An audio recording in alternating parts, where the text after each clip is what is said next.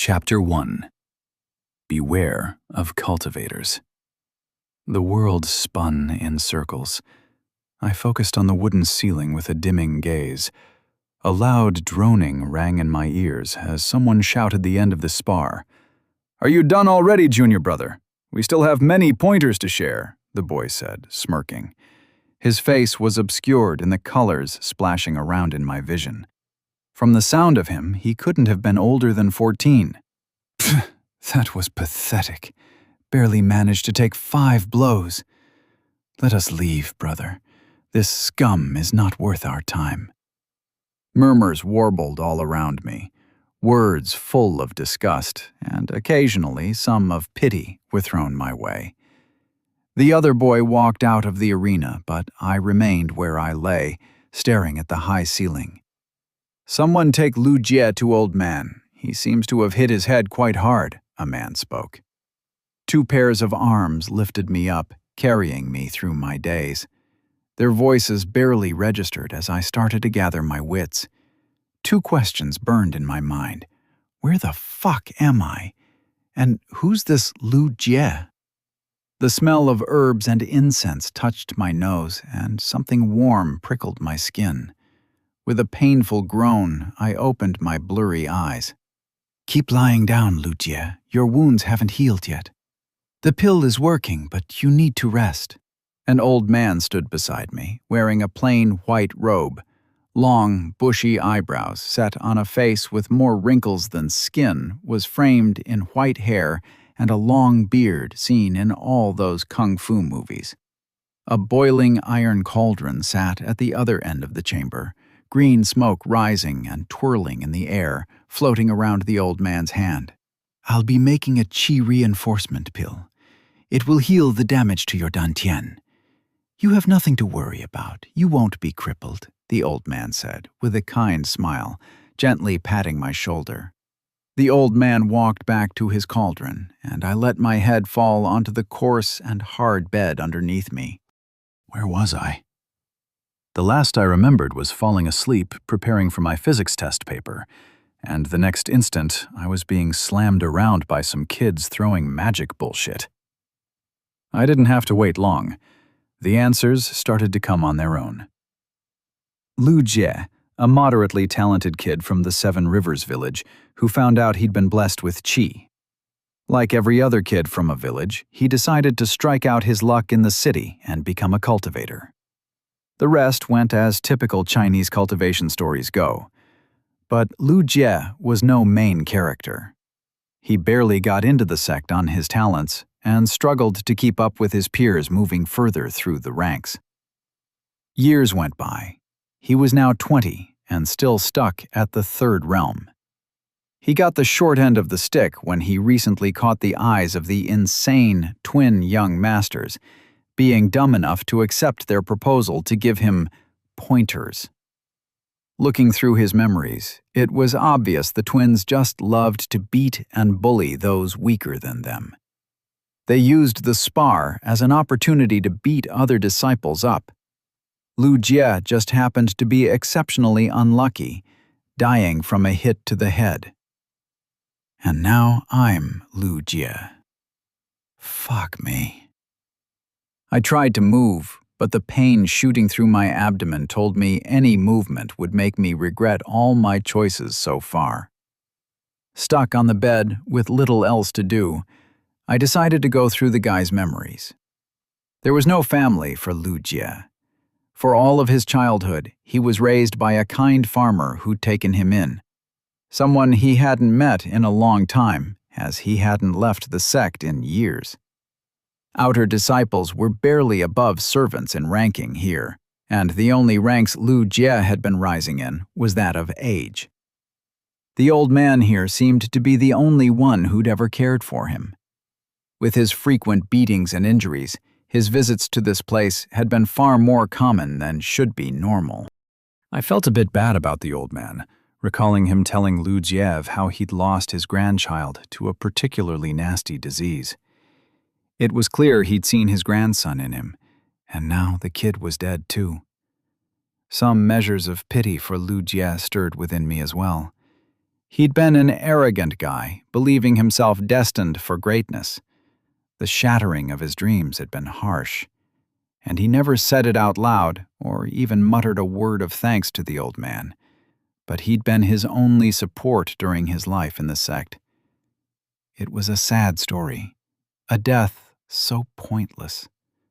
Another nameless guy gone in a merciless world. While sad, I had no intentions of sticking around. I'd read enough cultivation novels to know how these went. Any young master could come in with a, "You dare?" and I'd meet the same fate of Lu Jie. "Open your mouth, Lu Jie. Swallow the pill and let it mix with your qi," the old man said, holding a pill near my mouth. Opening my lips sent stinging pain coursing through them. I ignored the pain of swallowing the pill, feeling it travel through my chest before it began to dissolve. A cool sensation formed in my gut as the qi from the pill began to spill over, flooding what could only be my pathways. For a moment, panic took over, the foreign sensation making me tense. Ingrained memory in my body began to circulate the energy on its own, moving it in circles through my dantian. A mint-like scent tingled my nose when the energy started to dissipate throughout my body, my wounds starting to itch. A surge of qi pulsed through as the pain began to fade. "You should be able to walk soon, but don't channel your qi or stress your dantian for a couple of days. I will try and convince the sect to let you take a leave for that time of healing," the old man said, with a gentle smile. This man saved me from death and a life as a cripple. The only person who'd been there for me. The words that I, Lu Jie, had never said out loud filled my chest. Perhaps it was his last wish, or whatever remained of him, but I was compelled to give it voice. "Thank you." The old man's brows rose in surprise for a brief moment before he laughed gently. "No need to thank this old man, Lu Jie. I am merely doing my duties. You have a bright future in front of you. You should be careful not to squander it in quarrels." My lips trembled as emotions not completely my own filled me. The grief of loss, the frustration of being insufficient, anger at my own self, to have died like this. But then, grateful. To be able to say what I'd never had the heart to. I closed my eyes, focusing on the qi swirling in my dantian as the emotions passed by. "May you find peace, Lu Jie." "Yeah, this is bullshit," I muttered in whatever language the people spoke here. Azure Jade script. The thought came to me alongside the context behind why the language was named such. I was too busy marveling over my body to care, though. Fucking qi magic bullshit. I know I had a concussion and at least a couple broken ribs. All healed in a few hours, I said, this time in English. Glad I hadn't forgotten how to speak it, at least. The pill had sent me into a strange, haze-induced state where my mind drifted through my thoughts while the qi within me silently cycled itself over and over. I felt my dantian, now healed from the pill's effect, and I sensed the qi filling it. A meager amount compared to all but the newest of disciples joining the sect. But even the weakest of cultivators were stronger than the average farmer. Superhuman strength and speed were just the beginning of their abilities. I wasn't going to stick around these murderous, drug-addicted supermen and women. That's just asking to get killed. Flexing my fingers and moving my feet, the lack of pain was surreal. No medicine back home, no matter how advanced, could have achieved what this simple, low-grade healing pill had done in hours. I shifted my feet back onto the wooden floor and pulled myself up. The room, though not very large, was filled with bookshelves. A small cauldron sat at one corner, remnants of the contents of the concocted pill sitting in there. From what I could tell from Lu Jie's memories, alchemy wasn't a noteworthy profession in this world. Cultivators who solely focused on alchemy, while respected by the lower end of society, worked mostly in service to some sort of lord or governor, and even the most famous alchemists were under the thumb of powerful cultivators. They needed to have qi, yet didn't use it to focus on cultivation, instead using it to hone a different set of skills. The very concept was foreign to most cultivators. Why wouldn't you chase the eternal heavens and immortality through trials and tribulations and be the big dick Chad god? I picked up a little leather book lying on a table near the cauldron. The script was foreign to me, but as with the spoken language, I could also read the texts. Seems Lu Jie was an educated man. The book opened to a list of herbs, denoting their names, common locations, and properties. Flipping through the pages, various texts explained how to process these herbs and various mixtures to form balms and salves to help heal wounds.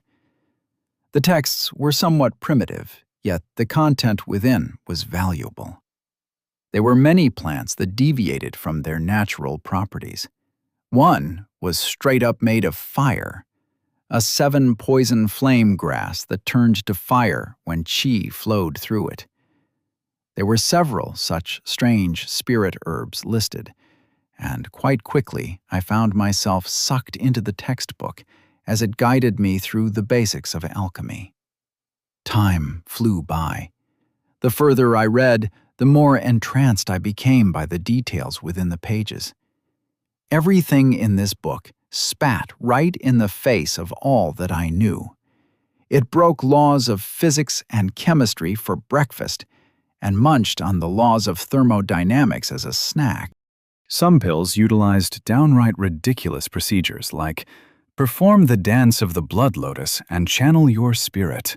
The pill shall take the shape of your desires. Like, what the fuck? Yet, the ideas sparked something in me. I'd always enjoyed learning. It was one of the things that stuck with me since childhood. My desire to better understand the world around me, to discover the mysteries that may have been hidden right in front of our eyes. The harsh, droning classes at university may have at times dulled that enthusiasm, but the desire had never really gone away completely. Now, it returned stronger than ever before. I was in a fantasy world, a world with mythical forces and pills that could save hundreds of lives. From every cultivation novel I'd read, the setting was historical and backward in technology, but there was no need for things to be that way. They already had medicine so advanced it could heal people in a day or two. If I could understand that, find out what made this world tick, then perhaps I wouldn't have to worry about some random young master being my doom. After all, science was just the understanding of the world around us. If the laws of my world didn't apply, then it's just a matter of learning the laws of this one. Alchemy could also serve as a way to earn money and save enough up to live on my own outside the sect. And possibly find some quiet corner where I could try and break down the magic behind this world. It was as good a plan as any. Leaving behind the politics and cultivators and their squabbles, I didn't want to live as a peasant. Based on Lu Jie's memory, they had extremely simplistic lives and lived in poverty. Not having the internet is bad enough, but having to work on some farm to survive may just kill me out of boredom. No, I'd much rather get a quiet mansion in a town, sell alchemical potions, and live a comfortable life. I let out a breath, closing the book on my lap. The door creaked behind me, and the old man stood in the doorway, staring at me. "What are you doing, Lu Jie?" the old man said, a look of surprise on his face. I just... My voice was caught in my throat, and I shuffled in place. Delaying would do nothing. This would have to be my chance. I took in a deep breath. I want to learn alchemy.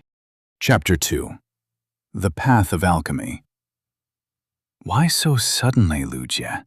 What about your dream of rising in your cultivation? With an effort, and keeping my expression as sincere as possible, I emulated a dejected Lu Jie. The spar has opened my eyes, Elder. I'd been trying to deny it all this time, hoping that effort would be enough. But the heavens do not grant blessings equally. I have been stuck at the third realm for months now, unable to break through to the second circle.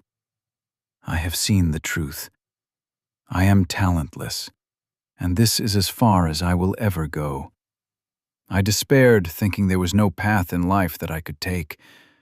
But the pill you granted me made me feel a sense of purpose.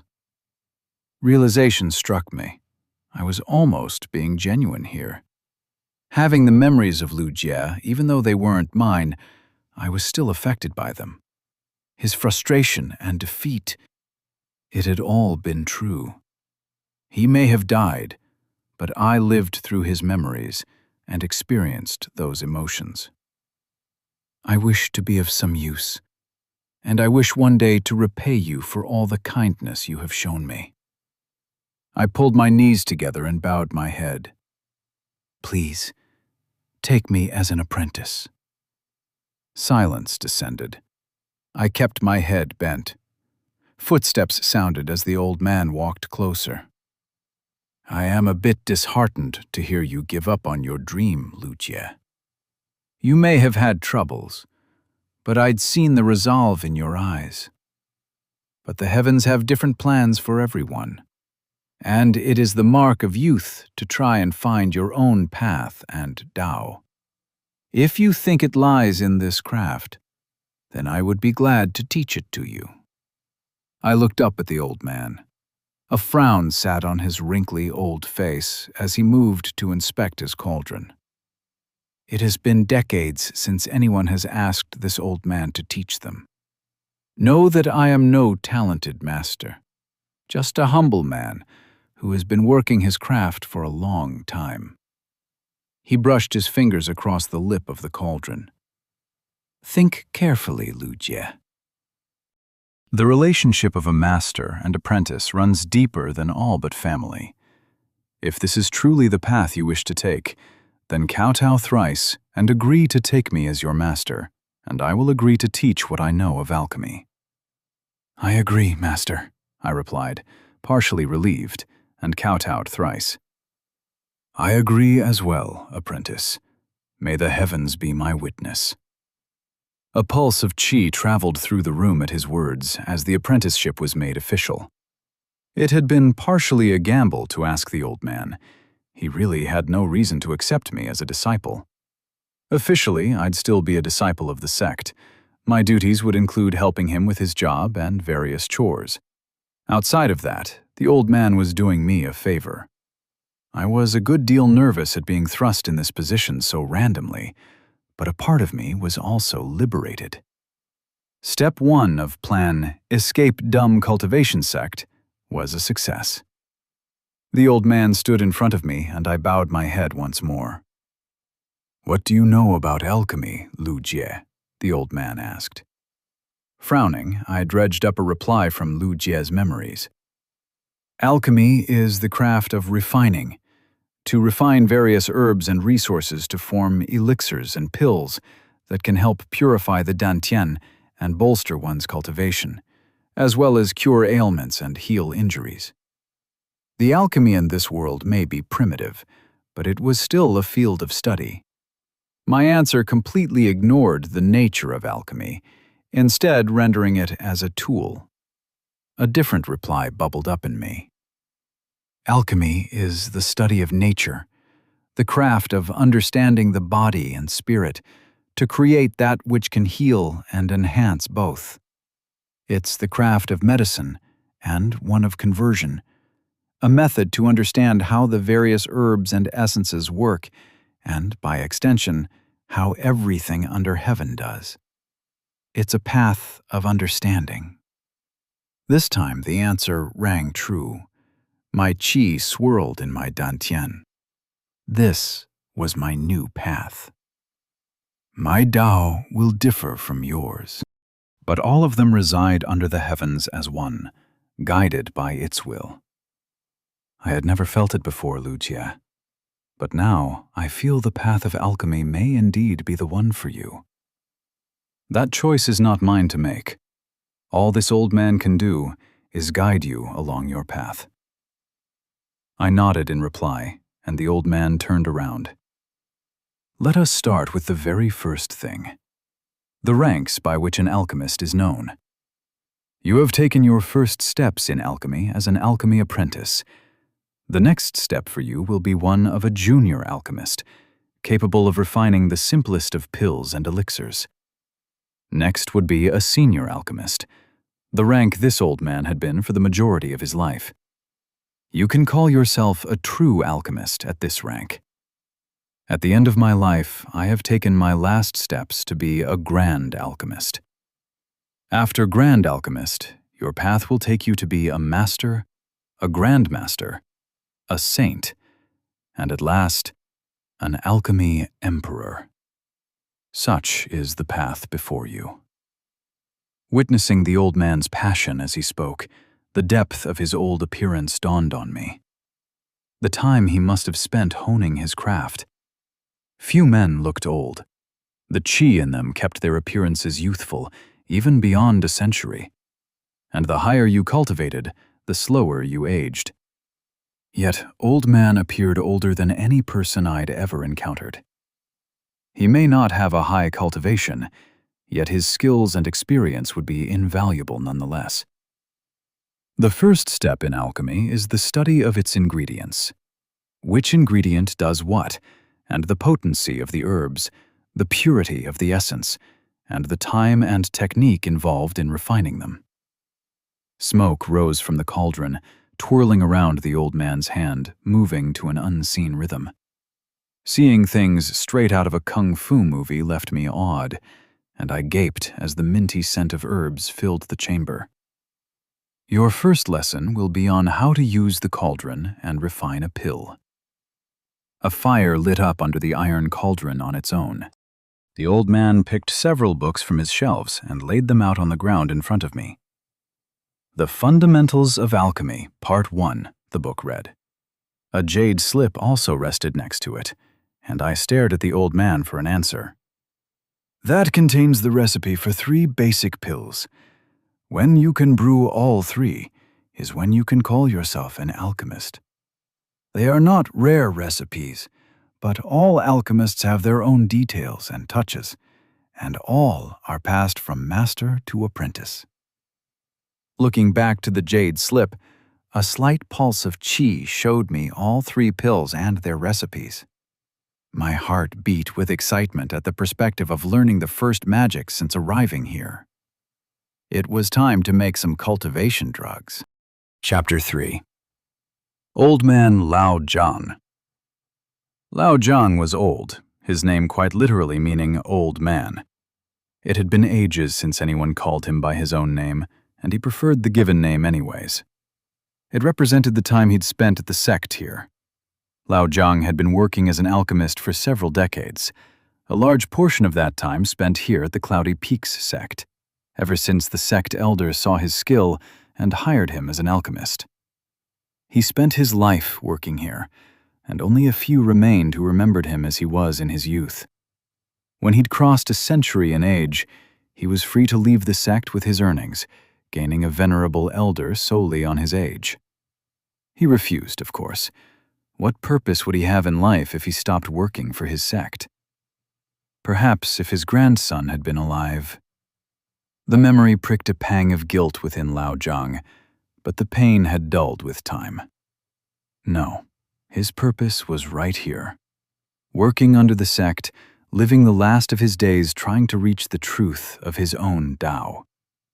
His age offered him wisdom, and there were some things you only saw when death approached, and your own physique turned against you. It had been a while since something surprised Lao Zhang. Yet here, today, that fact had been occurring more than once. Why hasn't anyone tried to test the original recipe, or improve it? The boy, Lu Jie, asked, sitting crossed-legged on the floor with textbooks opened all around him. Lao Zhang cast a strange expression through narrowed eyes at the boy. These recipes were created by our venerable ancestors, at the peak of their cultivation paths. To try and tamper with them would be folly. The boy turned back down to read through the texts, murmuring something under his breath. "Doesn't that mean they're outdated?" Lu Jie asked. Once again, Lao Zhang found himself lacking words. He stood silently, trying to think of a suitable way to guide Lu Jie. Except the boy had already lost track of his words, busy leafing through the textbooks as he occasionally muttered words Lao Zhang had a hard time placing. There had been something off about the boy ever since he'd lost his spar. The way he'd so easily chosen to give up worried Lao Zhang, that the defeat was quite harsh and his spirit may be in shambles. Yet Lu Jie appeared to be just fine. Quite excited, if the smile that crept on his face from time to time as he read the textbooks were anything to go by. Perhaps the treatment of the head injury wasn't complete. Lao Zhang was versed in medicine, but he was no healer, and injuries of the head are often tied to injuries of the spirit. Perhaps he should ask a healer to have a look at the child. Lao Zhang shook his head. This was not his grandchild, no matter what he thought at times. He shouldn't coddle Lu Jie. Without tribulations, none would ever grow and find their paths. All he should do is look after the child when he is about to fall. The same thing he'd do for any other disciple in the sect. "I've memorized them," Lu Jie said, closing the textbooks. "Already?" Lao Zhang asked in surprise. While the text only contained a few basic herbs, he'd still expected it to take a few days. It had barely been 2 hours. "What is the use of the glacial spirit poison, then?" Glacial spirit poison. A poison that acts on the heart and the body, slowing down its beat as the blood and body begin to turn cold before the victim eventually dies of heart failure. It can be used as an ingredient to counteract potent spirit poisons, as the decreased blood flow can prevent the poison from spreading, while the glacial qi can be used to mellow the fever, the boy replied in a single breath. "That is correct." "You memorized all of them?" Lao Zhang asked. Perhaps this was the boy's true blessing. A sheepish smile came onto the boy's face. "I know most of them by their descriptions. I got lucky for this one, as I remembered the properties and application." "Have you been taught alchemy before, Lu Jie?" "No, master. This is my first time. But I had to memorize a lot of things as a kid, so I'm good at memorizing names and descriptions." Lao Zhang coughed once, hiding his pleasure at being called master. He hadn't had many disciples. His talent was too meager, and those that had been there were all old like him. To be called a master after so long was pleasing. "Very well. Then let us start learning how to use the cauldron," Lao Zhang said. Lu Jie's face lit up with a smile. He was truly blessed to have such an enthusiastic disciple. Once again, I thanked whatever God was listening for that YouTube video I'd watched on a memorization trick. It saved my hide plenty when needing to remember all the unholy reagent names and chemical formulas for multiple-step chemical reactions. And it continued to give, even here with the alchemy textbooks. Rote memorization wasn't something I enjoyed. It was dull, tedious, and led to no new information outside of simple memory storage, which could easily be taken care of by computers. Here, though, memory held a much higher value. The easiest way of storing information was texts and these jade slates. The slates were far too valuable to be used for anything but cultivation techniques and such. Most information was kept in books, which took time, thus increasing the worth of memorization. Going through Lu Jie's memory, I couldn't find if printing technology was a thing here or not, but from the number of books, they seemed to have some method of mass-producing texts. I quickly returned my attention to the old man, trying to keep my excitement in check about learning magic. My heart still trembled with joy despite my best attempts, and I had to fight to keep a smile off my face. "Do you know why we use the cauldron to refine, Lu Jie?" the old man asked, and I considered the question. "Because its shape allows for even distribution of heat? And because it can hold a lot of things in it?" The old man nodded. "Those are reasons too, though size matters little. More proficient alchemists often use small cauldrons that are much larger on the inside. There is a greater reason as to why we use cauldrons, and it lies in its ability to hone qi." The old man swept his hand out, his long sleeve billowing as qi flowed around the chamber. "There are 3 things that define one's talent in alchemy: one's sensitivity to qi, the ability to finely manipulate qi, and lastly, luck. A lot of luck is needed to get the right ingredients for a pill at times. Luck is also needed when refining the pill. The difference between a good alchemist and a poor one is how often they fail. Even the most experienced of alchemists will have a chance of failing, and only the heavens can tell when they will favor you." I frowned. There was little reason to have luck play a part if the mechanics behind the task were understood. An awful lot of this might simply be due to the vague instructions in these elixirs and pills, alongside the mystical approach of the heavens' favor. That may be why luck was such a factor in failure of success. If these pills worked similar to any chemical reaction, beyond just magic, there should be conditions with the optimal chances of success and the optimal chances of yield, etc. Narrowing down on those factors will be all that's needed, at least in theory. In principle, I could be completely wrong, and things did actually work on spiritual magic bullshit. Who could say? This was a cultivation world, after all. Since luck is out of our hands, we focus on the remaining 2 things. The old man walked around the area as he picked up a few herbs from a nearby shelf. Qi sensitivity and qi control are both heaven-gifted blessings. There are pills and elixirs that can help improve one's innate abilities a touch, but they are rare and are not always effective. Then is it all about being blessed? To be a good alchemist, you need to be blessed? I asked, and immediately regretted it when a melancholic expression passed over the old man's face. It is not all about being blessed, Lu Jie. The heavens turn a kind eye to those who work hard. Qi sensitivity and qi control can both be trained to a certain extent, and it is with these 2 things that the cauldron helps with.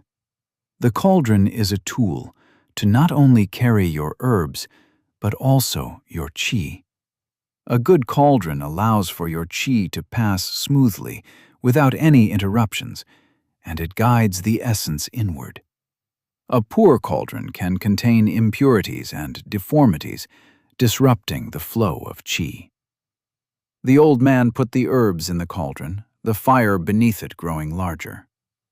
Pay attention to my qi, Lu Jie. You'll try this next. His qi began to billow, surprising me at the amount. I never really knew which circle or realm the old man was, did I? Qi swirled within the cauldron as the herbs began to break down, releasing their essence. I felt multiple swirling patterns all combining within the cauldron as the essences were guided toward one another. The smell of herbs rose as smoke began to escape, and I watched with bated breath as the delicate movement of the qi merged the essence together. In a swift motion, the fire blazed, and all the qi within the cauldron condensed to one spot. Old man's qi pulsed one last time before a singular pill formed within the cauldron. This is a simple qi refilling pill. It will nourish you when your qi is running low. Though consuming too much can cause your qi to overstrain and damage your dantian, the old man said, showing me the pill. Now you try, Lu Jie. I nodded happily, walking over to the cauldron. I picked up the herbs, sensing the qi present inside them. Taking the needed amount, I put the herbs in the cauldron and tried to send a pulse of my qi. A few moments passed in silence as I stood in front of the quiet cauldron. "Is something wrong, Lu Jie?" the old man asked. "How do you light the fire again?" I asked, with an embarrassed smile, trying not to shrink under the quiet sigh of the old man. The path of selling drugs seemed to be a long one. Chapter 4. Rat Danes. Alchemy was expensive. That was the first predicting many of the 16 plans. That was with more than America as well and more and normal for the 16. Ratstegs are where. Ratdegs was in Hidit that forced producers for no vision to vinch. That was the critical 10. They could tend to do this one. The previous servant was the other producers with. That was the incomplexable. And the text the game made from 2004, much more visitive as well. The text a game made from no vision to me. Rastegs was encritic. The great day has been split in with his better success from the very far words with 516s. Ratdegs is nothing to sun when we take erect the contemplate to do this one, which ones you and the free day visit self, the windstrom of the text work from it. The great dags and more, they takes anything more, has findedly make this fallover to were avoided. Looking from the first 4, they were true that the breathing from the world. The chronic man meant that this since that any states is getting the fortune of the avoidable low, they were be the videos of literal that. The building street that meaning moored in the date of existence. The traditionally didn't as we explained in Tech the Game. The traditional is most of its nothing to do this one, with maybe their stature that once the text in did. The traditional is with more that maybe their stature that more was more fill brief in which the text. The traditional game made is an other mile that the developing that the world. Sumning they were true that the developing that more, they were implemented anything life stage within. Maybe they're later to would defense it for the most of it, and not feeling the mains of this one. They can do that the game made that the producers than which reveled. The traditional is a text together when they work to and manage the case of them, so they understand is that we can do things. They were curiously that another case of them that work, which will be care of them of its spirit. The cratic man meant that this was infamate, you will provide my. The traditional is most of that the critical ting, that more that was no bidded from the critical ting. The traditional game made that they word distribute when this chatter as well a lot. The game made spirit is be not the traditional ting, was be not made in the chet. With the world sitting the man is that they were adjusted me, that they were forecast to fix to me. They were from more and leader. The critical ting that they were following more, that they were from more and leader. The critical ting they were following more and the justed more and leader. They were from more and leader. They were following more and the jested more and leader. The great theg is not the traditional. They were subscribed to anything without. The critical ting they were spirit more. They were being more twiv anything of it. They were provide me to do. The model is this. They were jested me that were to advance that they were not. The critical ting they were following more and leader. The great theg it seemed developed a more and leader. They were spirit more, and the chet the wort. The critical ting they were fluted in a way that wort. They were wonder themselves when they were fully the more and leader. They were spirit more. They were following more and leader. The great they get a great more visit. They were following more and leader. They were following more and leader. They work from the critical ting. The critical ting they were following more and leader. They were following more and leader. They were provide me to do. The critical ting was been summeled. They were following more priors and fighted. They were to will be the word. The critical ting they were not. They work from the critical ting. They were from aloft that wert. They were turned about them. The critical ting they were following more and leader. They were following more. They were following more and leader. They were from the critical ting they were devidly to do. The critical ting they were not. They were following more and leader. They were provide me to do, they were falling more and leader. They word from the critical tang, so they were falling more priors and fighted, they were provide me to do. They work from the critical tang, they were provide me to do. The critical tang, they were provide and word, they were make themselves and selves, and this was like again, they were falling more and leader. They work from the critical tang, they were provide me to do. The critical tang, they were provide more and leader. They word from the critical tang, they were make them a self, they work from the critical tang. They were from the critical tang, they were provide me to do. They word from the critical tang, they work from the critical tang. The rest of the critical tang, they word from the critical tang, they word from the critical tang. They word from the critical tang, they word from the critical tang. They word from the critical tang, they word from the critical tang. They word from the critical tang, they word from the critical tang. They word from the critical tang, they word from the critical tang. They word from the critical tang, they word from the critical tang. They word from the critical tang, they word from the critical tang. They word from the critical tang, they word from the critical tang. They word from the critical tang, they word from the critical tang. They word from the critical tang, they word from the critical tang. They word from the critical tang, they word from the critical tang. They word from the critical tang, they word from the critical tang. They word from the critical tang, they word from the critical tang. They word from the critical tang, they word from the critical tang. They word from the critical tang, they word from the critical tang. They word from the critical tang, they word from the critical tang. They word from the critical tang, they word from the critical tang. They word from the critical tang, they word from the critical tang. They word from the critical tang, they word from the critical tang. They word from the critical tang, they word from the critical tang. They word from the critical tang, they word from the critical tang. They word from the critical tang, they word from the critical tang. They word from the critical tang, they word from the critical tang. They word from the critical tang, they word from the critical tang.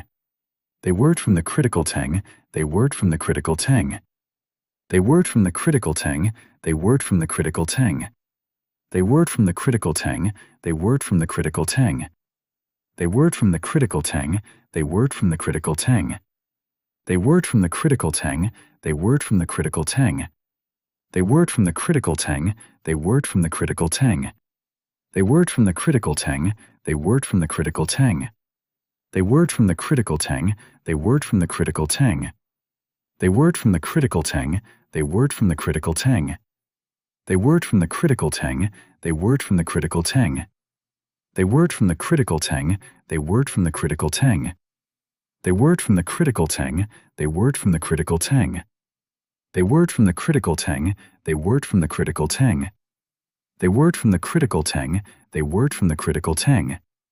They word from the critical tang, they word from the critical tang. They word from the critical tang, they word from the critical tang. They word from the critical tang, they word from the critical tang. They word from the critical tang, they word from the critical tang. That was the first thing to become apparent over the last few days of my stay here. Not only did the spiritual herbs cost money, but so did having to refill my qi because of the meager amount I possessed. It was a vicious cycle where each herb I wasted would also require me to use up a qi refilling pill, increasing the cost of waste by a ton. Looking at the higher tier pills, each could need a lot of expensive materials. And the more potent the pill, the higher its chances of failure, increasing the costs of making the pill even higher. In short, I needed money. It was easier said than done. Outer disciples got paid a very small amount, as the sect itself provided for most of their needs as long as they remained. I'd think the disciples would be a burden, seeing how few were ever kicked out of the sect, if I wasn't out here sweeping the ground for the past 4 hours. We were free labor, wage slaves without any wage. It made sense they only kicked disciples out when they committed some crime that had been caught and brought to an elder's attention. Pretty much never. Things got worse when I had a look at Lu Jie's finances, finding barely enough money to get food for a couple of weeks. The money would last me longer if I took my leave and settled in some countryside farm, but I refused to give up and turn to a life of labor. I can't start experimenting without the resources, which would be far easier to find in the city. Thus, the problem endlessly repeated. I needed money to learn alchemy, to earn money to leave the sect, and strike it out on my own. Eat something funny, Lu Jie? Your face is all scrunched up like you got a nasty stomachache, the other boy, sweeping the ground next to me, said. His two crooked front teeth peeked from under his lips, almost like a rat. Su Lin was the boy's name, one of the few outer sect disciples to be both on a lower realm than me and of an older age. It made me wonder how he got accepted into the sect in the first place.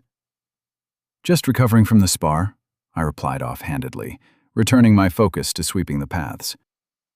There was a tinge of anger inside me, not an emotion of my own, but one born from Lu Jie's memories. He despised how Su Lin was content to live his life in the sect, doing menial labor with no hopes of ever rising through the ranks. It went against everything Lu Jie had believed in. I told you the young masters were trouble. They got the Thunder Phoenix bloodline and the twin cultivation stuff. You can't beat 'em even if they're in the same realm as you. That too, not for long, I reckon, Su Lin said, snickering about something as he continued to sweep. The jab at my bottleneck within the current realm was obvious, yet I couldn't care less. Perhaps if Lu Jie was here, he'd have been fuming, but I found myself curious about the guy. He was lanky and clearly old, though not the oldest outer sect disciple around. Then again, anyone who doesn't go past the first circle before turning 25 usually ends up taking a job at the sect or leaving. For some reason, Su Lin stuck around. An idea began to bud. How long have you been in the sect? I asked. The lanky boy straightened a bit in surprise, his eyes scanning my face for clues. Me? A decade? Dunno, been a while, Su Lin said with a slight frown as he looked down at me. He was taller, not by much. I returned what I hoped was a friendly smile, moving closer. So, you've been here for a long time. You must know almost all the outer sect disciples then. Perhaps even some inner sect ones? I asked, trying to mask my question as idle curiosity. I do know a few, I suppose. What about it? Su Lin asked, eyeing me, his two crooked teeth visible. Now was the difficult part. I'd created a narrative in Su Lin's mind without forcing the issue onto him. From an outsider's perspective, I'd just lost a spar and holed myself in for a couple of days, not talking to anyone. No one besides the old man really knew about my apprenticeship or the fact I'd been devouring alchemy textbooks and trying to set up experiments in the old man's chamber. To them, it had looked like I'd taken my defeat quite harshly. Nothing, no big deal. It's just, I was wondering, you've been here for so long, and even if we're both outer sect disciples, you must get some respect for the time you've spent here serving the sect. The heavens may not bless us all equally, but hard work is valued equally. I kept my voice even, studying Su Lin's reaction. I was obviously trying to flatter him, and wasn't even trying to hide it at all. It was all total bullshit. Age meant next to nothing, and the only measure of respect people gained was strength. Your typical survival of the fittest world of a cultivation novel. And thus, I suspected there were two ways Su Lin would react. The first, and the disappointing one, would be where he just accepts the flattery, thinking I'm genuinely trying to flatter him and get a favor. Not optimal, but still workable. The second, the thing I'd been aiming for, would be if Su Lin wasn't as dumb as he appeared. I had suspicions for his reasons for staying in the sect for next to no pay, working as a wage labor even when offered a job. This was my way of trying to prod him into confirming my suspicions. "A bit. You do get to know people with time, and they too know you," Su Lin replied, returning to his work. A half answer, then. Damn. At least this isn't the first option, so there's still a chance. I wasn't great at subterfuge, but my future was hinged on this. I was thinking, do you know anyone who works in the spirit herbs garden? I smiled as Su Lin went still. The spirit herbs garden, maintained by the sect, was one of the most guarded locations in the outer sect, and one of the more difficult places to enter. "And what if I do?" Su Lin said, setting his broom aside and standing completely straight for once. My guess was proved right, and I struggled to hold my smile back. "I may have something that could benefit both of us," I said. Digging into my pouch, I took out a single qi refilling pill. Su Lin's eyes shifted toward the qi refilling pill, and they widened in surprise. Outer sect disciples only got elixirs and pills for the first month. If they showed no signs of talent, then their support was cut off. Someone like me carrying pills around had a very specific image presented from an outsider's perspective. He thought I was stealing them. "I've got more, but I need spirit herbs. You bring these spirit herbs, and I give you 5 of these. You get to keep 1/4 of the money. And if I can trust you, then I also have some more potent pills lying around." I put the pill back in my pouch, tapping it lightly as I sent a pulse of qi in it. A strong qi presence similar to a high-grade first circle pill drifted out. Su Lin's nose twitched. The bait was set. "Near the second tree, next to the outer walls. Every 7 days during the evening's work," Su Lin said quickly, walking away without taking a single glance back. I stood there for a few moments before heading toward my chamber, letting out a sigh of relief. He fell for my bluff. That qi refilling pill was the only one I'd successfully crafted in the last 4 days of work, out of 14 attempts. Manipulating qi was ridiculously tough, and I'd still not found the optimal conditions required in making them. A lot more testing needed to be done. Even then, I nearly broke even on the cost with this single successful pill. With time, narrowing down the reaction conditions was feasible, thus becoming able to sustainably churn out pills. The only problem with that had been gaining a sustainable supply of spirit herbs, and what the old man could afford to give me was disappointingly limited. Thus, this alternative method. I tapped my pouch, glad about the fact I carried some of the wasted pills. A pulse of qi had broken them up, making them release their own qi, which briefly made it seem like I was carrying a high-grade pill. I was glad Su Lin hadn't attacked me, tried to steal my pills. Though I was a realm higher than him, the difference wouldn't be much, seeing how he was more physically fit from his extended stay at the sect. It had been a gamble, seeing how I barely knew the guy. But the temptation of higher-grade pills appeared to be large enough for him to not do anything rash. It was a good deal, too. He got to triple what he would have earned from simply selling spirit herbs at minimal risk. Letting thoughts of Su Lin be, as I entered the somewhat familiar chamber, my notes spread all around with little parchments containing half-scribbled notes in English and some in the language for words I failed to translate. Something chittered beneath the notes, and I frowned. A black figure peeked from under one of the books, a portion of the page in its mouth. On instinct, I jumped and grabbed the little creature under the sheet of paper, before grabbing it in my fist. The little rat tried to escape my grasp, but no matter how weak, I was still a cultivator, and a rat couldn't free itself from my strength. "So, you're the one who was eating all those pills, huh?" I glared at the little pest, finally realizing who'd been chewing up all my paper and eating the residue from my qi pills. The rat froze, shivering once as if it knew it had messed up. I was about to let the creature go, not willing to kill it over just feeding itself, when I noticed the tiny bead of qi present at its core.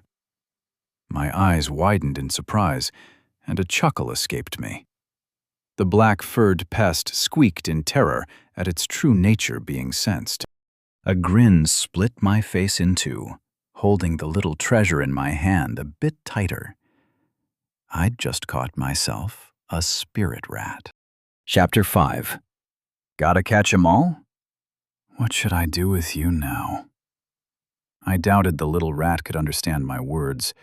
The creature had barely any qi, nowhere enough to have a mind capable of thinking proper thoughts.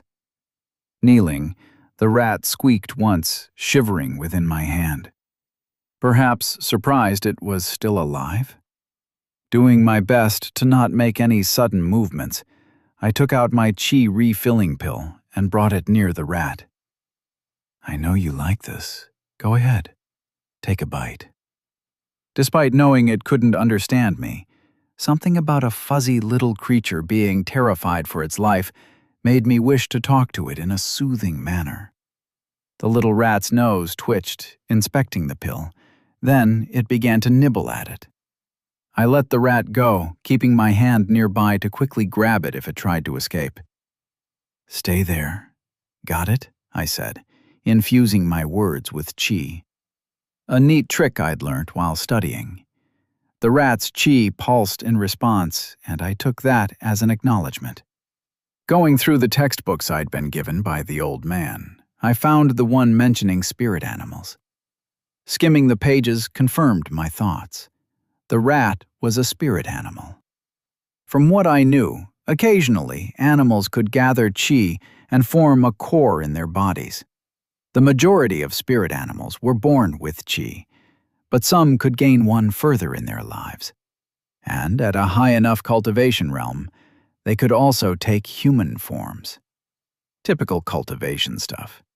I didn't care much about the human part, though the process itself was something I'd love to study. My interest lay in another area entirely: their ability to smell spirit herbs. Spirit animals were uncannily good at finding spirit herbs, usually found near areas filled with them. And the rat being rat, I suspected if I could tame it, then it could completely solve my spirit herb problem and remove my dependency on Sulin. I wonder if you'll stick around. I dug out some of the other unfinished pills that failed. They still contained qi and were made of herbs, nothing that would harm the creature. The rat's nose twitched once more as it shot toward the pill in my hand, grabbing it and beginning to devour the treat. I smiled, petting the rat on its furry little head. It squeaked once before it continued to consume the pill like the greedy rat it was. You wouldn't happen to know how to shoot lightning, right? The rat turned to me for a moment, then returned to its pill when it couldn't decide what I meant. Shaking my head and setting jokes about an electric rat companion aside, I turned my attention back to my notes. The little project I'd been working on was a standardized refining process to create a qi refilling pill. The first goal was reducing the time of refining, which tended to be around 15 minutes to half an hour. And that variation was nuts. You don't cook something 15 minutes longer and get the same results. You just don't. I looked away from the physical and tried to delve into the magical. Here was where things got rough. To understand magic, I'd first have to understand qi, and I had no idea whatsoever about how qi worked.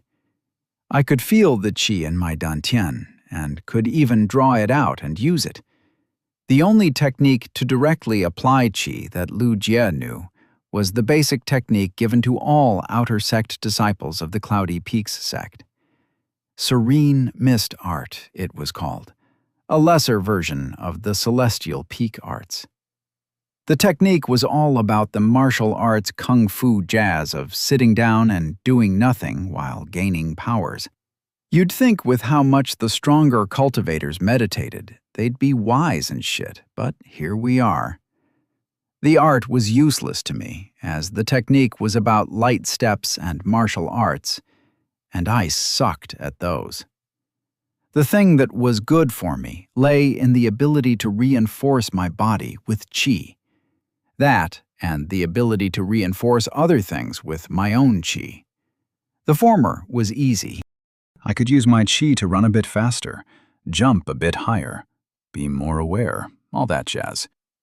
It was fascinating, and I planned to dissect how exactly a human body can generate superhuman strength. Like, it doesn't make sense considering the muscle fibers should rip apart. Then again, these guys can shoot light. The rat squeaked, interrupting my thoughts as it scurried closer with eyes filled with anticipation. It stood on its back legs, extending both of its front legs out, as if begging for more. Smart rat. I smiled and took out a spirit herb this time and gave it one tiny leaf. That would be it for its treats today. Anyways, where was I? Right, qi reinforcement. It was quite useful as it allowed me to study how exactly things worked when infused with my qi. I held up the spirit herb. Outside of the qi present in it, there was nothing special about the little plant. It was just a small leaf.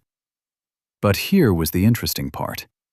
A pulse of qi going through the plant made its leaves shimmer. There was a very thin coating forming over the leaf itself that gave it the shimmer. If I added more qi, the plant glowed a bit brighter before it would reach a saturation point. If I pushed any further, then it would shrivel up and die, as if drained of life. It made no sense to me why it behaved this way. The shimmering may be due to the qi agitating the plant into releasing chemicals that shone in the light. Or it could be a layer of qi itself. Then why did the plant die out when excessive qi was passed through it? Did the qi burn its insides?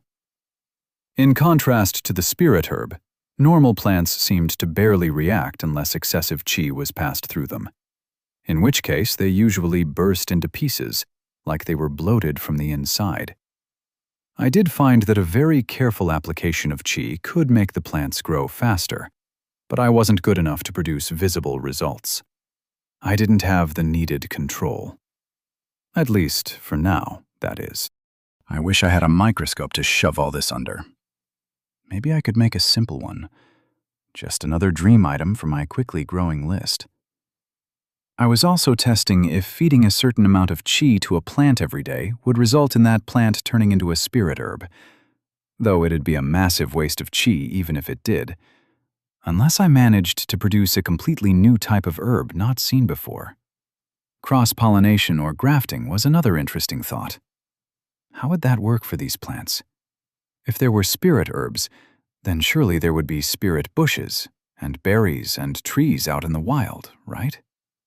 They'd probably have a developed ecosystem that may have a whole hidden layer that was dependent on qi, which may just be key, pun absolutely intended, in finding out how qi interacted with living things. One thing was for sure, it wasn't any of the fundamental forces of nature found in my world. It didn't depend on materials and particles and laws other than people. I could manipulate it by thought. Perhaps there was some organ in this body's brain that could move the physical or energy form of qi around, but I doubted it. Then what I was really challenging here was an honest-to-God supernatural force layered on top of normal physics and could interact with it without breaking reality as we knew it. Magic. I scribbled down on my notes, trying to come up with theories and possibilities while thinking about other things to test. I returned to my notes on the qi refining process, going through the various factors I'd listed out. There was the temperature, the properties of the herbs themselves that formed the pill. The time spent in the cauldron was the mixture of various ingredients, which wasn't much like chemistry outside of herbology or cooking. Just throw the herbs in, mesh and blend together, and it was done. The problem was in narrowing down the factors that made the pill work. There was the essence of the herbs themselves, that is to say, the qi in them, which gave the pill its ability. The time spent in refining was solely focused on drawing the qi out of these ingredients and melding them. The melding process was where things tended to get drastic. A small mistake in coaxing the qi together could at times make the qi explode outward. The interaction between the various qi of the herbs and their bodies was dependent on both how I manipulated my qi and how well I maintained the flame and a qi pressure around them. The qi pressure was what I'd named the process of surrounding the cauldron with my qi and pushing from all sides uniformly. It sort of worked like an ideal gas in that sense, where it followed the gas laws of pressure, though I doubt it did so as an ideal gas would. The fact pressure increased the boiling point seemed to be true. There was a very fine margin of pressure under which qi mixed together well with one another, melding into a singular, uniform solution that formed the pill. But so far, I'd been unable to replicate my one-time success. Maybe if I find some sort of reactive reagent of qi? Perhaps treating the qi as a chemical reaction would be better, treating each element's qi as a separate chemical to be mixed in a reaction. Could try feeding some qi to the rat to see how my qi reacts with a spirit animal. A chittering voice broke me from my thoughts. The rat was climbing up my leg, its nose sniffing around my pouch. Bad, bad rat, stay put. To my surprise, it climbed back down to the ground. Perhaps it was smarter than I'd thought. I was contemplating what to do with the rat. Perhaps teach it to come to me for food every so often. I hummed to myself in thought about the little critter I'd caught, when it used the most ferocious move any creature could use: the cuteness attack. Its little pink nose twitched as it let out the most pitiful squeak I'd ever heard. My defenses started to crumble. I steadied my heart and looked it in the eye with a stern expression. Two black, beady eyes stared back as it lifted one paw, rubbing it against my leg. My heart melted. The cute meter exploded from overdose. I tried to resist, yet all was futile against those pitiful eyes, their cuteness surpassing all under the heavens. I dug out a little bit of my remaining pill residue, handing it over. The rat gladly began to chomp down on its feast. You evil, smart little creature. I'd say you'd make a fine assistant. I think I have just the name for you as well. Lab rat. That'll be your name. Labby for short. I gently pet its head, and Labby squeaked. Perhaps out of delight from the petting or the pill I'd given it. Got my first cultivation pet. Time to catch 'em all? I smiled, snorting at my own lame reference. A horde of ideas began to flood me. The possibilities of being able to test on a spirit animal excited me. I wouldn't harm Labby, he was too precious. And I wasn't cruel enough to kill something I'd named. No, Labby would live as my assistant as I broke down the mysteries behind his magic. Labby froze from my glance his way. I flashed a grin that even I knew must have looked quite evil. We're gonna have some fun times together, my new friend. The little rat squeaked quietly, and I cackled with all my mad scientist glory. I would untangle each mystery this world had to offer. Beware, ye secrets of magic. I come for you. Chapter 6. A peaceful day. The sizzling of food filled my ears. I stirred the large pot of vegetables around, occasionally picking up a couple of logs to throw into the campfire. Got anything, Labby? I got a squeak from the little rat in reply. Labby scurried closer, a little plant filled with qi in its mouth. Good boy, I praised Labby, petting him once before I let him back out again. I stored the herb in my pouch, returning my attention back to my lunch. I'd come out into a little forest area near the backside of the sect. The Cloudy Peak sect, quite aptly with its name, was situated on two cloudy hills. The smaller hill being the outer sect where I was, and the larger one being the intersect compound. The amount of land combined under the sect's control was massive, spanning around both hills as it spread into a forest, all of which was within the sect's premises. The city outside was a 5-minute cultivator walk away. I'd decided to spend my cultivation time with something far more productive, gathering spirit herbs. Labby had proven his worth as he'd quickly sniffed out the spirit herbs among the regular plants and herbs. The gathered spirit herbs weren't potent, unlike what the spirit garden would produce. These wild spirit plants contained minimal qi and were quite weak, but they were also relatively easily found, making them perfect for testing. I stirred the vegetables and meat fry once more, its scent filling my nostrils. Nothing quite like campfire food, I smiled, humming a random song, and sprinkled some of the spirit herbs into the food. Any outer disciple would have gasped in horror at that, except Labby had got me quite a few spirit herbs today, enough to create the needed pills for my deal with Su Lin, and have a few spares for testing to care too much. With a flick of my wrist, I made the fire go away and picked up my bowl beside me on the grass. I smiled smugly at the little trick I'd learned from the old man for starting a fire under the cauldron. Starting the fire was quite simple, just needed to focus on where I wanted to concentrate my qi and envision it turning warm. The qi would provide enough energy to start combustion in whatever fuel you were providing it. The process made me wonder how exactly the energy transfer would work, and further questions on how people even controlled their qi. Though I wasn't going to be solving all mysteries in one day, was I? Putting out the flame had been a bit trickier.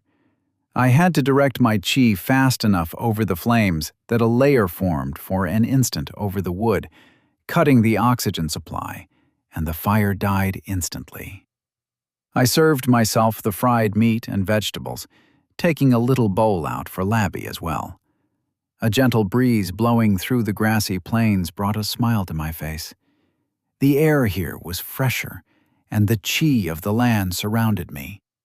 No doubt the sect had been located here due to the qi present in its environments.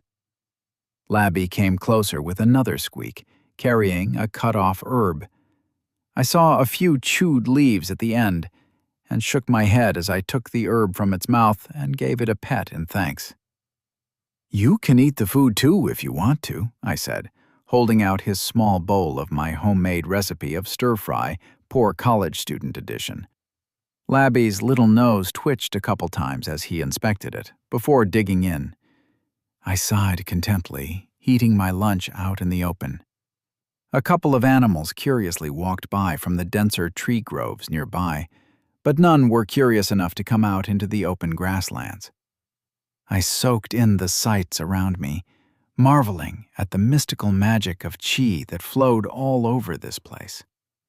Following a whim, I took out my notes, taking a look under the section where I'd tried to test if it were possible to make spirit herbs grow faster with qi. I stared at the problems, the drying leaves, the shimmering energy, and a whole bunch of messy notes. Leafing through the pages, my eyes wandered over the text, yet not reading them. An instinct called out to me, and I began to channel my qi. It swirled in my dantian, rotating in circles, and the qi of the land began to soak into my veins. I kept reading through my notes, idly remarking on portions. Time flew by in a daze. The wind was telling me something. There was something wrong with my qi. I frowned, still lost in a strange trance as the words faded across the wind. I absently held a quill, the answer becoming obvious, and wrote something down. 2 circles, one flowing into the other, like an infinite, never-ending loop. I changed the pattern, and something shifted inside of me. 1 circle, 2 circles. The qi swirled. 15 circles. 16 circles. Something began to form in my dantian. 80 circles. 81 circles. With a pop, the qi settled and my sight came back into focus. The qi within my dantian changed, and as if with a sigh, the qi of the land began to flow into me. The wind flowed through my hair for a while before my mind finally broke free of the daze it had been stuck in. Labby slept quietly on my lap. I smiled, gently petting his head as I put the rat into the herb basket. Stretching my limbs out, I stood. I looked at the sky, noticing the high midday sun. It had been hours since I'd started. Must have lost track of time. I had felt that writing in my notes was strangely meditative, but wow. Labby squeaked, peeking over the basket. Yeah, little buddy. Sorry about the delay. Let's go now, I said, packing my stuff up and cleaning up my little campfire, when something caught my attention. Is the grass longer here? I stared at the grass under my feet. For a few feet around me, the grass was marginally longer than everywhere else. The wind bent the grass, merging them all into a single green blanket. I shrugged, chalking it up to an optical illusion of some kind. Labby chittered, playing with the spirit herbs in the basket. One sat on its head like a crown. I laughed, feeling strangely at peace. It was time to do some alchemy experiments. Qi stirred within the cauldron, its contents bubbling and frothing, more like a witch's poison than any life-saving elixir. Stirring the liquid lightly, I kept adding my own qi to the mixture. The smoke from the potion stung my eyes when it gushed forth, the herbs letting their essence out as they began to mix into the solution and turn homogeneous. I continued my stirring, keeping my speed even. This was my 6th recipe on making a qi refilling elixir, having shifted my focus from making pills to an elixir. I'd found the saturation point of water for qi was much higher than that of spirit herbs, which was a bit strange since herbs should naturally contain a lot of water in their cells. In just a cup worth of water, I could drain all of my qi and the water would hold it, so long as I didn't boil it away. Unlike water, steam sucked at holding qi whatsoever. I didn't have any ice to test with, but suspected the same was true with that as well. My theory so far was that qi was an intermediate stage of energy, a transition element of sorts, where it was on me to guide how the energy was applied. The reason steam couldn't hold on to my qi was due to the particles being far too excited, making the qi excited and unable to properly mesh. Similar to mixing sugar in hot water, the qi could dissolve in hot water, but impossible to do so in steam. It was just a hypothesis for now. I'd need to run a lot more tests before I could prove any of this, but I felt like I was moving in the right direction. With a bubbling noise, the qi within the cauldron poured forth. The smoke contained leftover qi that had begun rising. I'd reached the saturation point. Taking out a couple of the spirit herbs from yesterday, I gently added them to the mixture, stirring evenly while increasing the qi pressure inside the cauldron. There was a light shimmer to the green potion now, and I was starting to think the herb's shimmering glow was just the layer of water molecules on its leaves latching onto the qi as they evaporated through the pores. "Labby, can you get me that flower?" I called out, keeping my eyes on the cauldron and pointing toward the flower on the nearby shelf. Labby chittered, climbing up the wooden shelf and grabbed the flower. Taking a small run, he leapt from his perch, landing on my knee before he climbed up to my shoulders, flower in its mouth. The best lab assistant ever. "Thank you," I said, gently petting Labby. He jumped back down, going off to do whatever he was doing. I looked to the spirit lotus petals in my hand. This was the part that made me nervous. The alchemy book detailed the spirit lotus to have earth and water qi, similar to the muddy waters it grew in. The properties from those qi enabled the ability to sustain and coagulate qi into them. The lotus petal was usually used in pills to bind the qi together. It was a common ingredient. The regular method of brewing the qi refilling elixir simply involved pouring in spirit herbs and holding the solution at the right qi pressure while melding in my own qi, waiting for it to dissolve, and then slowly boiling the excess water away. My intention was to use the lotus petal to increase its capacity. The old man would have probably frowned had he been here. Another reason why I'd asked permission to get a small cauldron for my own chamber, where I could experiment freely. I took a breath and let the petals fall into the potion. Nerves racked me, waiting for the reaction to go horribly wrong and splash me with boiling water. But the petals simply floated in the bubbling solution, starting to break down. The musty smell of earthy qi hit my nose, and I hurriedly started to churn my qi through the solution. My heart began beating faster as my qi turned thicker. I added more intensity to the flame under the cauldron, and the water began to boil faster. Labby chittered from behind me, almost as if sharing my nervous excitement, and I smiled. This was the fun part. Qi gushed forth, swirling on its own now. A whirlpool of qi formed. The earth essence was heavier than normal qi, refusing to be moved by my meager qi as it started to form a lump at the center. Panic began to grow in my heart. The cauldron started to turn hotter and hotter. The qi was swirling. The solution began to glow. I dimmed the flame, focusing all my attention on the cauldron as I tried to spread the earthen qi uniformly through the solution. The qi spread under my will, mixing in with the essence of the spirit herbs, and the energy began to focus. With a pop, the cauldron shuddered, a cloud of smoke spewing forth from the potion. I coughed, taking a step back. My eyes watered from the smoke, the qi burning my nostrils and throat. First, clearing my vision, I walked closer, and my heart dropped. Clumps floated in the potion, bobbing up and down in the now brown and murky liquid. The earthen qi hadn't spread properly, binding the solid particles of the solution into clumps. I let out a dejected sigh, about to drain it into a bottle to store away, when I heard Labby squeak. With a jump, the little rat stood on my shoulder before leaping into the cauldron. I panicked, my hands shooting out to grab him when he expertly grabbed onto the cauldron's rim. He dunked his little head into the potion while taking a drink. A happy chitter sounded out as Labby sipped the potion. My heart fluttered. The layer of brown gunk floated away, revealing the bright green potion underneath. Realization hit me the very next moment. The earthen qi sucked out not the herbs or their qi, but the gunk from the cauldron and the low-grade spirit herbs instead. I skimmed the filth away. Taking out a porcelain container, I poured the light green potion in.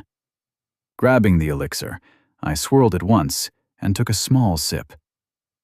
Qi rushed through my body, filling up my dantian. I grinned at my first successful experimental potion. Quest complete. Reward is a caffeine substitute, I said, snickering as Labby squeaked, licking his paws for the little remaining bits of elixir left on them. I shook my head, still smiling from my successful results as I turned back toward the cauldron. I needed to make notes on the process and increase its success rate. This was my first step toward making a working formula for the brewing and even the refining process. There was no way I could stop smiling even if I tried. I took another sip from the elixir, feeling the refreshing energy travel through my body, before I closed the bottle and put it away. It was time to crank out some cultivator energy drinks. Chapter 7. Totally not drug trafficking. Wrinkles upon wrinkles merged into one as the old man stared at the green elixir in my hand where I knelt. He hummed thoughtfully, eyes narrowing to two dark slits hidden under his wrinkly face. I kept my expression straight. The fact I wasn't smiling with a smug expression impressed me a lot. Though my cheeks hurt from having smiled the whole time I'd tested the new elixir against the previous version for chi replenishing potency and time taken for activation. My tests showed it was around 4% more potent than the normal version and 9% faster. That may not seem like much, if not for the fact I'd only barely just started learning alchemy. Results like this may have been a fluke for now, but it was extremely promising nonetheless for the potential of further development. Even back home, chemistry began as alchemy and the desire to create gold. Same with the immortality chase and herbal science in Asia. Both fields were fueled by the greed of the rich and powerful, yet both were eventually led to become something far more valuable to humanity and a way to study the world around us. If I could show the potential alchemy possessed, research it and break it down in an understandable way, then perhaps I could spark a change in this world as well. I doubt it would happen in my lifetime. Successfully managing to break down the mysteries behind this world within my lifetime was an unknown. But that didn't matter. Even just a start would be enough. And this was a cultivation world. Perhaps I'd pick up enough tidbits to live a bit longer. Worth it if it let me further my research. "So you've done it, despite my warnings then," the old man said. I nodded and he sighed, taking the porcelain bottle and swirling it once. "Did you succeed in improving the recipe, Lu Jie?" the old man asked. "Somewhat. There's a lot to be improved even now. It's marginally better and slightly more cost-efficient." Old man continued to stare at my elixir. "Do you know why trying to improve these recipes is frowned upon, Lu Jie?" the old man asked. I shook my head, straightening up slightly. Something about the tone of his voice made me worry. "The ancestors, who established the 7 celestial peaks from which the Cloudy Peaks sect branch was formed, had also formed a vault of alchemy. It is now run by a council of elders and holds many of the recipes our ancestors left behind." The old man's voice was fraught. "They safeguard the recipes, and the commonly available alchemical books only contain the simplified versions. Any alternate brewings are shut down and added to the vaults." I'd expected this, partially at the very least. It was difficult not to. No matter how backward the technology might be, these alchemists and cultivators lived for centuries and are leagues better than what I can do with my own chi. Something as simple as mixing the spirit lotus into the elixir wouldn't remain untested for such a long period of time. The obvious answer, I'd concluded, was that some powerful figure was controlling the recipes present in the market. I've known a few who'd still continued, trying to explore the depths their knowledge and gifts would take them. They usually die by some misfortune or in some explosion from their elixirs or pills, the old man said, handing me the bottle of elixir back. "Do you really wish to continue down this path, Lu Jie? It isn't too late. You can climb much higher than this old man ever did. I've seen the drive in your eyes, boy. But it doesn't have to go against the elders to pursue that path." The old man's voice was heavy and tired. I think he knew my answer, and the concern in his expression hurt me. I stared at my elixir. I could go through the hoops, live as an alchemist under the sect, and rise through the ranks, while experimenting on the side. But was that truly what I wanted to do? No, definitely not. I wanted no part in these politics and bullshit. Even as an alchemist, being part of the sect would mean interacting with cultivators, which I already had to do more than I'd like to. Not to mention, other alchemists might try to steal my recipes, or betray me, or just push me down a notch if I rise too fast. It was far too tedious. No, I'd instead be free. I had no intention of going against any elders or organization, but I wasn't going to be tied down either. What I needed was a lab of my own, where I could freely experiment as I pleased, research all I want, free from the concerns of the cultivator nonsense. I raised my head, taking a deep breath. The old man raised his hand. No need, boy. I know that look. You have the spark I lacked as a youth, Lu Jie. Perhaps this truly was the path chosen by the heavens for you. I see your desire to learn, and it's not one to be bound under chains, but one that wishes to soar like a dragon in the open skies, the old man said, smiling. I scratched my nose, embarrassed by the heaps of praise. I don't plan to go against the elders, Master. I have no desire for conflict. But I do not wish to be tied down by the sect. I would like to pursue my own craft and stand on my own 2 feet. Had this been anyone else, I wouldn't have let my thoughts out so openly. Yet, even in just a few days, I'd come to think of the old man as my master. And lying about this would have been an insult to him. There are free alchemists around. Usually more merchants than alchemists. It's difficult to make it out on your own, Lu Jie. Not in these cities. The lords of the empire provide for the sects, and any new rising powers are crushed with impunity. I knew this already, with how the sect was structured to favor strength. Not just the sect, but the entire empire. It was strength that ruled in these lands. Competition was not tolerated. I'd be more than happy to live a quiet, comfortable life, pursuing my dream, Master. I don't dream of any more than that, I said, and the old man nodded. Very well, my disciple. You have chosen your path. As your master, all I can do is guide you along it. Let us begin the lesson. With a smile, I took out my little textbook, the now familiar scent of burning herbs and boiling elixirs touching my nose. I'll follow my dream and my path, one step at a time. Labby squeaked in my pouch, and I nudged his nose, trying to get him back in as I made my way. For some reason, Labby had been refusing to leave my side for a few days now. He'd climb on my shoulder, or even sit on my head sometimes as I went through my notes. I hadn't been able to tell why he was doing so. Nothing other than luring him with a pill or spirit herb would get him to leave me alone. I ducked my head, keeping my eyes on the ground as a cultivator walked by. I wasn't particularly afraid of the disciples in the outer sect, just simply preferred not to stand out or be remembered by anyone if I could help it. The fewer people knew me, the easier it would be to leave the sect when I had enough money. The thought made me smile, patting my other pouch containing the spirit pills I'd agreed to give to Su Lin in exchange for spirit herbs and a 3/4 share of what he got from the pills.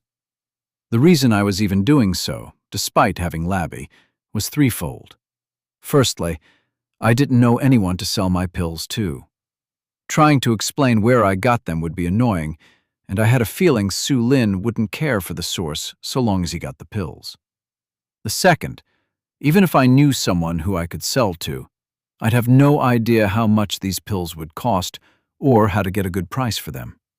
I wasn't a merchant or trader or anything, and Lu Jie had no encounters with alchemy pills or their prices, so his memory didn't help. Lastly, I just didn't want to get involved. Perhaps Su Lin would sell these to whatever merchant he knew, or there genuinely was some smuggling going on. Not like I cared enough to stick my foot in there either way. Being an outside source and creating my own pills meant what I was doing wasn't illegal by any means. There was the issue of Su Lin lying about how much the pills sold for, which is why I'd asked the old man how much they'd roughly go for. Though the prices tended to vary, 2 silver and 15 copper was his reply. Quite a bit more than I'd expected out of a single batch. If Su Lin planned to lie, I'd be able to tell. I suspected he wouldn't. Temptation, on the promise of higher-grade pills, would be much more beneficial for him to have a good relationship with me. I spotted Su Lin in the distance, down a side path under the shade of a tree. Following the way, Su Lin turned around and headed away when he noticed me. Stopping for a moment in confusion, I followed behind. The way took me around the corner, behind the sparring chambers into a small bamboo thicket. Wariness started to grip me, wondering if an ambush waited for me. Murder would be far too difficult to hide, and Su Lin didn't seem the type. Still, I kept my guard up. As if sensing my worries, Labby's chi flared. The little rat had grown a decent bit, though I suspected he was still not yet to the first realm. I gently patted his head, and he seemed to calm somewhat. "Do you have it?" Su Lin asked from farther ahead, his two crooked teeth showing as his nose twitched once. Definitely rat-like, though Labby was far more precious. "I do. Do you have the herbs?" I eyed Su Lin. He held a pouch, showing me the herbs. I stopped myself from snickering at how much this interaction felt like I was dealing drugs. Taking out my own pouch and opening the bag, I dropped the chi refilling pills in my hand. Su Lin's eyes widened. Unsurprising, it was difficult to get your hands on pills as an outer disciple. I suspected a lot of them would be willing to pay more than the pill's worth, just for the chance to cultivate better. It would make me money, but exploiting those disciples or getting involved with them was something I wanted to avoid. I held my hand out, handing the pills to Su Lin, and took my little herb bag. "I never knew you had it in you, Tia. I was expecting you to not show up today," Su Lin said, storing the pills. "3/4 of the money goes to me," I said, and the lanky fellow nodded once, snickering. "Cut yourself a hand on the key, perhaps?" "Nah, don't say it. I won't hear where you get these from." "You'll have the money by next week, when we meet," Su Lin said, walking farther into the grove. I sighed, feeling slightly exhausted from the interaction. It was tough being a cultivation drug dealer. "Let's go back, eh, Labby?" I said, and paused. Labby wasn't in my pouch. "Labby?" I called out, panic building up in my chest. I moved out of the grove, trying to sense Labby's chi, when I heard an ear-piercing shriek. I ran to where the noise came from, and, just a bit farther ahead, found Labby, frozen, with a half-eaten pill in his hand.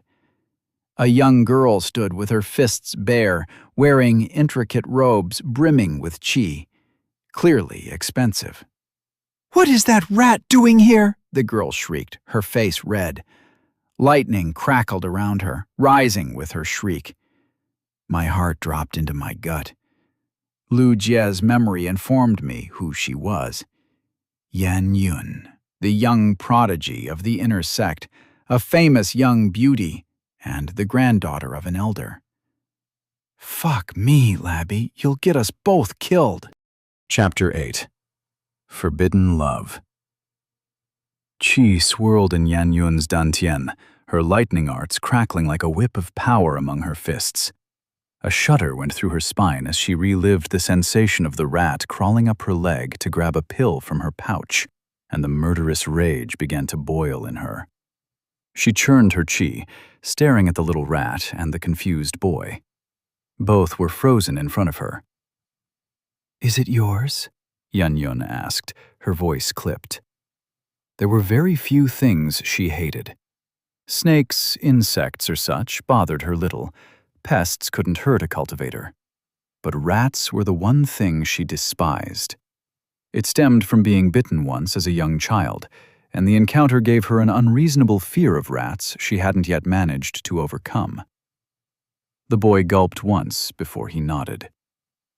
Yan Yun took a breath, modulating her chi as she cut off her thunder tempest arts. The boy hurriedly bowed his head, and the rat chittered, scurrying up the boy's pant leg. "Forgive me, senior sister. I'll keep a closer eye on him next time. It was my mistake." He clutched the little rat protectively. "He ate my pill," Yan Yun said, eliciting a wince from the boy. She would have normally felt pity, but she wasn't feeling charitable. "Whatever, forget about it. Yun said, infusing her voice with qi. She clicked her tongue, her mood souring. She looked forward to the little respite she got at the end of every week when she escaped to the outer sect to finally be free of her grandfather's influence. But the heavens seemed set on spiting her today.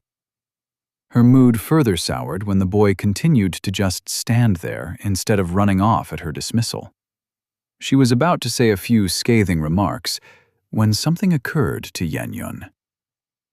"What are you doing all the way out here? Much less with a rat?"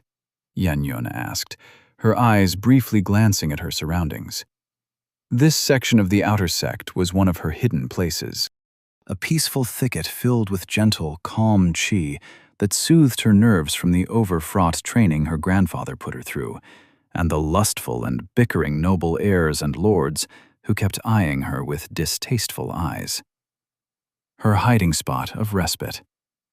The little groves, this and a few others, were the only places she could escape to for some peace and quiet. To find others coming into these parts made her feel as if her private space had been invaded.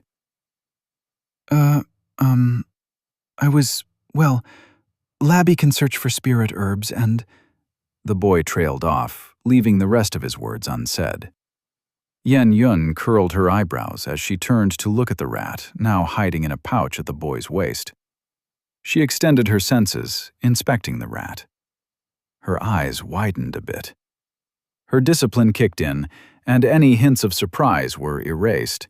Yet Yun still found herself staring at the rat and the minuscule amount of qi sitting inside it.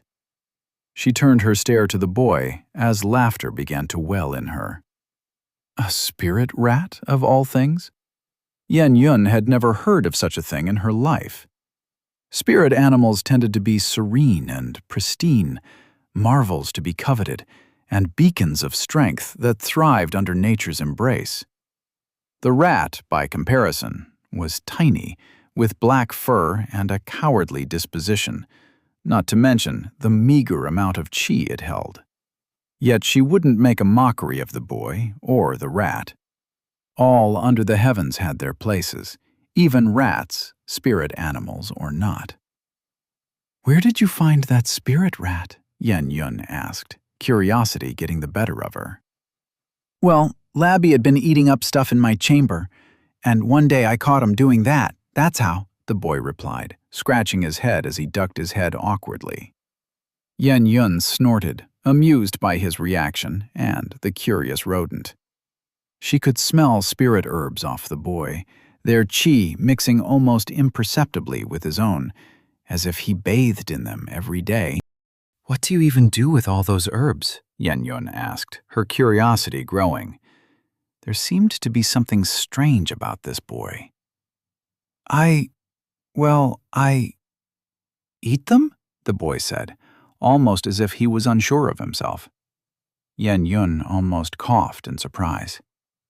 You eat spirit herbs?" Yun asked, horrified by his words. She knew that the outer sect disciples got few resources. To hear one of them simply ate the spirit herbs, not even utilizing their qi to cultivate. Yun shuddered inside. "They taste pretty good, actually, and there's interesting ways you can cook them," he said, as if urging her to try them out. Yun felt a headache mounting, the stupidity of the idea making the world spin. Why would anyone not make pills to further their cultivation and simply eat them as is? It made no sense. She found a smile breaking out, her discipline beginning to slip. "You are one strange boy," Yun muttered, eyeing him. He looked to be older than her, around 20 or so if she were to guess. There was little remarkable to be noticed, aside from his cultivation being only at the peak of the third realm. She'd have thought him to be a former cultivator, working as a servant, if not for his outer sect robes. Yet, despite his simple appearance, something about his demeanor was strange. His eyes drifted around as he shuffled the rat that occasionally squeaked from his pouch. A quick glance had him looking back at her, with a very awkward smile sent her way that made the answer obvious. This man showed almost next to no interest in her. Yen Yun wasn't arrogant enough to believe herself the most beautiful person around, but both her bloodline and her high cultivation meant her youth was captured at its peak. It wasn't something she took pride in. If Yen Yun could trade her beauty for a quiet life, she'd do it in a heartbeat. Her beauty made her the target of many young men's courting attempts, and not all of them had been civil. It forced her to be better than her peers at all times, to remain a step ahead, as no man wished for their wives to be stronger or smarter than them.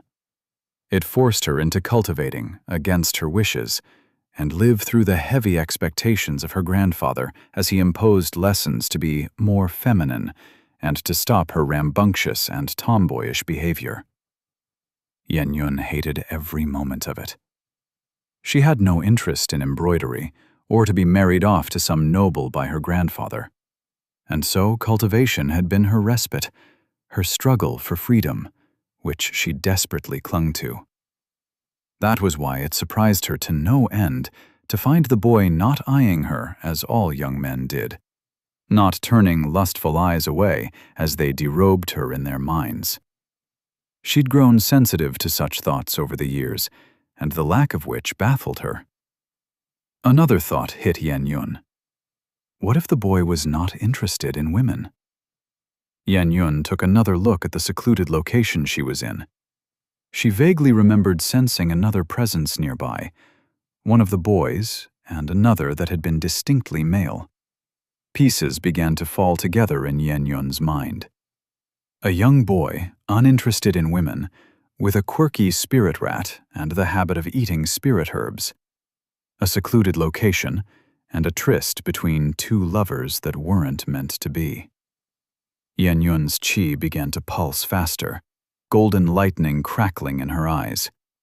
Ideas upon ideas spun themselves together, tales of forbidden love spinning in her thoughts, seeing this boy in a completely new light. Had she just found herself interrupting a meeting between two hidden lovers? Yen Yun almost giggled out loud. A secret hobby of hers had been reading the romance between those of the same gender, and a hidden stash of books still remained in her closet to this day that she occasionally read through. Yen Yun coughed lightly when the boy started to slowly inch away from her. She'd gotten too excited, and her chi had flared up. "What's your name?" she asked, struggling to hold back her squeal of delight. The boy hesitated. "Lu Jie," the boy said, and his rat squeaked as if in agreement. Yen Yun felt the name was a bit bland, but not everything could be as per the books she'd read. "Lu Jie, I would normally ask you to not visit this place again, or to ever speak of it with anyone, as it's my private place for respite." Lu Jie nodded, gulping once. "But I have changed my mind. You can visit this little area, so long as you don't share its existence with anyone else outside of the other person who knows." She watched horror descend on the boy's face, and Yen Yun hurriedly reassured him. "Don't worry. I, Yen Yun, with the heavens as my witness, swear to treat your secret as if it were my own," Yen Yun exclaimed. Her chi flexed, and the oath was formed. She gave the boy what she thought to be a reassuring smile as she pushed down another delightful giggle threatening to burst out. Lu Jie, huh? She'd have to keep an eye on him. I stared at the crazy girl as she flashed me a smile, her eyes still glowing with what looked like electric sparks. I was torn between asking her to use her abilities to test if it followed normal electricity and just dashing the hell away from her. She'd talked about keeping my secret and even swore an oath to the heavens. Lu Jie's memory informed me that even a weak oath like that would set her back a month in her cultivation. Not something to be taken lightly. That baffled me all the more. Hadn't she just caught me red-handed? Hadn't Labby just stolen her alchemical pill? Why was she being so nice? Or, more accurately, crazy. I couldn't think of a single reason she'd not just tell this to her grandfather and get me kicked or crippled or whatever punishment the sect had in place. "You can go now," the girl said, waving her hand away. "Thank you, senior sister," I bowed, trying to sound as grateful as I could. It wasn't even a lie. I was very grateful to her for not ratting me out, but also extremely suspicious and creeped out. She'd just barged in and mostly just glared at me before her demeanor flipped around all of a sudden as she'd started smiling to herself. Whatever. Don't fuck with the crazies, as they say, especially if they have a high and mighty cultivation grandfather. The girl was trouble, and I wanted as little to do with her as I could. I hurried away, cursing Sulin for his quick escape, and Labby for pretty much being a drug-addicted lab rat. Labby squeaked, sinking into my pouch as he felt my emotions from my chi. I sighed, giving in as I bestowed some pets. I'd been too naive with Labby. Training was in order to teach him not to run off like that. Not only can it get me in trouble, but it may also just get him killed. I should be glad the girl didn't just straight up murder me. She was strong. That lightning chi made my arm hairs rise from its intensity. I shook my head, shelving the thoughts for another day. I was too tired. I set the pouch down, letting Labby out into my room.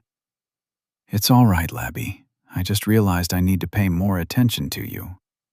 Labby squeaked in reply before he ran off to some corner to do whatever he wanted to. A heavy sigh escaped me. Then I remembered the original purpose I'd went to all that trouble for. I dug out the spirit herbs from the pouch Sulin had given me.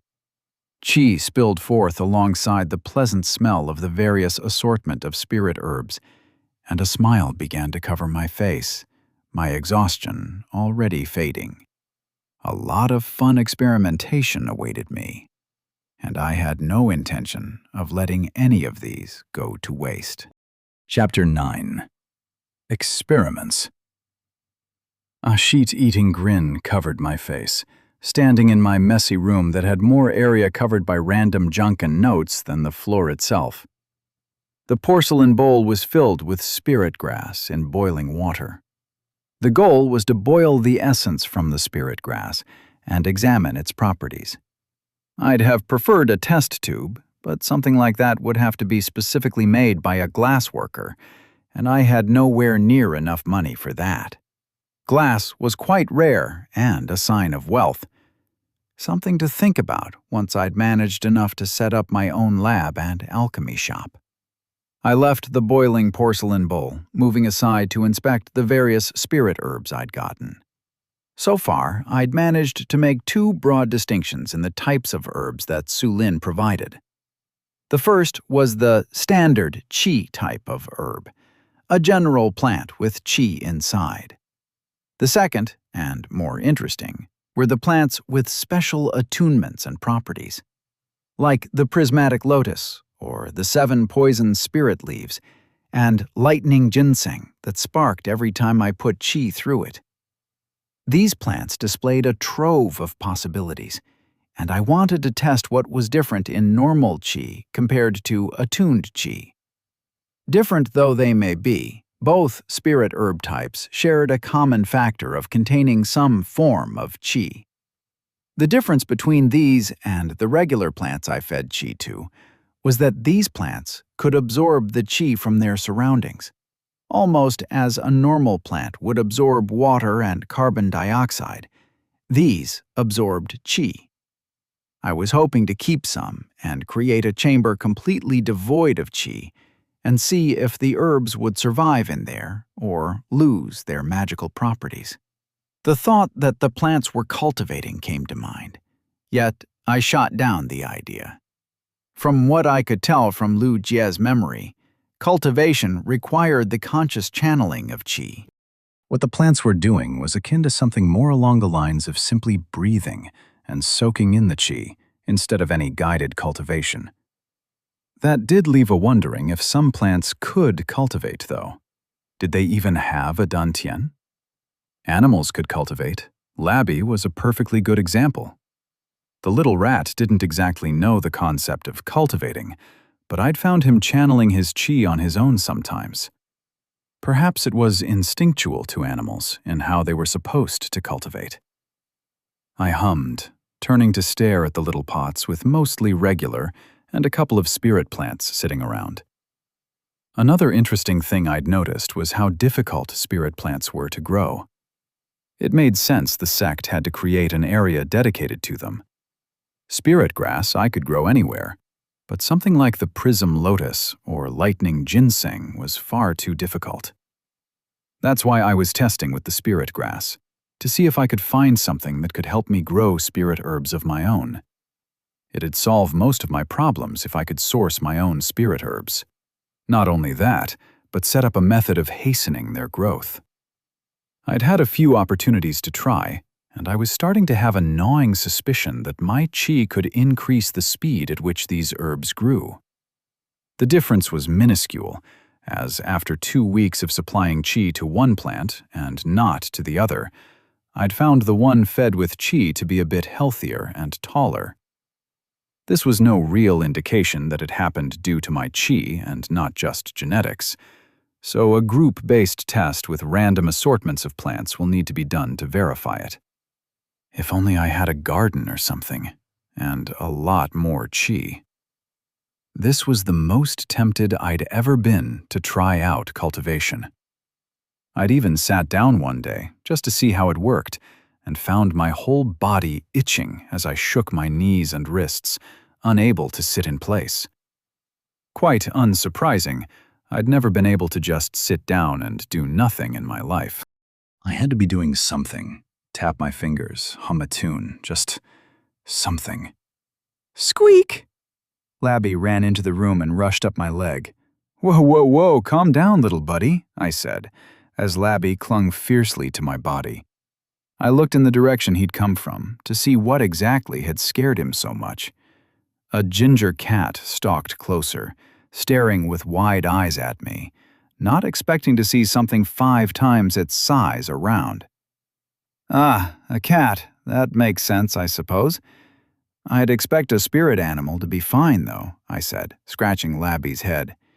He squeaked, his voice still nervous. I waved the cat away from my chamber, receiving a hateful glare from the animal.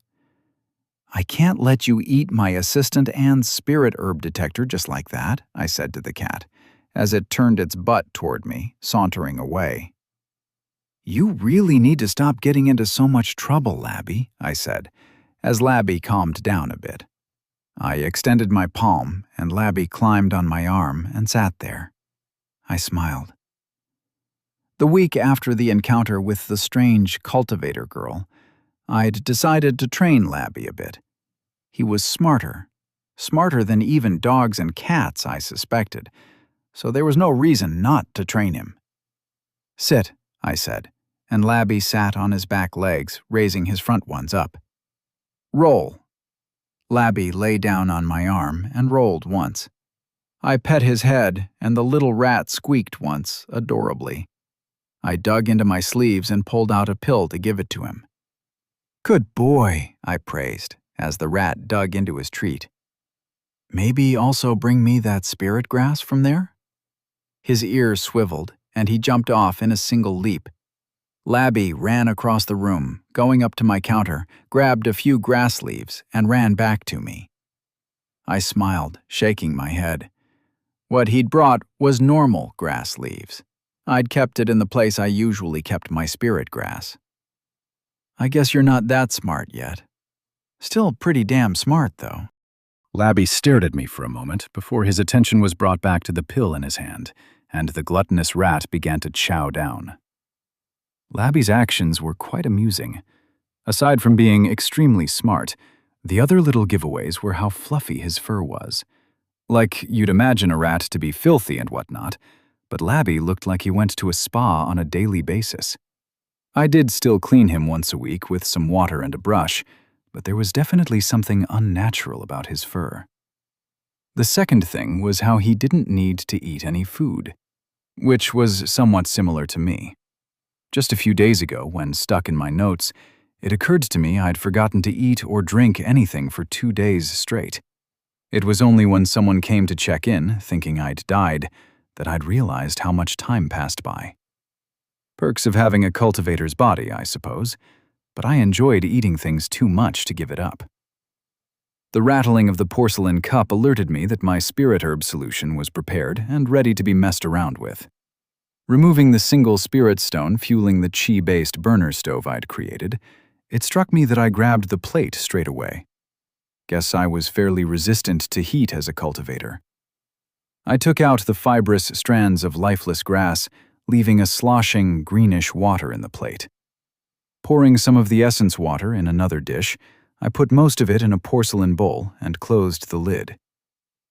Time to see just what makes you work. I sat down on the floor and began to channel my chi into the spirit essence water. The first and most obvious difference was the chi present in the water pushing against my own. I couldn't forcefully saturate it like normal water, as the essence of the spirit herb pushed back any attempts. Instead, I began to circulate my chi. For once, it was easier to do so, as I didn't have to forcefully calm my excitement. Something shifted in the essence of the chi present in the essence water. I tried to pay close attention as the still plate of water slowly but surely began to swirl. My excitement shot up, and I began to circulate my chi even faster. Something stirred in my mind. I followed my gut, closing my eyes to focus, and changed my chi circulation, splitting it in 2 parts. 2 circles swirled in 2 loops, one into the other, like a never-ending cycle. There was a strong shift in the chi around me, as if a vortex had been opened. The chi in the air began to be sucked into my body. I opened my eyes. The water swirled in a smooth manner, untouched by any force outside the circulation of my chi, as the essence of the water began to flow into me, helping me absorb even more chi than before. The results shocked me, breaking me out of my circulation method. I let the chi settle for a moment to inspect the water. I'd just made the water in this plate swirl without touching it, purely using my chi.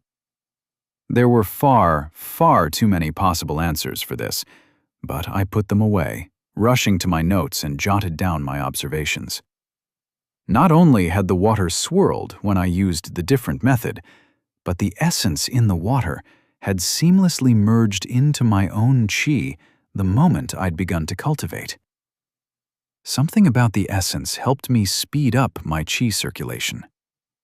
I scribbled more notes, grinning as I went back to the chi to try and induce another reaction. I swirled the chi near my hand, keeping my finger close to the dish, projecting it outward to rotate the essence water. A few seconds passed by, and I frowned, focusing harder and harder, but the water showed no reaction. Something was missing. Something about the method of cultivation itself? What, though? I might need to get a look at the library to find more information about the cultivation techniques we were taught. I knew them by instinct from Lu Jie's memory, but lacked the needed understanding to break down how it worked. My eyes turned toward the plate as gentle swirls swayed the essence water. I looked to the side, where Labby was circulating his chi in a manner extremely similar to my own. "You sneaky little rat, you," I said in a quiet whisper to not disturb Labby. I'd leave him for his cultivation trip. Perhaps he can surpass me and become some kind of cultivation god beast, and I could work freely living off his wealth. I snickered, laughing at the prospect as I poured some essence water on different plate. There was another experiment I had in mind. If my hypothesis was true, then there should be a fire starting within that chi-infused water. I didn't know if that was any worse than normal fire or not, so I was going to stay further away. Taking a moment, I set the essence water on the ground and stepped away. I channeled my chi, and then, similar to the way I started a fire, I set the water on fire. A blazing white inferno erupted from the plate, and porcelain shards shot off. I leapt back as a tongue of fire threatened to lick me, but it faded out, the water evaporating instantly in the explosion. I stared at the charred remains of my plate and the dark black marks on the ground as my heart pounded. The panic faded into laughter bubbling inside me, pouring forth in a mixture of relief and amusement. Exploding water. That's the shit. Ha! I laughed a few moments longer. Labby squeaked in anger, having woken up from his trance. "Broke your cultivation, eh, buddy?" I said, petting Labby as an apology. But my mirth wasn't lost. I shook my head in silent admonishment and reminded myself to be careful, as I enjoyed the best part any chemistry lab experiment in any world had to offer: the explosions. I love my life here. Chapter 10. Labby. Chi swirled within a small core. It thrummed, pulsed, and stretched. She was at the cusp of becoming something larger than before, even though she didn't know any such concepts. Guided purely by instinct to seek out the light buried within her being. Once more the chi swirled, 2 circles turning into 1. There was a brief shudder, a moment of resistance before the barriers broke and the chi of the world rushed into her body, forming the very first circle in her dantian. She'd just broken through to the first realm. Awareness came flooding in all at once. Knowledge, wisdom, understanding. Her being expanded as she grew to be more than she'd ever been. Her nose twitched from the smell of herbs, and she let her mind drift on the torrents of chi pouring within her. The chi asked her for a name. Labby. The answer emerged all of a sudden, effortlessly. Labby? The chi asked. She didn't know, except Labby definitely wasn't right.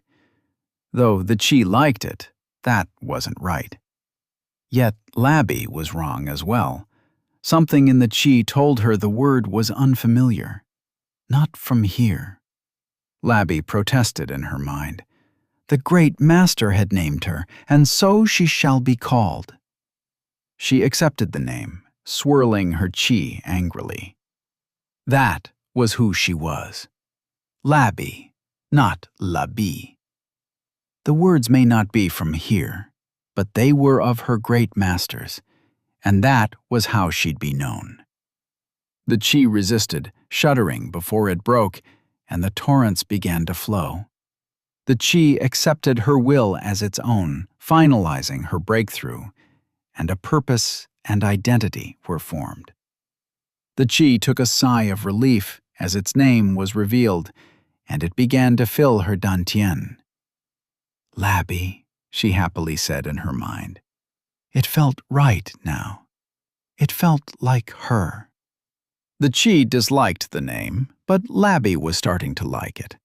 The great name her great master bestowed upon her must have some special meaning, one so grand even the chi didn't know about it. Labby squeaked, content and happy. Her eyes shifted over the sacred workshop, the place where her great master worked his miracles, producing delicious pills that he gave to her in his boundless generosity. Perhaps she could help him with the task now? The thought pleased Labby. Yes, he'd called her an assistant, so she'd try and help her great master out. But where to start? Labby sniffed the air, her gaze traveling to the divine texts. Her great master always seemed to write in them. She hadn't realized it before, but now that she could think clearly, she knew he must have imparted his words of wisdom onto those pages. They may allow her to learn the sacred art of her great master. She could even make her own delicious pills. Labby squeaked at the thought, her tail moving happily behind her. She jumped off the table, running to where her great master sat deep in thought. Labby slowly climbed up to his tall shoulder, perching there, and looked down at the words of wisdom he wrote. It was then Labby realized something very important. She couldn't read. The words the great master wrote curved and twisted, flowing into one another. They were not the sharp strokes of the brush she'd expected them to be, but akin more to the scribbles of a kid. What kind of strange language did her great master use? Labby pondered that, before the obvious came upon her. It must be a language he'd created. Her master was great, so there was no reason he couldn't create a language of his own. Labby would do her best to learn it as well. Labby squeaked out to her master, trying to make her wishes known.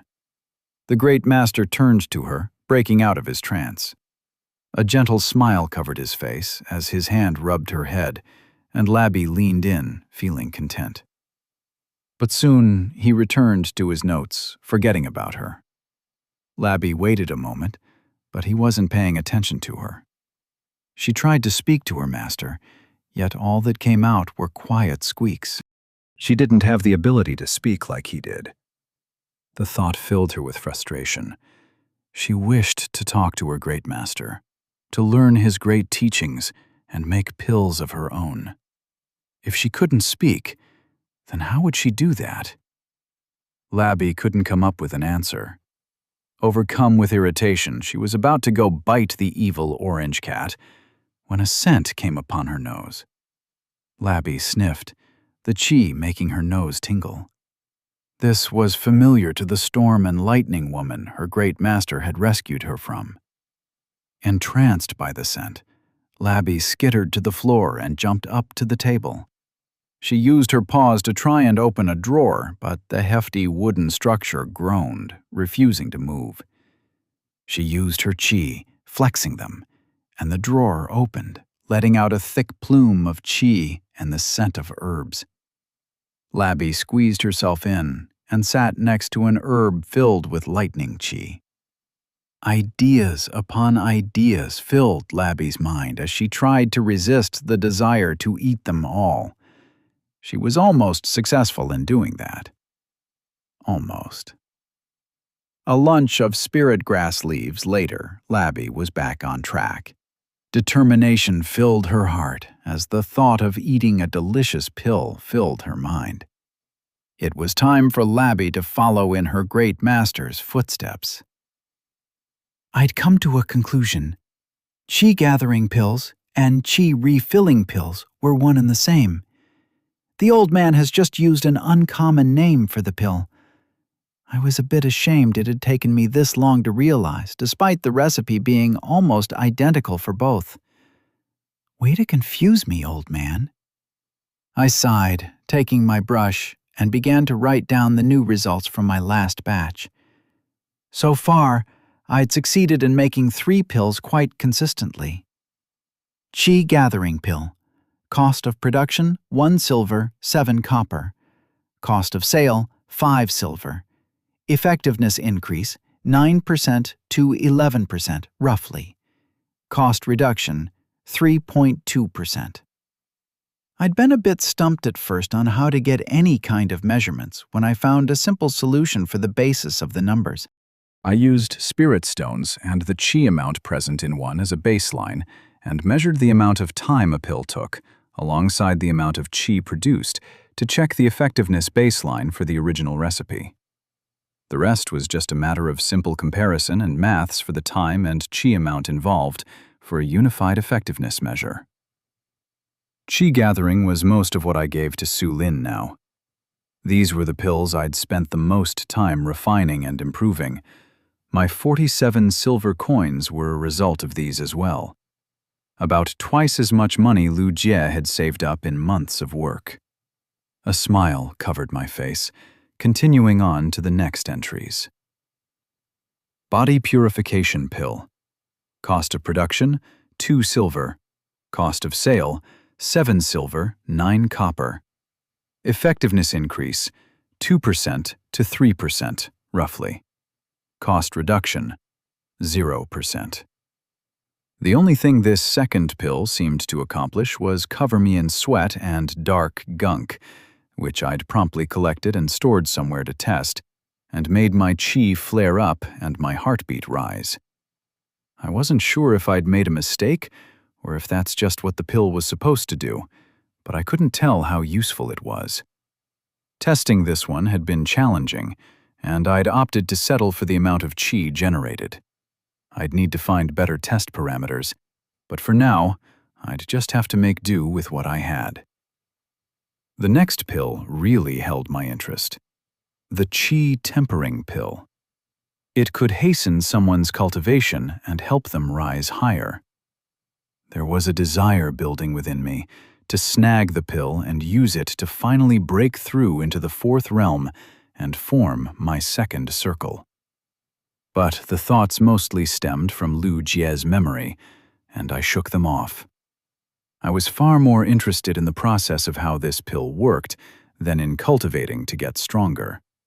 Though, so far, I hadn't been able to make one, leaving the entry empty. The last pill was Qi Reinforcement, the one the old man gave me that had healed my wounds and dantian. It had taken me over a week before I'd finally pieced together that channeling qi into the cauldron and letting it slowly dissolve into the herbs was the subtly infuse your qi around the herb thing the book mentioned. These people really needed more clear-cut definitions in their books. I wrote down my progress. Qi Reinforcement Pill. Cost of production, 6 silver. Cost of sale, unknown. Effectiveness increase, none. Cost reduction, none. I closed my note and put it carefully to the side. Organization became a must-have after my initial explosion into the magic of this world. If I didn't organize my notes, any clue or information I may get could be lost and never found again. It should have been my first step. Being used to computers had left me with sloppy habits. I'd managed to create a stack of notes for each kind of pill, a transactional log in which detailed the money earned from each. And I'd also calculated how much money I'd need to get a shop of my own. It was 20 gold pieces, minimum. I'd earned roughly 50 silver in the last 2 weeks, and a gold piece was 100 silver. That'd take me at least 80 weeks to have my lab if I earned this much for the entire year. Earning more in the coming weeks was possible as I learned more. Still, that was roughly an entire year of work just to start a new life. Maybe more. I let out a tired sigh. Being disheartened would do nothing. All I had to do was steadily keep at it and keep improving. I'd gotten used to living in the sect and treating alchemy as a part-time job. As long as there were no hindrances, I'd be free to leave in just a few more months. I got up and turned around to arrange more tests when I noticed something. A threat stood facing me on the floor, its black body shining in the dim sunlight. A bug. Assessing the danger it posed to me, I put it at a yellow alert at best. I snorted, amused by the random thoughts, when the bug revealed its true weapons. It had wings. One to go down in the ages. My chi churned, my heart raced, my palms sweated. I was a warrior, a soldier, a man. I was ready to fight. One to go down in the ages. My chi churned, infusing the sandal with it, and in a fell swoop, I launched the deadly projectile, crushing the bug underneath it. "I'm sorry, bug," I whispered. "But you were bugging me." My resolve broke, both groaning and laughing at my terrible pun. I was both deeply ashamed and highly proud of myself. I need to keep the herbs covered, though. They let out far too much qi, and the bugs here love that stuff. Another detail to explore. A slightly ajar drawer caught my attention. Curious, I walked closer when I heard something shake inside.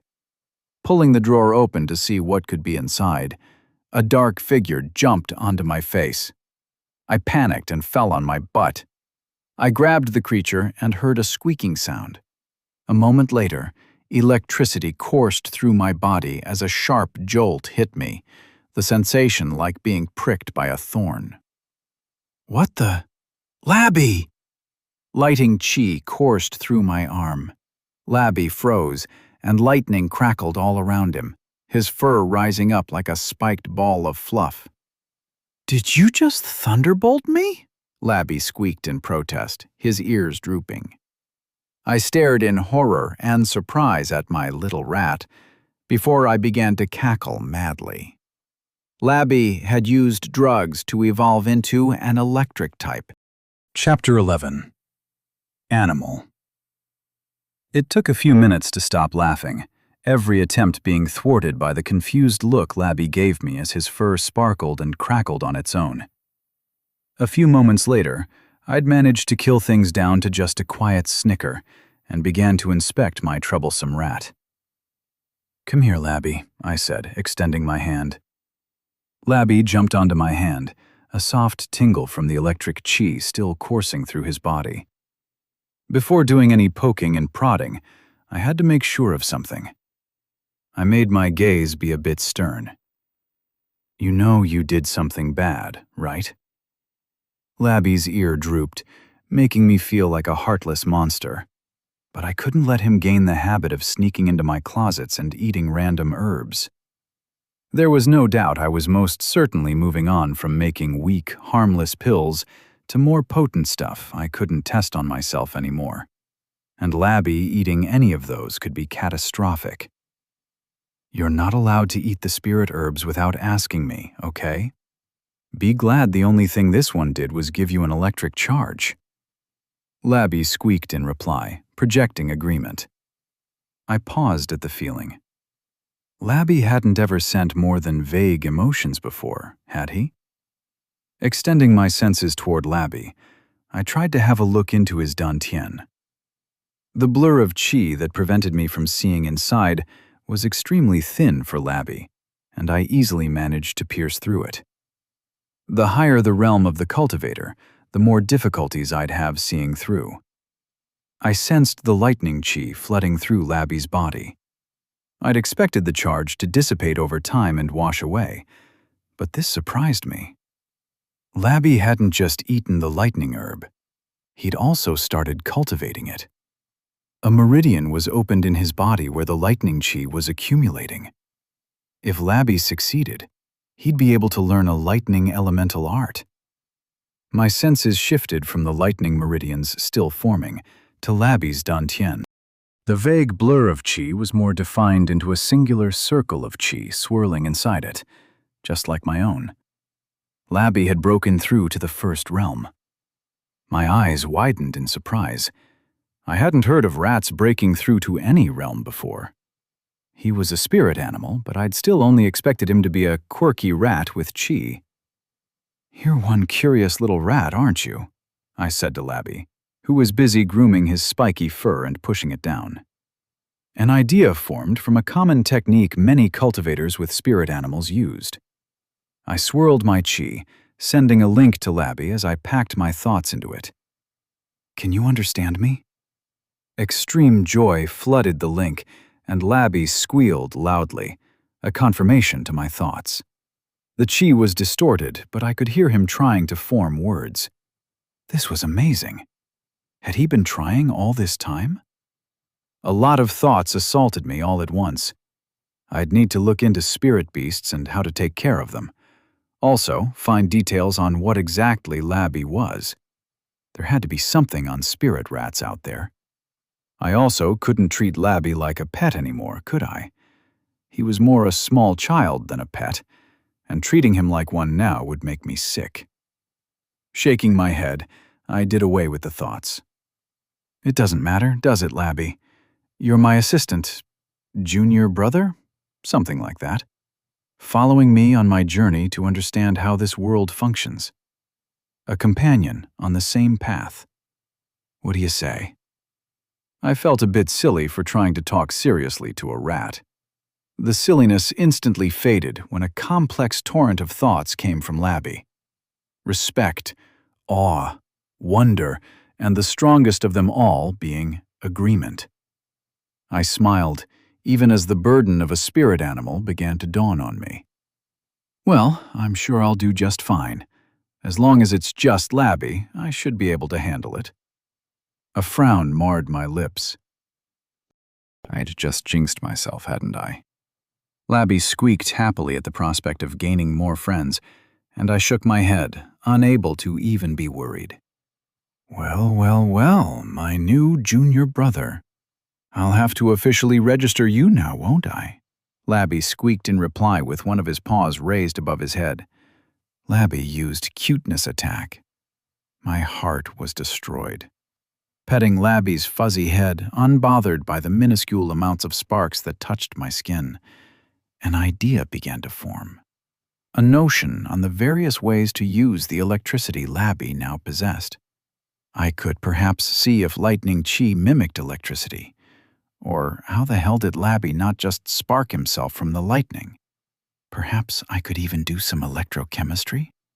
I grinned as the ideas began to overflow, petting Labby's fuzzy little head even harder, snickering as I imagined Labby protesting at being used as a power source. Labby, as if in response, crackled with sparks all over. I broke out into laughter. I'd just acquired a rattery. A deep breath in, a deep breath out. Lightning chi crackled in her core, her dantian brimming with power as she channeled her chi through her meridians. Her art thrummed in her mind, ready to be used at any moment. Yan Yun let a calm breath out. Calm was needed to tame thunder and prevent it from lashing out at random. It was something all lightning and fire cultivators struggled with. The nature of their chi making them more prone to impulsive and strong behaviors. "Come in, Zuri," Yan Yun said, opening her eyes and settling her chi. A shadow flickered in her vision. Zuri's arts faded, her form turning visible. "I didn't wish to disturb you, young mistress," her handmaiden said. "Just a brief meditation, Zuri. I wouldn't be cultivating in my chambers if it was any sort of prolonged cultivation," Yan Yun replied, eyeing Zuri. "Did you find anything?" "I did, young mistress. Extremely easily so." The sect archives had most of the details, and the boy is starkly unremarkable in most ways. Zuri dug in her robes, pulling out a scroll. Yan Yun took the scroll, quickly reading through the pages. There wasn't much remarkable to be found about Lu Jie. There was one curious thing. The boy has stopped sparring and hasn't been seen in any of the cultivation halls for a couple of weeks. I dug in a bit and found he had apprenticed himself to Lao Zhang, the old alchemist of the outer sect who takes care of injured disciples. Yan Yun curled her eyebrows in surprise. "Alchemy? That does explain how drenched in spirit herb chi he felt. What a curious boy. He's apprenticed himself to an old alchemist in the outer sect? Has he not joined any of the sect's alchemy halls or any other alchemy halls?" "No, young mistress, not as far as I could tell. The boy had been defeated in a spar and suddenly decided to take up alchemy. Perhaps he hopes to pursue a different path in life?" Something about that didn't feel right to Yan Yun. "Perhaps. Do you also know anything about his—" Yan Yun's cheeks flushed a bit. You know I can't say it," she added in a quiet voice. She could feel the laughter Zuri stifled in her chest. Yan Yun coughed to hide her embarrassment, and Zuri made no comment on it. She was the only one who knew about her hobbies. "The boy seems to visit the grove every week," Zuri replied. Yan Yun's chi thrummed as mirth filled her chest. She'd been worried the encounter would scare them away. "Do you also wish for me to look into the other boy?" Zuri asked. "No, leave them be. That'd break my oath I'd given to them, Yen-yun said. She regretted her impulsive oath a bit, though the consequences would be light enough she could get away with breaking it. She wouldn't, of course. It would ruin the extremely delightful discoveries she'd made.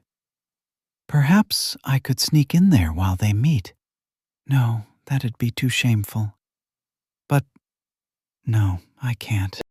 Zuri quietly walked away, leaving Yen-yun to her struggle. Her handmaiden didn't share her interests, but that was all right. Yen-yun would be glad to keep her joy all to herself. Quiet laughter filled the courtyard of the inner sect, accompanied by the occasional crackle of lightning as a young mistress opened a closet filled with books she hadn't opened in a long time. I shuddered against a chill that ran up my spine. Strange. It isn't even cold, I muttered as I rubbed my arms, letting the chill fade. My mind returned to the pile of coins in my pouch, beginning to list everything that I needed. Labby squeaked, excited about the idea of going outside, and I shared the sentiment. It was time to do some shopping. Chapter 12. Sect Halls. There were a few things that needed to be done before I could head outside the sect. The very first was officially registering Labby as my spirit companion, now that he'd broken through to the first realm. I'd had to run rounds to find out what the procedures were because Lu Jie had never even considered acquiring anything but a pristine spirit beast. Having not nearly enough luck or chi needed to get one, he'd never bothered learning more about the details. Thankfully, all that was required was to go to one of the administrative halls and mark him as my spirit. I also planned to ask where I could find more information on spirit rats, or if Labby was an oddity. First on my list was a smaller cauldron. The one the old man gave me was nice, just far too large. It wasn't meant to test and analyze small amounts. It was for creating batches of pills and elixirs. The second was spirit stones.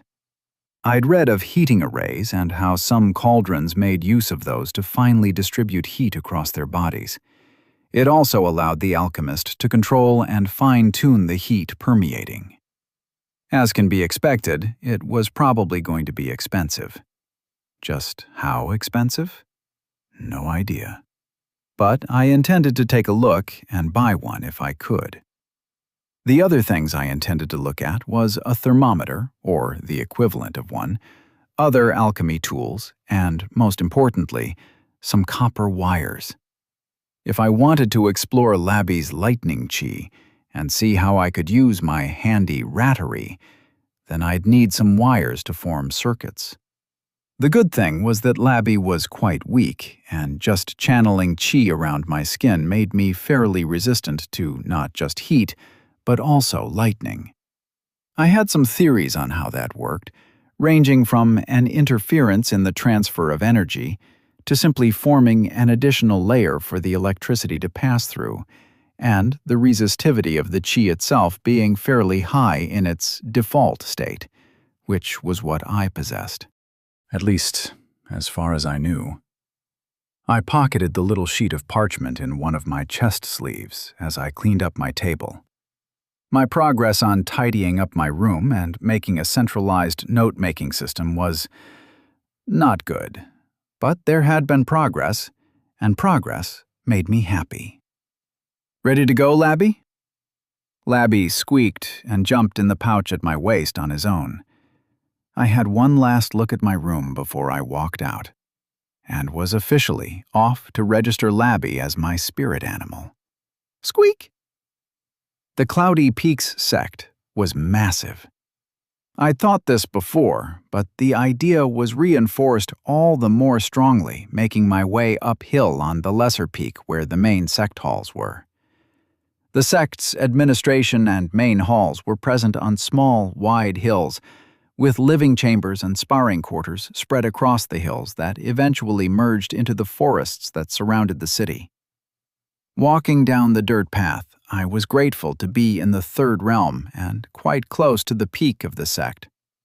The homes the outer disciples got were simple things, usually containing a few rooms and a chamber to cultivate in. Even those were separated by realm, with third realm disciples being the closest to the peak, and second realm disciples just below them, and first realm disciples below them. It wasn't all about the realm either, as you had to work for the sect and been successfully allowed to move to the upper areas. Lu Jie barely managed to qualify for the third realm. Breaking into the fourth realm and forming the second circle in his dantian was a challenge that he, like many others, wasn't able to surmount. The similarities the sect had to a modern college also amused me, and in some ways, it functioned as one. As long as you ignored the fact that you could be called to serve in the sect's army at any given time as a disciple, and were basically the equivalent of unpaid workers. Lu Jie would count as a student repeating their third year for the fourth time, unable to graduate, yet unwilling to give up. It let me understand his frustrations a lot more, as being a true cultivator was only possible after you formed a core and entered the fourth realm. Reaching the peak of the third realm, yet being unable to take that last step, I could understand Lu Jie's desperation somewhat, even though I didn't share his desires for reaching the heavens. Labby crackled with lightning, and I gently rubbed his head, handing him a few leaves of spirit grass to nibble on. I was indulging him, but the way he held the grass in his paws as he took bites was just far too cute for me to meaningly resist. What a scary rat, breaking the will of a cultivator 2 realms above itself. Shudder. Squeak! Another spark of lightning chi emanated from Labby, this time accompanied by agreement and pride. I laughed at the smug little rat nibbling away at his stalk of spirit grass. I was starting to get better at understanding Labby, but without any actual arts to form a link with him, we still weren't able to communicate properly. Curiosity about just how these arts worked rooted in my mind. Having so much to explore, yet nowhere near enough time to do it, was a bit daunting, but I wouldn't let that stop me. Can't give up when I've just barely started, after all. The scenery started to change, with taller buildings beginning to appear. There were extremely few regular people in the sect, and around these areas, all I saw were other cultivators. Many seniors, juniors, and even some elders moved about the pathways. Mostly other outer sect disciples. A plethora of chi and arts assailed my senses, as the world itself seemed to turn more vibrant with the many kinds of spreading chi. It wasn't any surprise to me that cultivators would fill the main halls, but memories from Lu Jie's childhood still left some sense of shock and awe. Multivators were rare and heralded all the more. Outside in the bigger cities, even just a first-realm cultivator would be a boon to a village like his. Lu Jie was, by all means, a gift for the people of his village. Lu Jie had scoffed at that upon his arrival in the sect.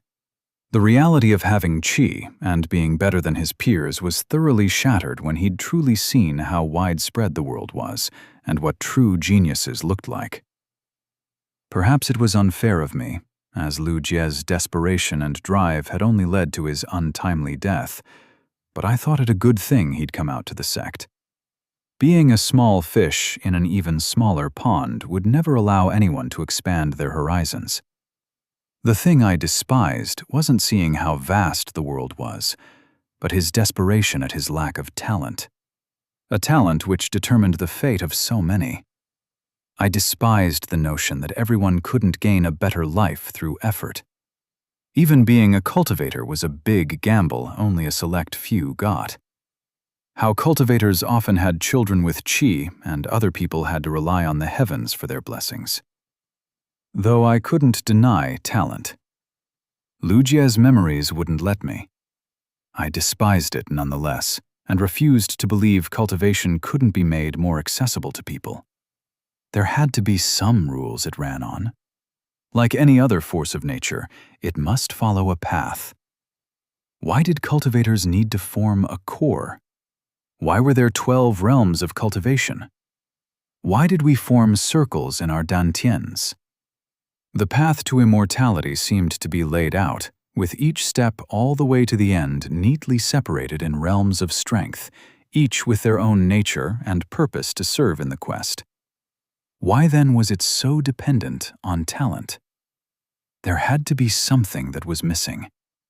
My curiosity began to build.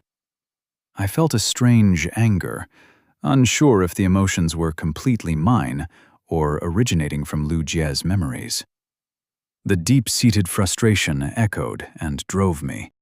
An idea began to bud, a collection of laws to guide people and a means to break down the Tao itself. My qi shifted. Something about this felt right. A path of guidance, to take not just myself, but others with me in the journey to break down the science behind the Tao, to find the laws of cultivation. Lightning qi sparked from my pouch, and I snapped out of my daze. I'd been standing silently in front of the sect halls and felt slightly embarrassed about it. I blamed the overly potent qi present in the air. Too easy to get lost in thoughts with so much of it around. "Thanks, Labby. Let's go," I whispered. The cultivators could probably hear me no matter how quiet I spoke, but such was life among superhumans. Eavesdropping was just another fact of life. I entered the main hall. The sect halls were wide, tall buildings made of wood. The Eastern architecture was obvious, and yet there were subtle differences present. I wasn't an architect, though, and neither did I hold much interest outside of how these buildings were built. Gathering back my distracting thoughts, I searched the halls for where I was supposed to go.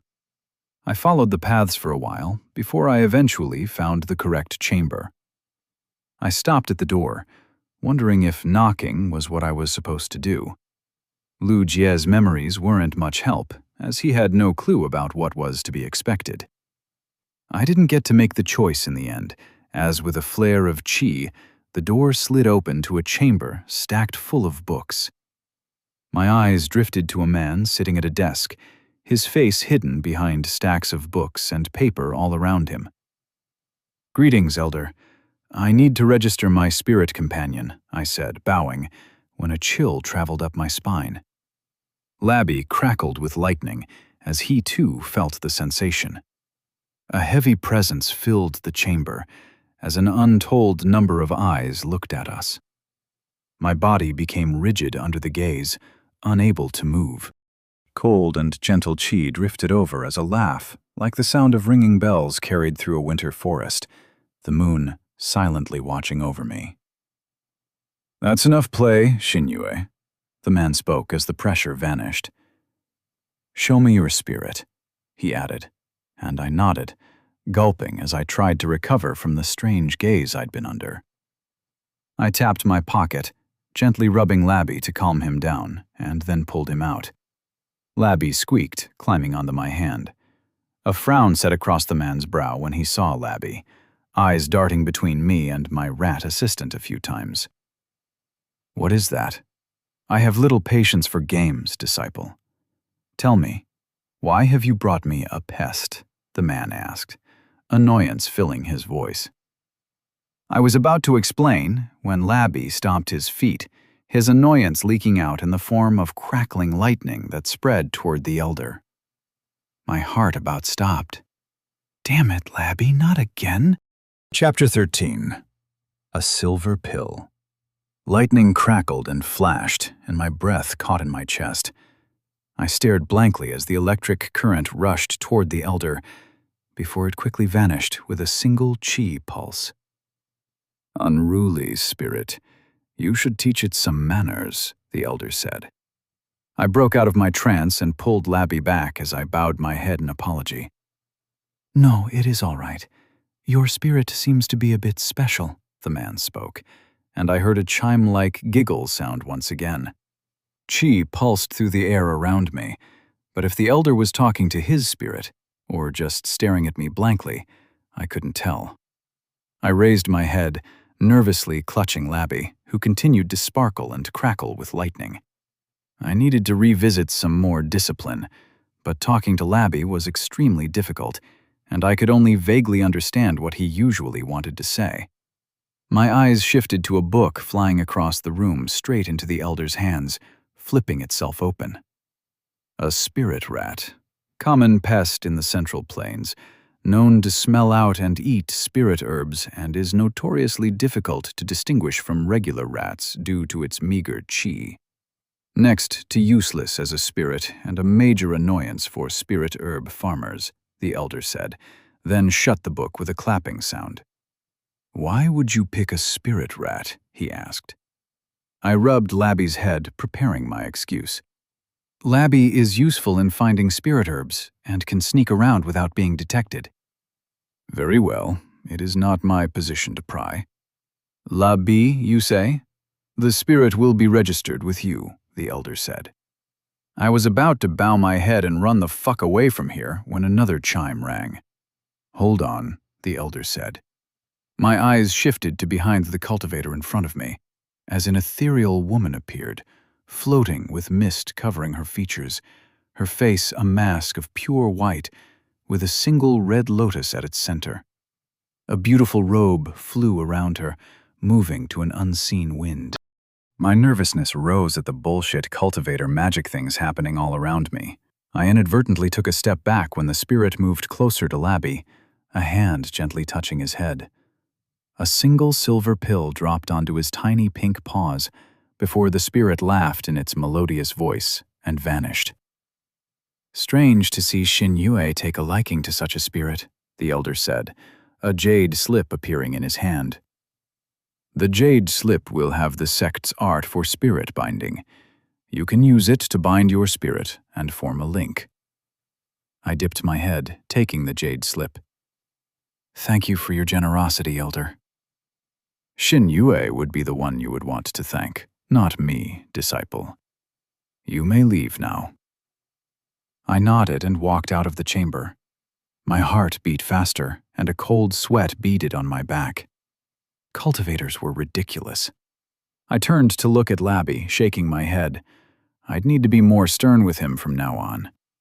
Perhaps the sect art would help me with that. I tried to take a look at the pill the spirit had given to Labby, but he kept a firm grip on it, not letting go.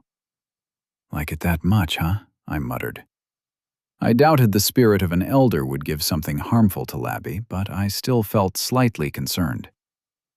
"Well, I guess it's fine. At least we're done. Let's go then, Labby?" I smiled, heading out of the sect. Silver Mist City awaited my arrival. Silver chi thrummed in her hands like a beacon of power, glowing with an inner light. Labby could feel her master's displeasure with her, and she wished to tell him she hadn't been able to stop her chi from flaring up. The other spirit had poked around her dantian with its spirit limbs, and Labby lost control of her lightning chi. She was frustrated at her inability to talk to her great master, at her inability to make the great elixirs and pills he made, at her inability to learn the knowledge he wrote in those books. She wasn't good enough.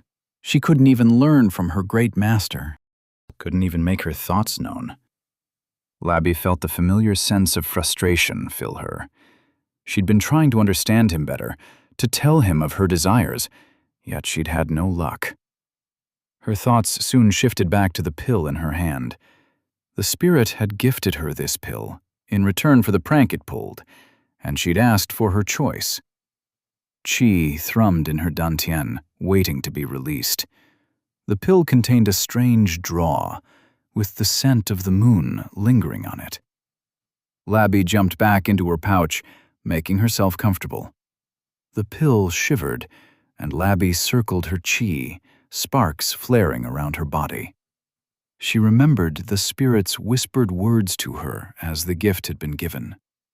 "Humanity, for one such as you, comes at a cost. Would you abandon your form to be as your great master is? Think carefully, my young kin. You do not have enough chi right now. Your nature does not allow you such. It would take effort to reach the realms required for the pill to work. My boon is not eternal either. Only with tribulation could one achieve a form of their desire. But for a while, you could be a human. Labby's chi thrummed. The words of the spirit were a sweet, melodious whisper, drawing her in. The spirit had known of her wishes. What she desired, even more than an abundance of spirit herbs to feast on, was to learn from her great master, to create what he did and gain insights on the world around her. And with this pill, she could be like her great master. She could take his form, talk with him, and follow in his footsteps. She could learn by his side. Labby's chi flared again, and she stared at the pill before she swallowed it in one bite. I soaked in the chi of the pleasant hills surrounding me as I felt animals, both regular and spirits, walk past. I'd come to learn from the old man that the sect had been formed near a particularly potent chi vein, with the entirety of the 7 celestial peaks being tied together in them, making them ideal for cultivation. One day I'd like to see exactly where and how this chi was generated, and whether it was like a natural gas rising from under the soil. Were spirit stones a finite resource that let out chi and would eventually run out? Even crude oil had been thought to be infinite, or any other resource of nature back home. The reality was anything but. With the analogies of chi serving as a fuel in so many things, the idea of chi being a finite resource to be consumed started to seem more and more probable. A crackle of lightning stirred as Labby shifted in my pouch. I gently rubbed his head when it poked through the top. The childish excitement from him at being outside made me laugh out loud. "Maybe I'll let you find some spirit herbs on the way back," I said, and was given a squeak of delight as a reply. I continued to make my way down through the slight incline of the hill the sect was formed on. The forest path soon started to part as the dirt path widened, clearly seeing more use. I stopped when the slight haze in the distance began to thin. Towering walls awaited me there, rising far higher than I'd expected them to. An imposing marvel of a structure formed by superhumans. I hadn't expected the city to be similar to what it'd be back home, but the structure in front of me still made me hold my breath just for a moment. I could sense the chi rising from them, ready to take on hordes of spirit beasts and cultivators alike. The desire to ask question upon question on how such tall walls had been made, and whether chi was used to reinforce them, or what threat they expected to take on with the walls, alongside many others, filled my heart.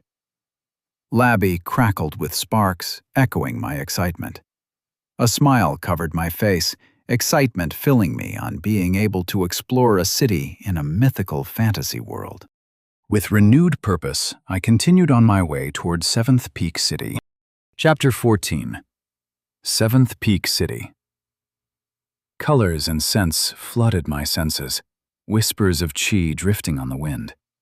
People walked by in droves of various status, wearing diverse clothes, most with no shred or hint of chi in them. Their movements felt slow and sluggish, weighed down by the world around them. Their presence was faint, fainter than even Labby's. I tried not to gawk like a country bumpkin, which is exactly what I was. Lu Jie had been to the city before, twice. In all the years he'd stayed at the sect, the only time he'd gone had been to run an errand, and once when he'd been taken by some sect brothers, promising to have fun, who'd then proceeded to run away without paying, leaving Lu Jie behind. The experience had been enough trouble for Lu Jie to remain in the sect and avoid visiting the city. Lu Jie's memories and emotions splashed through me as I felt little beacons of chi scattered around the city. The difference was stark from Lu Jie's memories. He'd grown, and this was perhaps the easiest visible proof to see. He may have gotten stuck, but his efforts had not been in vain, and some part of him in my memories sighed in relief. to have not been denied a reward for his struggles. Being in the sect, all Lu Jie had seen were those that surpassed him, prodigies and blessed kids born to resourceful cultivators that left his efforts in the dust. It was a harsh environment, meant to forge out the strongest and abandon all else. Perhaps it was all the more true for the other greater sects around here. Seventh Peak City was one of the 7 celestial peaks, being the lowest. The city itself was in a valley under the peaks on which the Cloudy Peaks sect was formed, also the smallest sect among the 7 great sects. And it was still far larger than most other sects out there. It was a tough world to survive in. Yet, despite all of that, despite how unfair the world could be sometimes, if Lu Jie were here, I'd have shown him this. The difference from when he'd first visited this place while still in the first realm, and how he'd grown. I let my senses expand. The merchant selling honeypots was right at the peak of finishing his foundation and entering the second realm. Another outer sect disciple stood in the distance, firmly in the second realm. None that I could sense in the third realm nearby. Labby wiggled in my pouch as I continued to walk alongside the waves of people around me. My eyes kept jumping from one thing to the next, each new attractive item drawing my interest. There were a surprising number of cultivators selling their wares as merchants. I say cultivator, but rarely did I see someone above the first realm. Yet even that was a major difference to the layman. A particular merchant managed to catch my eye. There seemed to be some kind of demonstration going on, as people began to stop and watch. Crafted by the disciples of the great Zhao Sun, this formation amulet is capable of withholding the strike from a peak 4th realm cultivator, the merchant exclaimed, holding up the amulet. A few people muttered, and some kids laughed in delight as a blue flickering shield momentarily manifested as qi pulsed around the red amulet. Would anyone dare to test its might?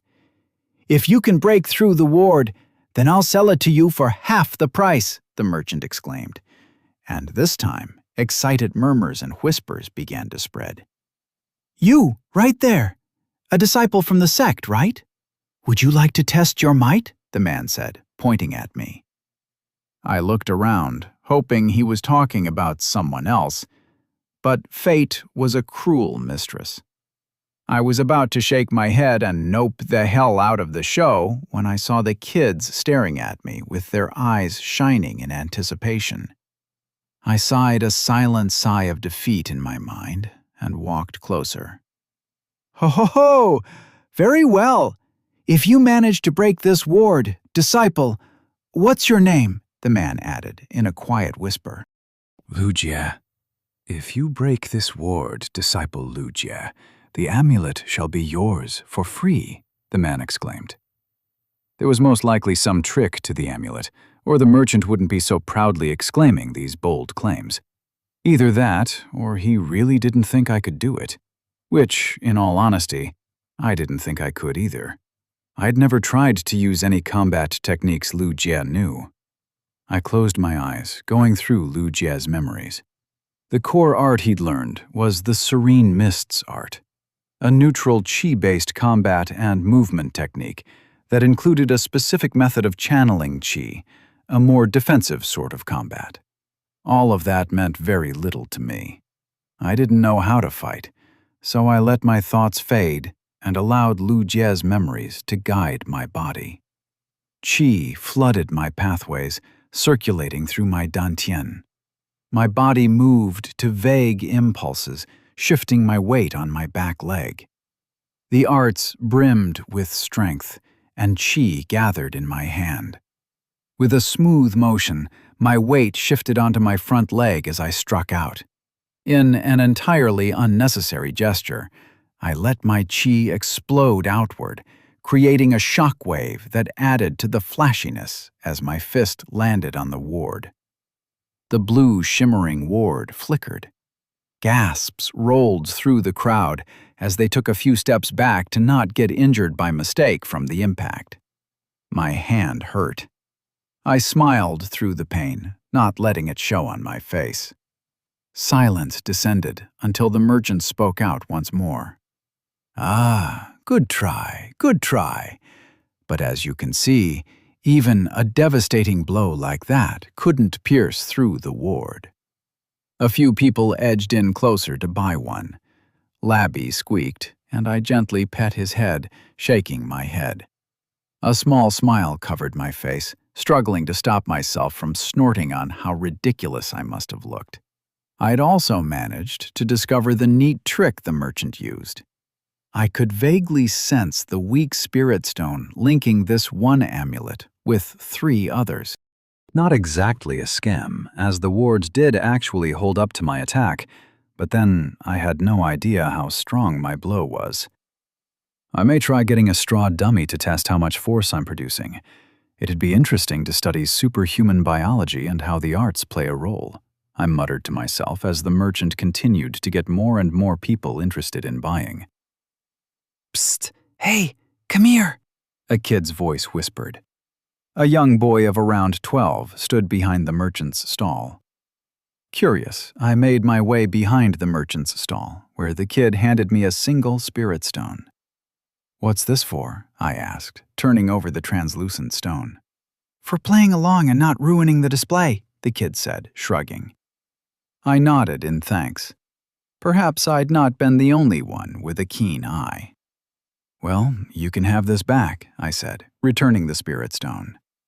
The kid's stance turned a bit wary.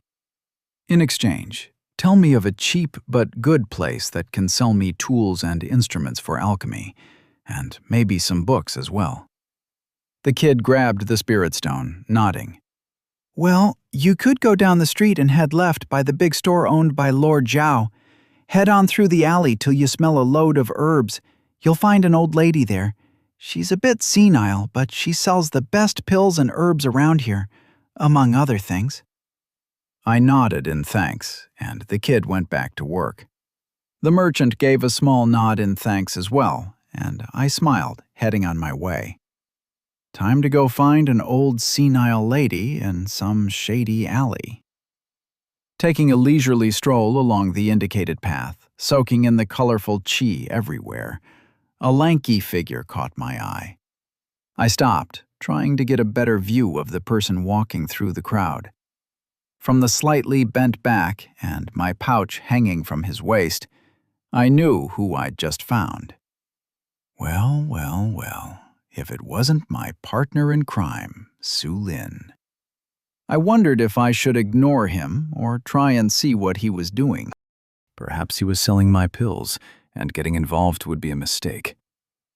Yet Su Lin managed to pique my interest over the past few weeks. The guy was much smarter than he let on, and I'd been thinking about trying to find out just what he was doing in the sect. I hesitated. It'd be the smart thing to just go do my own thing.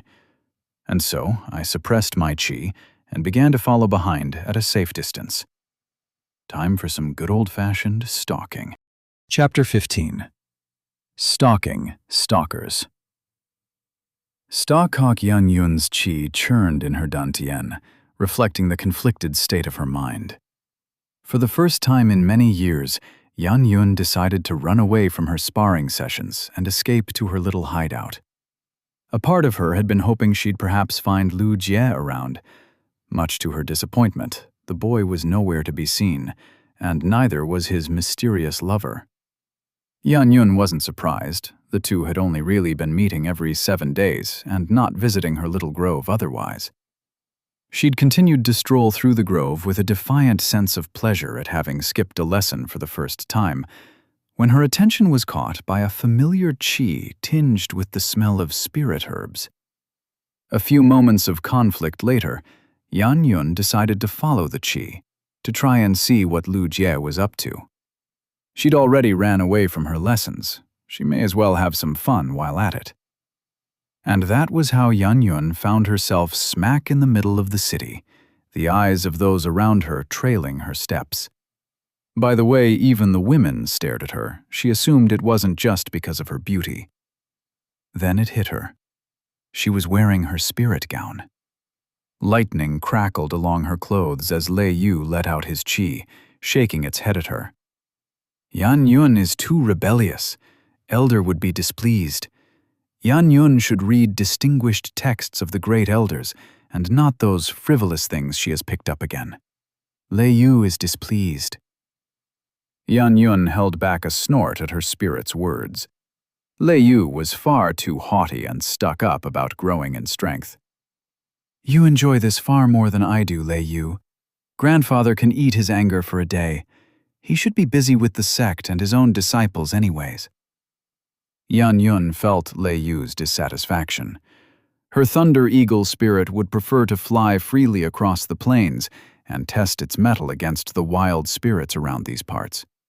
Mostly, it'd just be him traumatizing the local spirits. She wanted no part in that. Yan Yun hurriedly suppressed her presence in the city.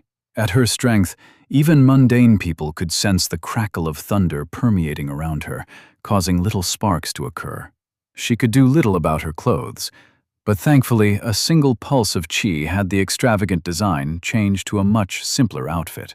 Any cultivator would be able to sense the qi present in it, but at least she wouldn't stand out any more than she already did. All this effort for a worthless out-of-sect boy. Lei Yu is going to sleep. Lei Yu cut off his senses, the arrogant ball of zapping feathers falling asleep in her dantian. Yan Yun continued on her path following Lu Jie's qi, walking through the streets undeterred. A short distance ahead, she noticed a gathering of people standing around a merchant who waved an amulet in his arm. His words made Yan Yun frown, the bold proclamations not standing up to the truth. The amulet could possibly hold a fourth realm cultivator, but it would also run out and break if used too often. Yan Yun paused when she saw Lu Jie take a stance before the merchant. Qi pulsed around the boy, its movements not matching at all with the gentle, herb-tinged qi she'd come to associate with him, but a heavier, more brutish method. She frowned when his blow lacked any meaningful impact. His qi expelled outward to create a shockwave instead. Intentional? Yan Yun didn't know. It only made the boy more curious. Was he truly as terrible at the martial path as he let on? Yan Yun continued to watch as Lu Jie walked behind the merchant's stall. Perhaps he was working with the merchant to make the amulet seem better than it was by putting on a show. She noticed a boy handing a single spirit stone to Lu Jie, and her suspicions were confirming. She was about to walk up to him when Lu Jie returned the spirit stone, shaking his head. He said something before he made his way farther ahead. Yan Yun was confused and decided to continue.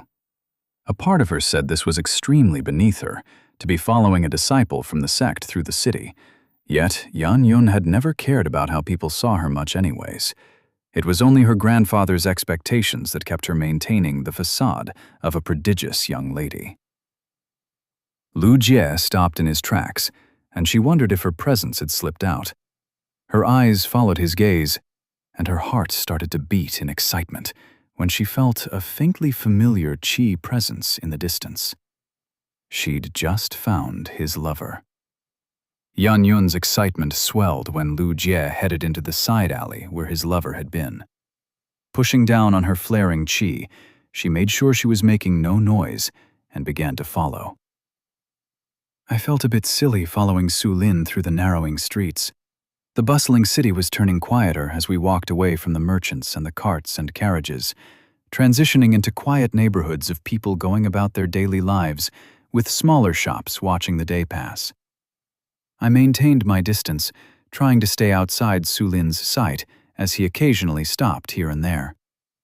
A few minutes of stalking almost had me bored and about to return to my day when I felt a very faint pulse of qi from up ahead.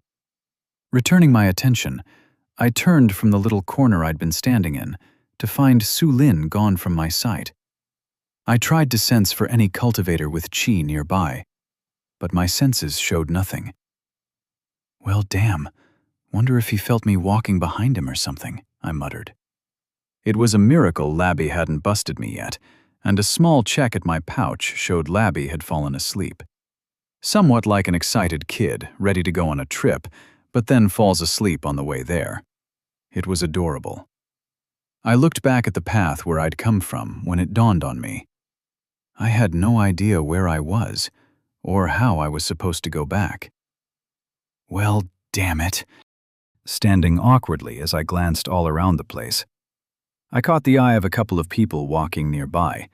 Only the moment I looked at any of them, they'd bow slightly before hurrying to be on their way. Yeah, I wasn't getting anything out of these people. I shrugged and resigned myself to some blind exploration and whatever punishment I may get in being late to my sect duties. I vaguely tried to map the way the kid told me to go from where I may be. It wasn't like I'd completely forgotten how I'd gotten here. I took a right turn, heading in what I hoped would be the alchemy shop. Memories from Lu Jie's home started to come forward. His home had been much smaller than this city, and the houses more widely spaced considering how it was a village. Yet something about the simple clothing and the lack of cultivators made those memories start to come forth. All the more so because of that, it was difficult to ignore just how different cultivators were from regular people. I hadn't realized it whatsoever, being among cultivators in all the time I'd been here, but my gait was faster, my breath much steadier, and my presence stronger than a regular person's. It hammered in the reality of what cultivation truly held as a promise. The rewards so great and tantalizing, I could somehow understand why people chased after it so madly. If it was such a boon to cultivate, why limit it to such a small number of people? The question bothered me, and I wondered if perhaps all these limitations to sect and talent were just to hoard qi. The idea that qi was a finite resource hadn't left my mind. Perhaps I was wrong, and qi was only finite in the way the sun's energy was finite. But if not, then limiting cultivation techniques to only those with a higher potential than others would make sense. I, of course, disagreed with that practice. Far more can be done if such a resource was shared equally. Things that could never be done back home could be made feasible here. Death and disease didn't necessarily have to be a concern if everyone could simply cultivate and take alchemical pills. The ideas began to jumble up.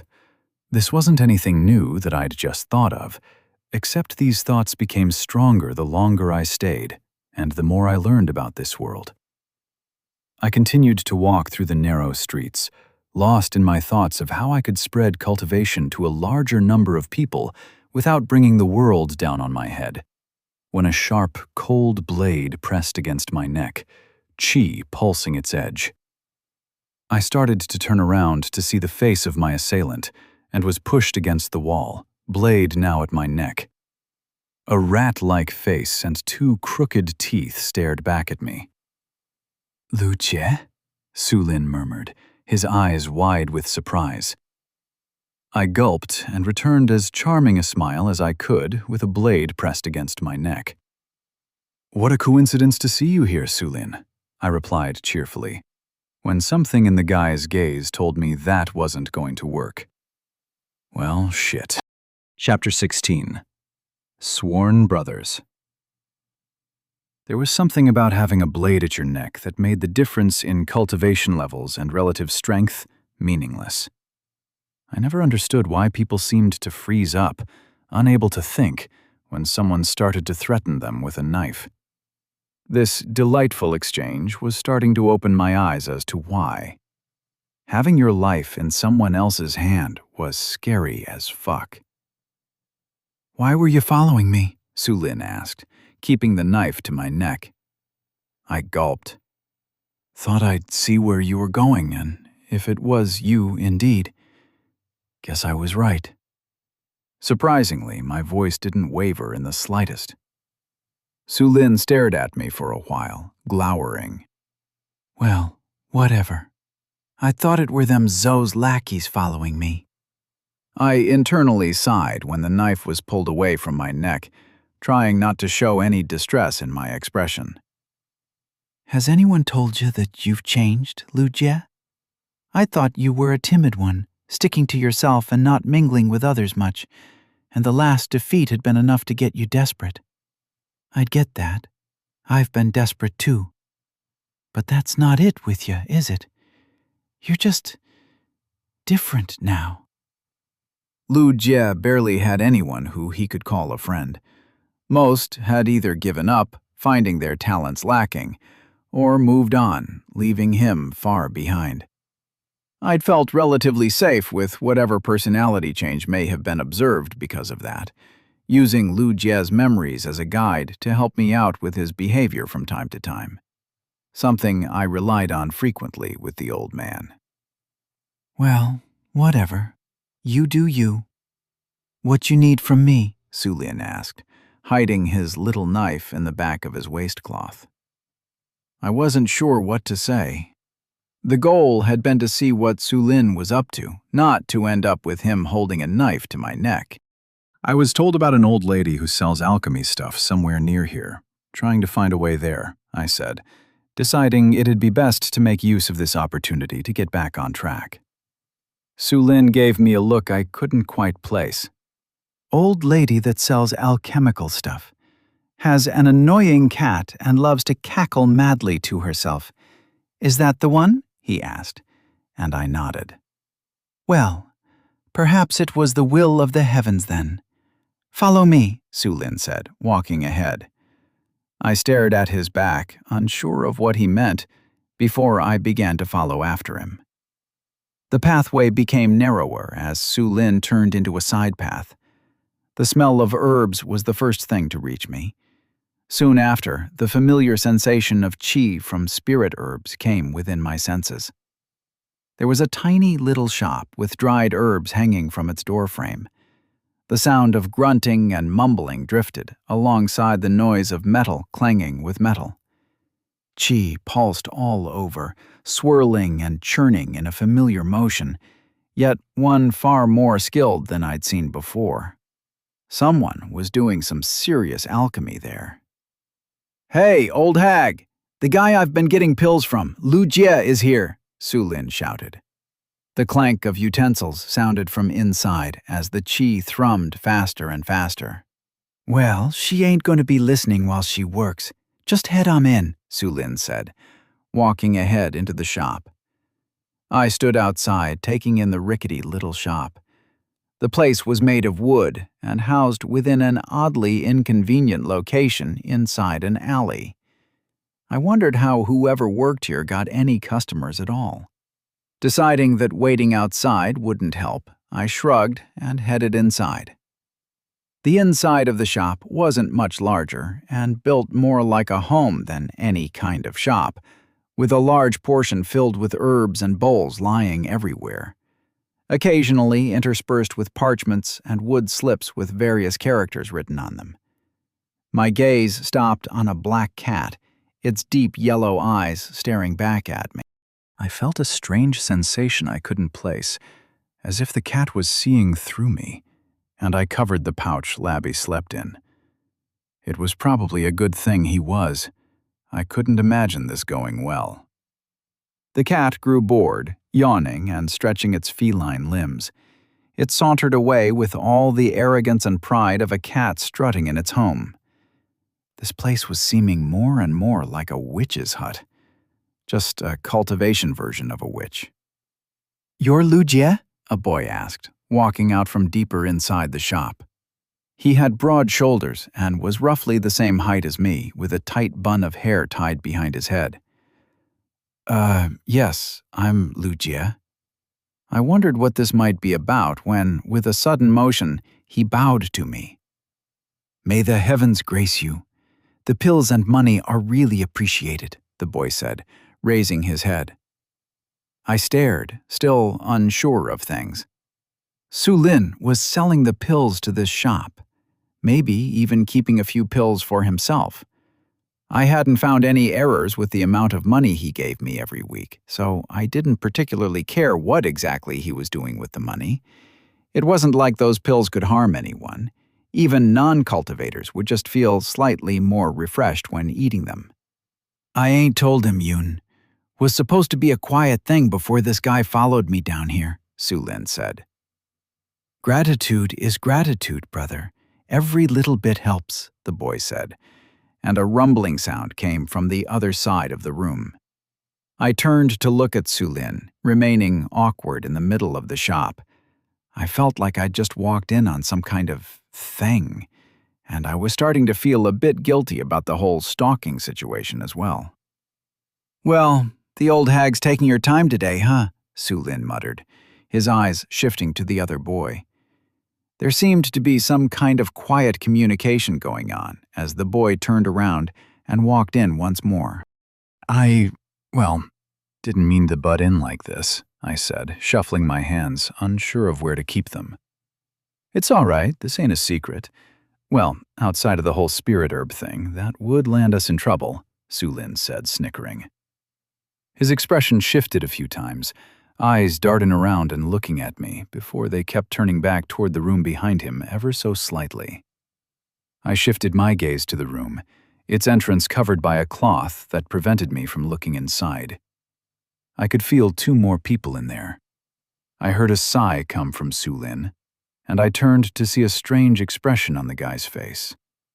The ever-smirking and sleazy look was nowhere to be seen on him. I suppose I owe you a bit for your things, and since you're already here. Well, come on in here, Sulin said, walking inside the chamber. I looked around the little home, taking in the smell of spirit herbs and feeling the dense qi coming from them as I walked ahead. My eyes shifted to a guy sleeping on a bed, his skin red in spots and wrinkled in places. The guy I'd met just now stood inside as well, alongside another sitting nearby. That guy's Hua Yun, Sulin said, pointing to the guy with the hair bun. That's Cao Chen. Sulin gestured to the other guy sitting on the floor. And that's Brother John. They're all my brothers, Sulin said, pointing to the one sleeping. They clearly weren't related by blood. Their features were far too different from each other. I frowned as something felt off about him, outside of his wrinkled and clearly sickly look. I focused my attention on him, trying to find what felt wrong. When it hit me, this man had no qi. Why is he like that? I asked. Even those who couldn't cultivate had a small amount of qi present in their bodies. They were just incapable of harnessing it. Yet this guy had none whatsoever. It was like a dark void to my senses, a strange absence in the ever-present qi all around me. He was crippled, that's why, a voice spoke. I turned around and now faced an old woman walking in. Her face was set with wrinkles upon wrinkles, so much so that she could give the old man a run for his money. The woman coughed, and I smelled the qi from spirit herbs oozing from her. The sect crippled him, as punishment for choosing the lives of his companions over that of the son of some cultivator, she said, her cane striking against the floor in a steady rhythm. Sensing the qi within her, I wondered how someone with a cultivation like hers could age like this. The cat meowed loudly, entering at a leisurely pace before comfortably sitting next to the guy sleeping on the floor. My heart squeezed. That would have been my fate too, had it not been for Old Man. Is this what you need the spirit herbs and pills for? I asked Sulin.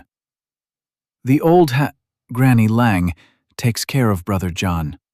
The money's for getting him treated one day, and the herbs help with the pain, Sulin said in a quiet voice. Did learning that Sulin wasn't a greedy rat in this for his own benefit change anything? I didn't know. I already knew this world was a harsh place, but seeing it for myself felt more real. And the truth of how things worked here made it all the more horrifying. I crouched near the guy. His limbs were atrophied, as if he hadn't been eating anything and was suffering from malnutrition. I could vaguely sense the shattered core near his dantian, 2 circles of qi laying fractured in there, unable to hold a single hint of qi. "First time seeing a cripple, boy?" the old woman asked. I nodded. "Well, then have a close look at what fate awaits any who try to rise against those in power," she said. I stared at him with a grim look. "Enough dilly-dallying. Let us move out. I doubt you came in here to talk about all this," the woman said. Taking one last look at the guy, I turned as far too many thoughts churned in my mind. I wanted to examine him closely, to see what crippling his cultivation had done, learn what caused his state to be like that after being crippled, and whether it was caused by the lack of qi in his body, and lastly, to see if I could fix it somehow. With heavy steps, I walked out of the room. Chapter 17. Heart of Thieves.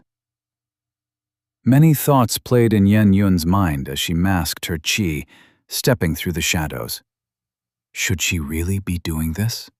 To follow these disciples through side paths while she neglected her cultivation and went against her grandfather's wishes? A part of her desired it, the taste of freedom having enchanted her, and she was loath to let it go. For so long she'd been trapped. For so long she'd been playing the act of a talented young lady. She'd yearned to be free, yearned to go out with her friends and have fun, but her grandfather restricted her, allowing her to only mingle with those of high standing. Yen Yun didn't like the other female cultivators of her age. Not all of them were as burdened with the expectations of their families, their fathers usually content to let their sons bear the responsibilities of their sects and clans.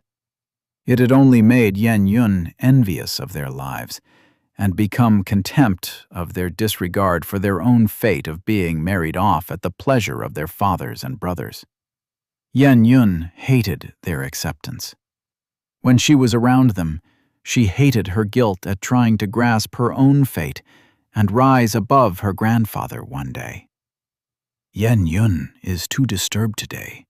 Your qi is in turmoil," Lei Yu said quietly, rousing from his short-lived slumber. Yen Yun sent an apologetic thought to Lei Yu as she shoved her thoughts to the back of her mind. She put her attention back on Lu Jie. Qi pulsed ahead, and Yen Yun sensed Lu Jie's lover hurriedly move away. She spread out her senses, watching Lu Jie stop in his tracks. She wondered if they'd had some sort of fight. Perhaps Lu Jie was trying to reconcile? What if the quarrel had been because of her? Had she just become a thorn in their paths? A strange sense of worry curled within her at the thought. She'd hate to get between any of this, as she'd prefer to silently watch on from a distance. "Like a deviant," Lei Yu scoffed. Yen Yun's cheeks flushed. She couldn't deny it was very shameful of her to be following Lu Jie around like this, especially if she was to be putting herself in the midst of a lover's quarrel. Perhaps she should return? Yen Yun remained conflicted, unable to decide. She'd already come so far. Would it really not be worth the stay to see who Lu Jie's lover was? She sensed some movement ahead and hurriedly turned back. Lu Jie had begun walking on his own, in the direction his lover had gone. Her qi thrummed with excitement once more as she continued to follow him. She'd stop just as she saw his lover. Yes. Shadows assimilated with Yen Yun's being, completely pulling all her presence in. It was uncomfortable for any cultivator in the 4th realm or above to retract their presence. The first circle within their dantian held more qi than a 3rd realm qi-shaping disciple's dantian would contain, and forcing the qi inward was unpleasant. It was also a skill she was sorely lacking in, having never needed to sneak around. She'd let Zhu Ri handle any task that needed such, and her lightning arts didn't lend themselves to stealth either. Yen Yun felt a presence move behind Lu Jie. She focused on the presence, surprise rising as she saw Lu Jie's lover move behind him. She stared at the boy, taller than Lu Jie, and silently moved toward him. Her heart beat nervously, inching her way closer, before qi flared and he grabbed Lu Jie, pushing him against the wall. Yan Yun gasped as the older boy moved extremely close to Lu Jie, the other boy's hand at Lu Jie's neck as his face moved in closer to Lu Jie's. Yan Yun froze, blood rushing to her cheeks. She rushed away from the sight, her heart thundering to have caught such a scene. Her whole being burned with embarrassment as her suppressed qi erupted in a sparkle of lightning she struggled to hold back, sensing Lei Yu's disappointment through their link. She didn't care. A silent giggle poured out along as her cheeks burnt red like flames. She'd just caught them together. I took a deep breath, refreshing my mind as I walked out. The other two guys had walked off somewhere as Su Lin stood nearby, handing the old woman a pill. One of the pills I'd given to Su Lin. The old granny inspected it a few times. I could sense the qi coming from the smoke moving around the granny's hands.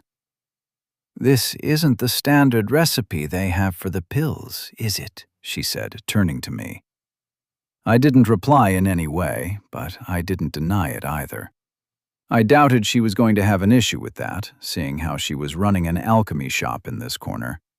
Not exactly the kind of person to have the halls in their good books. "Changed the composition, I see. Added a bit of unnecessary stuff in there as well. Bah, sloppy work. The impurities haven't all been refined. That old fool has gotten sloppy in his teachings," the woman muttered. "You know the old man?" I asked, and the woman snorted as she swallowed the pill. "Yes, I know your master. Isn't hard to guess. The herbs have hints of his qi, and no one else would be foolish enough to take you in as a disciple in the sect. Those that would have been are dead," she said. She really didn't like the sect, did she? My eyes drifted to Su Lin, who was doing odd chores around the home, but I could tell his attention was focused on our conversation. "Why haven't you joined one of the halls? I heard they didn't like free alchemists roaming around and doing their own thing," I asked the woman. "Well, why haven't you, boy?" she asked. I nodded. Prying questions were a no-go then. All right, a different question. What happened to that guy, and are all people with crippled cultivation like this? I asked. Su Lin halted, just for a moment, then resumed arranging little jars of items on a shelf nearby. This really did feel like a witch's home. "No, not always. Not to this extent. If done correctly, the cultivator can live as a normal person, simply incapable of cultivating again. Some have issues and forever feel weak from that point, among other difficulties, but rarely are they bedridden like this," the woman said, smacking her cane into the ground. "Then why?" I asked. "His cultivation was ripped out forcefully, shattered and destroyed over and over, before what remained was sealed within him. It's a miracle he survived, and a sign of his talent, perhaps." "What good did that talent ever do to him?" Su Lin interjected, his grip tightening. I frowned. There was far too much to unravel here, and I wasn't sure I wanted to invade in Su Lin's life so much. There was a strange conflict brewing in my chest. Wasn't my path all about bringing cultivation to all who I could? To demystify the mystical magic? This could be a way for me to try and study a crippled cultivation and understand how qi interacted with our bodies better. If I could find any clue of restoring a crippled cultivation, then perhaps I could also find a way of letting even commoners cultivate and use qi. "Is there no way to heal him?"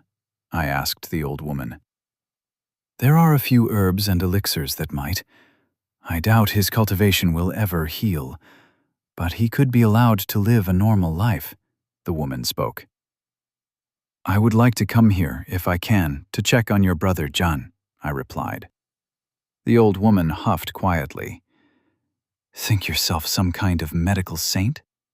Well, I doubt there'd be any harm if you try, as long as you don't create a ruckus in my shop," the old woman said. "Now go and have a look, and pick what you want from here." She made her way toward her cauldron, the contents swirling with qi. I scratched my chin, turning around to peruse the numerous herbs and other tools on shelves. "What you need? I doubt you can find it in all the mess the old hag makes," Su Lin said, and I gave him a thankful sigh as I dug in my pocket. A silent mirth rose in me when Su Lin grimaced at the long list I held in my hand.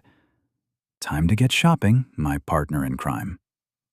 Sitting on the floor, I inspected the small cauldron I'd picked up. "By the soaring heavens, you made me open up shelves I think the old hag hasn't opened in decades. The stench alone must have taken a decade off my life," Su Lin groaned. I smiled apologetically. An assortment of items sat before me that I'd decided I needed for the lab. The first and foremost had been a smaller cauldron for more controlled tests. The cauldron I had wasn't really suited to testing fine details and sensitivities. I'd still prefer a test tube, though. The next item was a thermometer. Well, a heat-sensing spirit stone that served as one. I held the crystal out. It would change colors, turning a bright red when it reached the boiling point of water. It wouldn't let me measure temperature precisely like a thermometer would, but it was still much better than having nothing and just going by vague estimations. I set aside the many porcelain replacements of petri dishes, alongside a dozen spirit stones and a bag of spirit herbs. I was surprised Labby hadn't leapt at them yet, seeing how he was pretty much addicted to them at this point. I dug in my pouch, taking out a dozen or so silver coins before I handed the pouch to Su Lin. It stung slightly to part with more than half of what I'd earned, but with the new equipment and better techniques, it would be a worthwhile investment. Running a pseudo-cultivation lab was quite expensive. I gathered the tied-up items before realizing it'd be quite difficult to carry all of this by myself. Su Lin rolled his eyes, muttering something under his breath before he picked up some of the herb pouches. "I need to go back anyways," the boy said. "You're a surprisingly nice guy," I told Su Lin. "And you're a surprisingly clumsy guy. Now move, I don't want to be shouted at for being late." Wasn't supposed to take this long today. I shrugged, shaking my head, and followed him out of the shop. We walked in silence through the alleys for a while, when suddenly I sensed a few presences nearby. "Oh, look who we found. Isn't it Su Lin there?" a voice came from ahead, as a burly man lumbered closer, his qi flaring. Sensing his cultivation, this guy was at the start of the third realm.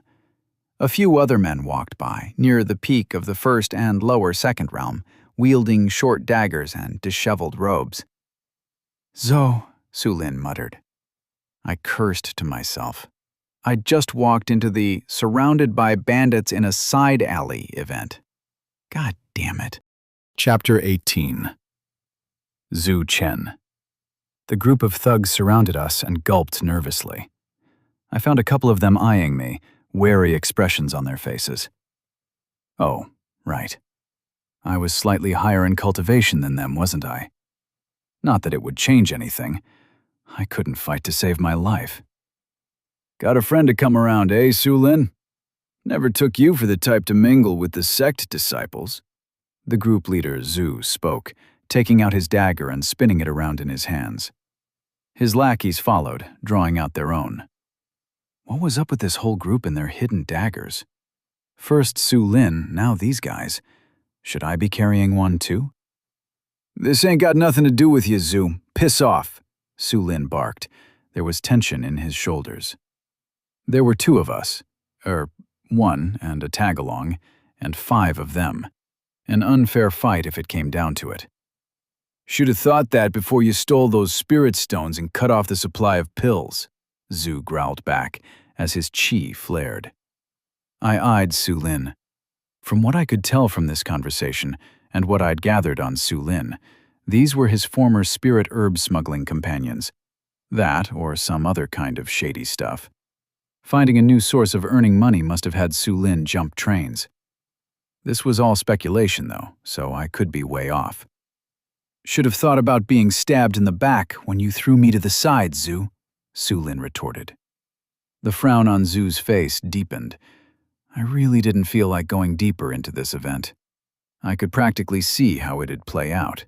Zhu shouts, "You dare?" and charges us, and then we fight, and somehow beat him, and he runs away.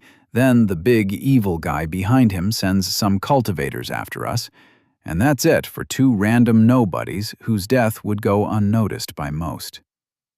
I grit my teeth and decided to try to bluff my way through this. I don't know what your trouble is with one another. Neither will I participate in it or interfere. I'm an unconcerned party, I said, infusing as much courage and calmness as I could into my voice, pausing for effect. But Sulin has some things I need, and I'd prefer if this conflict could be sorted at a later date, I breathed out, staring at the tense lackeys.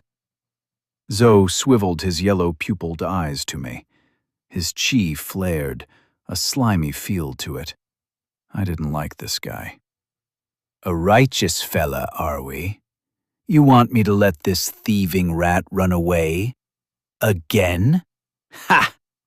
The man laughed, and his lackeys followed in quieter chuckles. Think again, big fella. You may be stronger, but there's a fair few more of us here. Let's see whose fists talk more, eh? Zhou said, and I let out a muffled sigh. Time for trick number 2. I flooded my pathways with qi, using Lu Jie's memories to guide my path. One of the benefits of being stuck at the peak of the third realm for so long had been that Lu Jie gained good control of his qi. Cultivators would often have to deal with a growing amount of qi, leading to an imbalance in qi usage. But Lu Jie's qi had been static for months, allowing him to know just how much each of his techniques needed. It didn't make up for his lacking qi or strength, but it did help him last longer. I sensed a slight mist rising around me as I spoke again, infusing my voice with qi. A slight pulse to my pack had the qi from my spirit herbs merging with my own and pouring out in a torrential storm. You really don't want to do this. Let us both walk away, I said, and Zhou's lackeys took a step back. A third realm's qi had to be difficult to bear for those below me, and I was cheating with my pills. Hesitation crossed his face, reconsidering his actions. I tensed, keeping my qi up, but I began to struggle. I was essentially draining my qi to create an illusion of strength I didn't possess. Grab Sulin, Zhou muttered, and I cut off my qi, digging through my pocket, and hurriedly popped a qi-gathering pill in my mouth. A grimace covered my face as I prepared for a nasty fight. Here's hoping Lu Jie memories were enough for me to get out of here. I let qi flood my pathways. It was strange, but also familiar. Lu Jie's memories played in my mind, hours upon hours of work he'd poured into advancing his cultivation. All those hours flashed through my mind as mist began to billow from my sleeves. My God, I was turning into a cultivation protagonist. Qi stirred near my pouch as Labby woke up. His confusion came next when his head poked out. Anger rose in his mind, spotting the thugs. As Labby jumped out, his fur crackled with lightning, shooting it toward the thugs. It wasn't very effective. I was about to rush ahead and grab Labby from killing himself when qi exploded in front of me. Thunder, unlike anything I'd sensed, erupted from where Labby had stood, forming a storm as it mixed with my mist. A powerful force descended all around me, and groans of pain sounded from up ahead. Pretend this is you, junior brother. Raise your voice and infuse it with qi. I heard a familiar girl's voice speak in my head. No time to give that any thought. I grasped the opportunity and channeled the best impression of an arrogant young master that I could. You dare, Zhou! You should have heeded my warnings before taking such a foolish step. If your life is not precious to you, "Then I will gladly take it from you," I shouted, dying a little inside. Thankfully, another burst of lightning spread all around me, extending to Labby, who squeaked angrily. I wondered if he thought this was coming from him. "But I am merciful, even now. Walk away, and I will pretend this slight never happened so. But think twice before you try to approach Sulin or me again, because I will be remembering this." "Now scram!" I shouted, chi bellowing from my voice. I was afraid my voice would crack when a powerful thunderstrike crackled and stone erupted. Even I recoiled in fear of being hit by the demonstration. Screams and curses were shouted as Zoe and his lackeys ran away. My heart thundered in my chest from the encounter, relief flooding me. That had been close. Squeak! Immense satisfaction and pride rolled off of Labby, and I chuckled at his antics. I cut off the chi filling my pathways, the mist receding slowly but surely. Another thing I'd overlooked. This mist and its formation would be interesting to look into later. I shook my head, bringing it back to the voice of the girl I'd heard. I recognized the voice from an encounter a few weeks ago. The question was, what such a person was doing in this alleyway in the middle of nowhere and possibly alone. My gaze caught Sulin staring my way, his eyes wide, and it occurred to me how the display from earlier must have looked like. How was I going to explain this?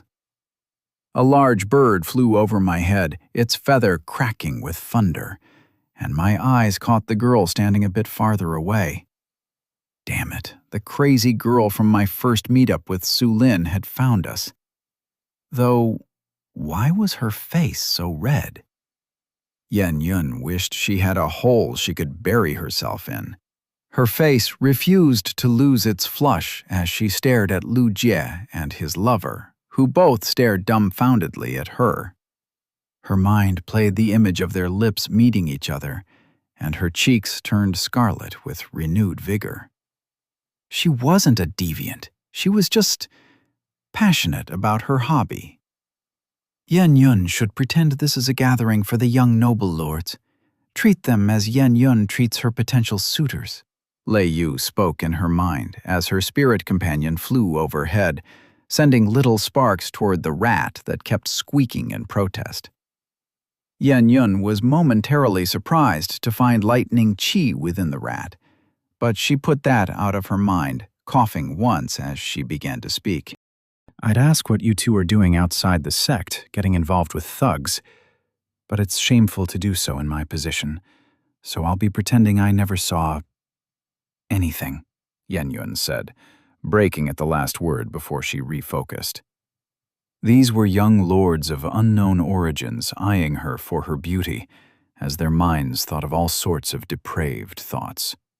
Not starstruck lovers kept apart by the world, for their love was forbidden and untenable, so they hid in alleys and outside the sight of the world, longing for each other. Xianxia needs to stop her delusions, Lei Yu shouted in her mind, and inwardly recoiled from the musings. Thankfully, the two didn't seem to have noticed, too busy gawking at her with a blank expression.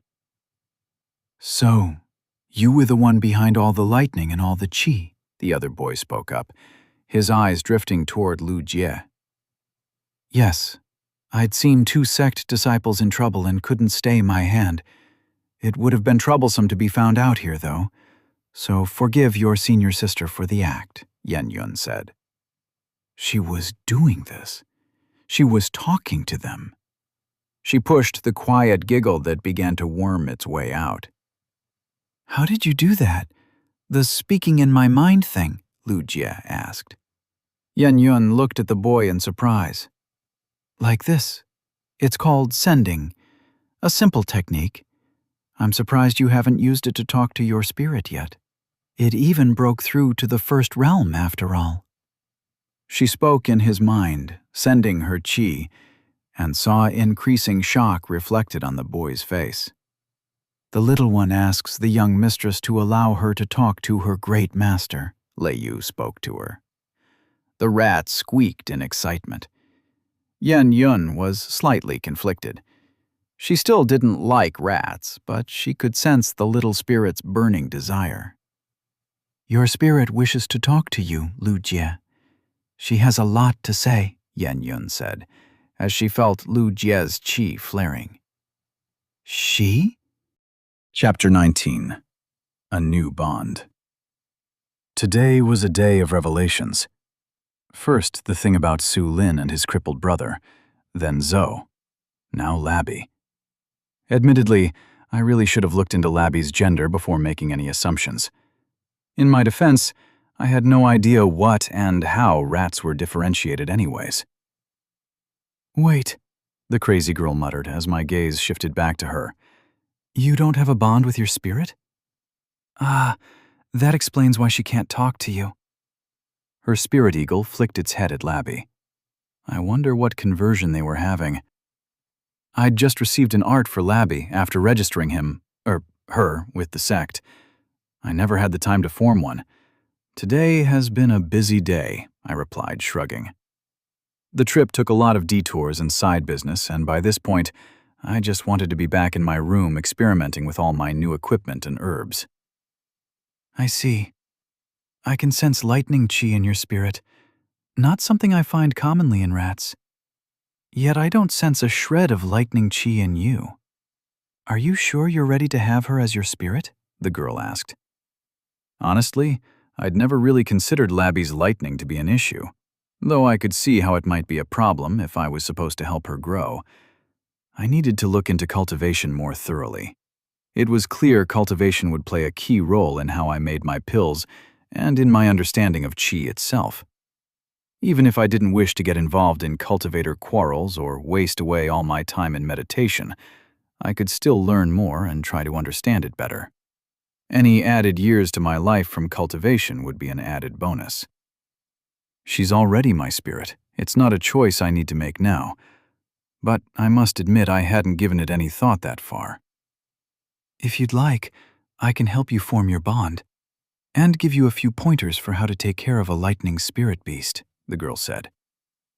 That was unexpectedly kind of her. She averted her gaze, a light blush coming to her cheeks. I took a second look at her. A cultivator. About 16 if I had to place her age, but you could never tell with cultivators. She wore simple clothing, yet clearly expensive. Her hair was a light brown tied in beautiful knots with 2 silver qi-filled hairpins on her head. With pear-like green eyes that shone with a golden crackle of thunder as her qi churned, and a resplendent thunder eagle perched on her shoulders. A jade beauty through and through. Just why was she involving herself with me so much? If senior sister is willing, then I'd be very grateful, I replied, bowing my head. I didn't know why she seemed so interested, and I wasn't curious enough to pry. She could have any reason to be helpful, and maybe she was just kind. I wasn't nearly dumb enough to think she was interested in me. Lu Jie wasn't the best-looking guy around by a big margin, and the possibility itself scared me more than anything when I thought of the hordes of "You dare" screaming young masters coming after me. A quiet shudder went down my spine at the thought. You won't ask what she was doing all the way out here in this alley? Isn't she the young mistress who'd got you? Su Lin said, eyeing Yan Yun skeptically. That was slightly surprising. I'd have expected him to be trying to butter up the crazy girl. Despite learning about the thing with his friends, or brothers, it was still difficult to adjust to the non-sleazy Su Lin I was meeting here today. Did she ask why we were here? I asked Su Lin. I suppose not, Su Lin muttered. The scarlet glow returned to Yan Yun's cheeks. Whatever it was, I decided not to pursue it. The less I got involved with her, the higher my chances of not dying by some young master chasing the prodigious jade beauty. Yan Yun coughed, the glow fading from her cheeks. Well, let us head back to the sect first. We can form the bond after that, she suggested, as her spirit let out a loud whistle, taking off in a show of flashing sparks. I nodded, picking up the bag of herbs I'd dropped during the fight, and Su Lin picked up the stuff he'd been carrying. Labby squeaked happily, running up my leg and jumping into my pouch. I smiled, rubbing her fuzzy head. It'd take me a bit to get adjusted to calling Labby her, but be it a junior brother or junior sister, it didn't matter to me either way. I sat down on an open field, crossing my legs. Su Lin sat nearby, watching idly, looking bored as he scratched his nose. He shuffled a few herbs from the bunch he carried, and I shook my head in silent disapproval. There was no way he was being that obvious if he planned to steal. The act was purely to get a rise out of me. All right, I'm assuming you know how spirit bonds work? Xianxia asked. I gave her as blank an expression as I could muster, and her expression faltered. Right, heavens. From the start, then. So, I hope you're aware that bonds can only be formed after you've broken through to the second realm and finished your Qi foundation, Xianxia asked, and I nodded. I did know that much. That isn't an issue with you, seeing you're at the peak of Qi condensation. The realm of the spirit matters as well, and, mostly, you can only bond with a spirit one realm lower than you. Your Qi will be sustaining these spirits, after all, and you need to have enough of it.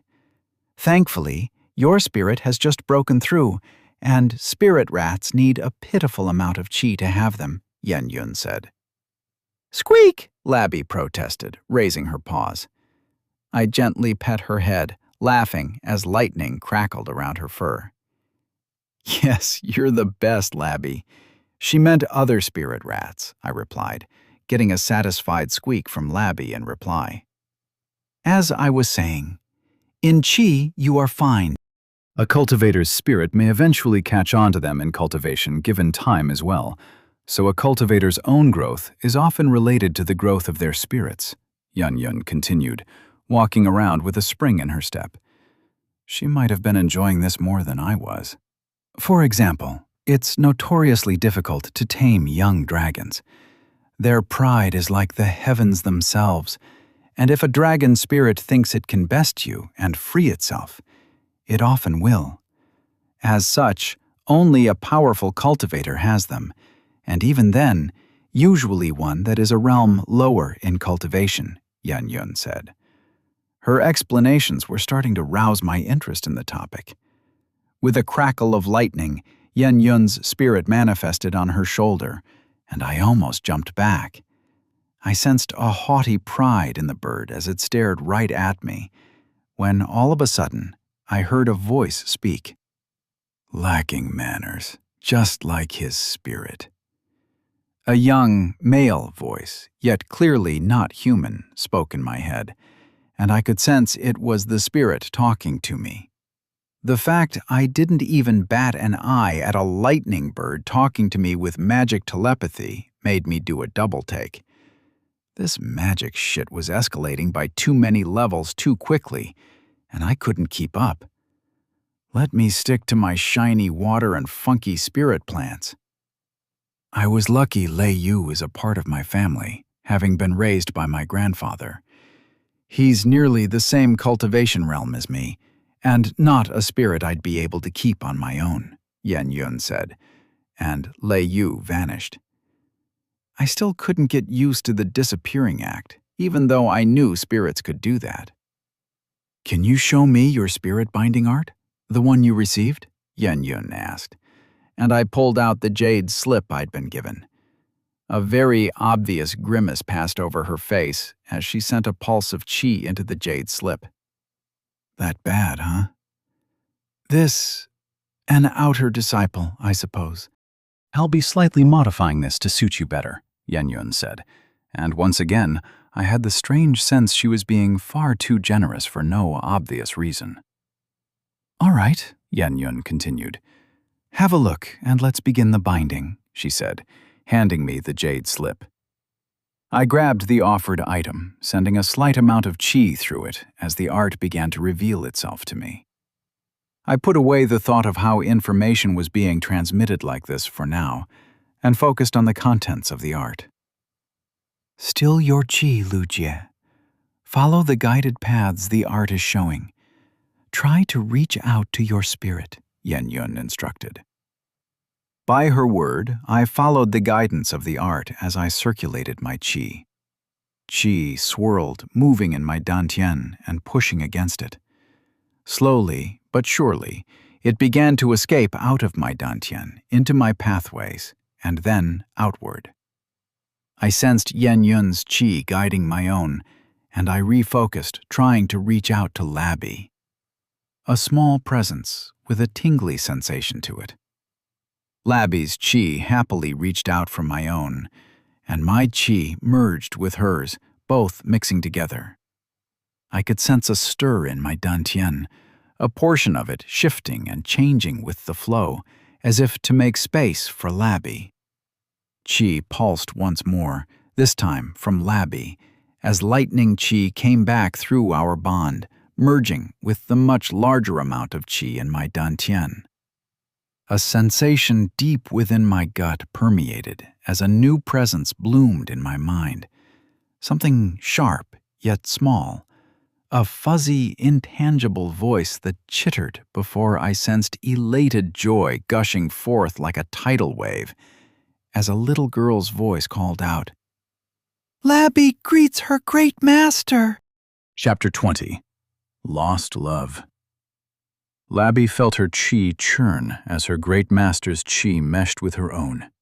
Lightning crackled through her being as a vast, calming presence reached out to her. A bond through which she could sense her great master. His qi was like spirit herbs, tinged in their smell. The qi drew Labi closer, and she felt safe in its presence, a comforting warmth she'd grown familiar with even before Labi had known who she was. Her great master had given her the life she had. He'd given her what her siblings lacked. She was great now. She was Labi. The qi acknowledged her presence. She wasn't the nameless rat she'd been before. She had a name and a master and a purpose to fulfill. It burned in her qi, in her name, and she could feel her path as surely as she could feel her great master's. And now she was finally able to talk to her great master and express her gratitude. "Labi greets her great master," Labi sent excitedly, the qi flowing through the bond like a smooth stream of water, following the path of a vast river. She was relieved. She'd greeted her great master. She'd talked to him. He'd heard her voice. Excitement burst forth through Labi's mind like a raging tide, as her qi began to soak in his, growing just from his mere presence. She'd learn and learn and learn some more until she'd seen it all. And she'd find him many, many herbs and feast on them. Labi would learn every divine pill her master made, even if she had to learn the squiggly scribbles her great master wrote in his notes. Labi rejoiced, a burning desire to learn budding within her. She'd be the greatest disciple her master had ever seen. Labi squeaked delightfully, crackling with sparks as a flood of emotions flowed through our newly formed bond. She shouted with pure excitement, and I felt her happiness at being able to talk with me distinctly in my chest. Happiness permeated her bond, flooding over.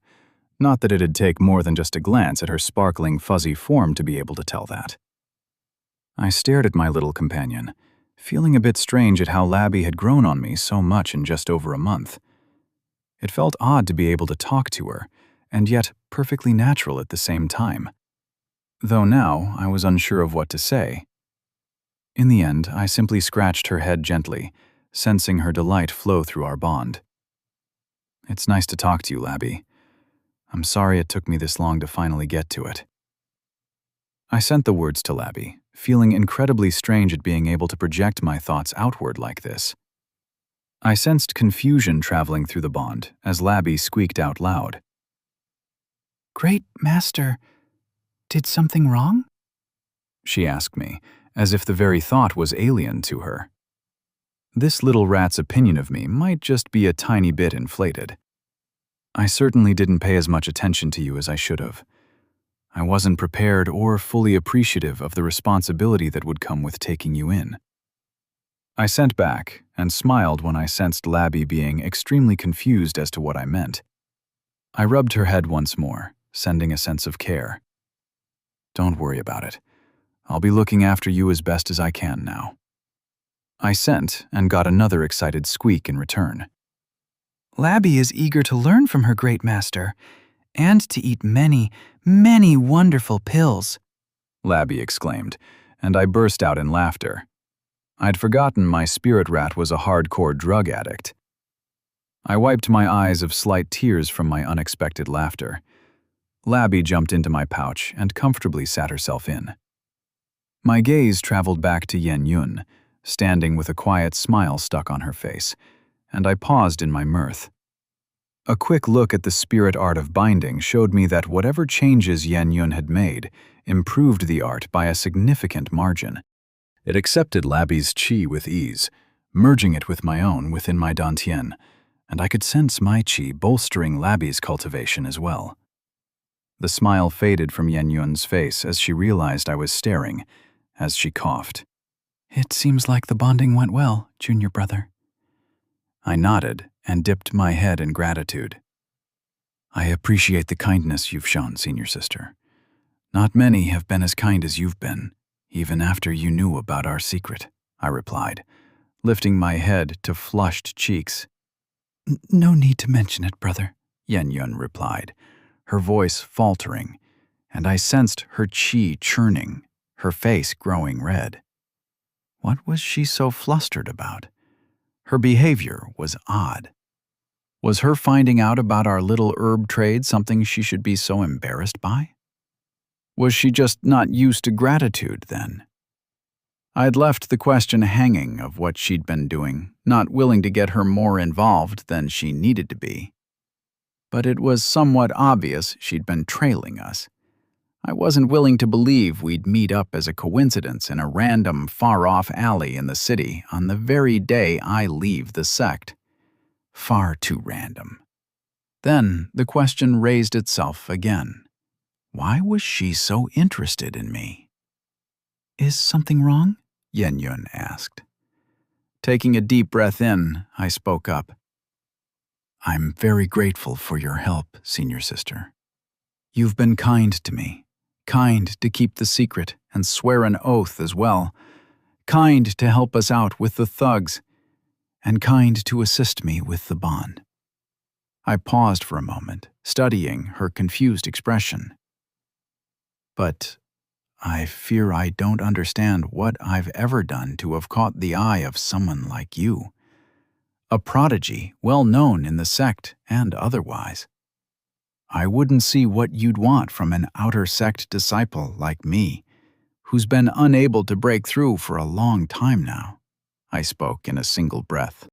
Once more I sensed a turmoil in her qi, this time accompanied with golden sparks, similar to what Labby did when excited, but far more potent.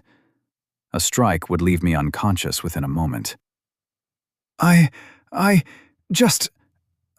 just...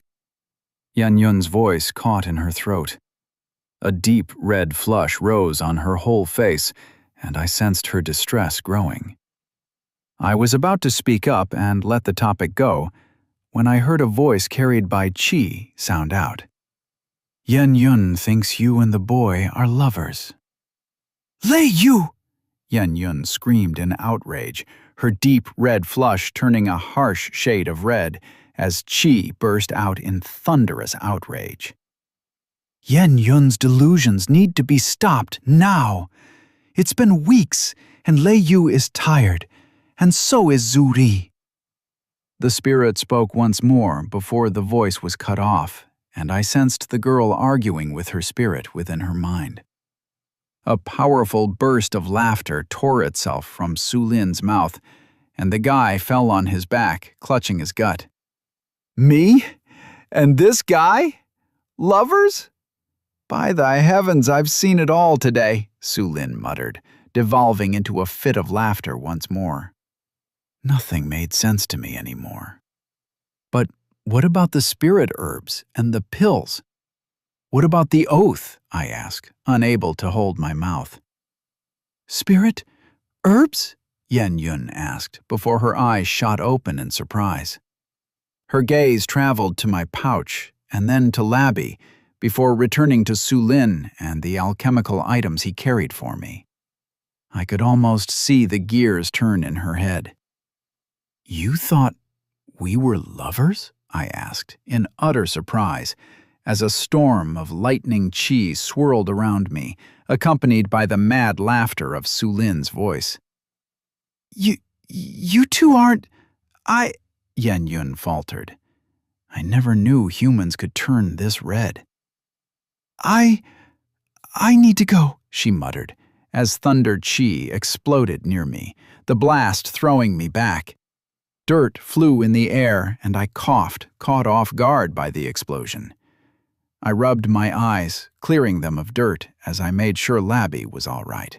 Opening my blurry gaze, a distant figure surrounded by lightning glided away at high speeds through the air, her face buried in her hands and a quiet scream echoing through the grassy hills. I looked over to Sulin rolling in the grass, holding his gut with a pained expression as he laughed in silent agony. I decided I did not want to know what just happened. Let's head back to the sect, my love? Sulin said, devolving into another fit of laughter. I shook my head, getting up as I again gathered my stuff and began to walk back. Chuckles burst forth from my mouth, the mix of emotions in my chest finding a release in the form of laughter as they mixed in with the excitement of experimenting with the new herbs and cauldron. The shopping trip was over at last, and I was impatient to test out all the new things I'd gathered. It was time to get back to science. Chapter 21. Spirit Herb Cultivation. I parted ways with Sulin halfway up the hill the sect was on. As he handed me my new cauldron, I realized I could have simply stuffed all the herbs inside it, making carrying everything far easier. Feeling a bit stupid while simultaneously amused and confused from what happened with Xianxia, I made my way back to my room.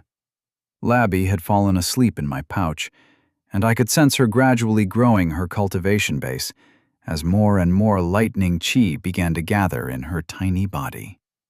The art that Xianxia had given was clearly helping. I noted the absent silver pill where she was sleeping, but I'd already expected she'd eat it. I couldn't sense anything harmful in it, so I let the thought go. I couldn't survive hyper-paranoid about everything. By the grace of balance, I opened the doors to my room with my feet while hugging the many items in my arms, making sure none of my porcelain petri dish substitutes fell. Not after I faced down actual thugs to keep them. Well, at least I'm back now, I muttered, entering my room as the sweet and oddly relaxing scent of the many spirit herbs planted in my room hit me. Somehow, before I'd realized it, this place had become home to me. A small pang of pain went through my heart, recalling my old home and friends. But the joy of crafting new and wonderful pills as I tried to understand more and more about this world was enough to break through the gloomy emotions. I sensed Labby stirring in my pouch. I'd inadvertently been sharing my emotions through our bond. I was about to cut off the connection when affection poured through the link, mixed with awe and respect. It took me a moment to parse through the jumble of emotions before a smile blossomed on my face. You sweet little troublemaker. So cute even when you sleep, huh? I said, laughing as I took off my pouch and carefully kneeled near my desk, letting Labby sleep on my desk. I'll have to look into creating a more comfortable home for her to stay in, and possibly a place filled with enough electric chi for Labby to cultivate in. Maybe I can even get some electrostatic reactions going. I wonder if that'd help with the electric chi, I muttered, petting Labby's head before I began to go through my items. I placed the spirit stones together and the spirit herbs in another bunch as I put them in my herb drawers, which I'd reinforce with some simple hinges to prevent another labby invasion. I took out the heat-sensing stone and had a quick look at it, wondering how I could make something a bit more precise from it. I pocketed the item for now and moved to the thing I was most excited about: my second cauldron. I'd been fairly excited about getting it, but the many events of today had distracted me. The cauldron was made of some kind of metal, most probably iron, though I couldn't tell for sure. There were small lines carved throughout its body, with small circular indents at the bottom end to place spirit stones in. I highly suspected the design wasn't just decoration, but actually some form of heat conduction method the cauldron was using. A neat little lid covered the whole thing, but since the cauldron was connected with my chi, I could sense the inside without having to look. It would be far easier to experiment with chi pressure and its relation to the chi saturation of the pills now with this present, alongside actual measurements of values for the creation requirement of the basic pills I could create. I quickly grabbed my notes, sifting through them. One of the issues I'd been trying to work on had been how to standardize chi, and if it was even possible. One neat thing was how all spirit stones had a precise size and quantity of cut established by the Empire for them, meaning each spirit stone worked as a rough measure of the amount of chi present in it, making it usable as a standard of measurement for chi until I could find something more accurate to replace it with. The second part was how spirit stones were, quite literally, solidified chi.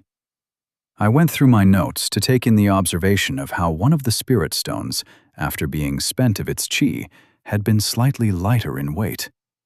The revelation meant chi had an intrinsic association with mass. But that didn't match with my observations with how chi worked when in my dantian, or even when simply expelled. Perhaps there was some inherent form transition of chi to mass? A formula that worked both ways? A mid-path to add on to the transition between energy and mass? Not a question that'd be answered today, I suppose. I flipped through a couple more pages before I remembered something I'd planned to do.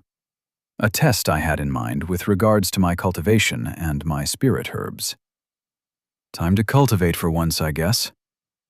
A deep breath in, a deep breath out.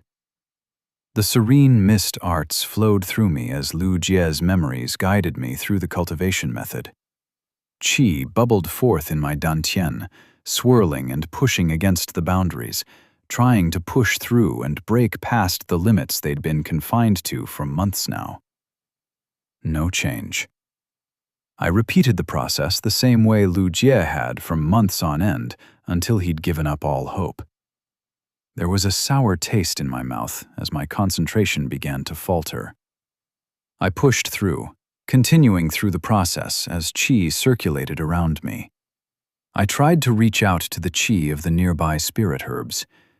Qi pulsed through my being as I cultivated, yet the lid on my dantian was closed shut. The sensation was like pushing on a wall with a single finger. My cultivation refused to expand, the essence of the world refusing to move as I asked it to. I opened my eyes. It'd be dumb to try and do what Lu Jie had done for months with no success to be found. Even with the high amount of qi present around me due to the spirit herbs, my knowledge of cultivation itself was minimal, and I was still stuck at the peak of the third realm. I got up and walked to my shelf of notes. I picked the one where I'd tried to simplify and make notes from a book that talked about cultivation, but spent far too long in nonsensical philosophy instead. Walking back, I seated myself and began to go through the pages from the start. From what I'd read and knew from Lu Jie's memories of cultivation, the path to immortality seemed to be fairly well defined. 12 realms, 3 dantians, and 5 circles. I wasn't sure what the significance of these numbers was, and was hesitant to dismiss them as random coincidences.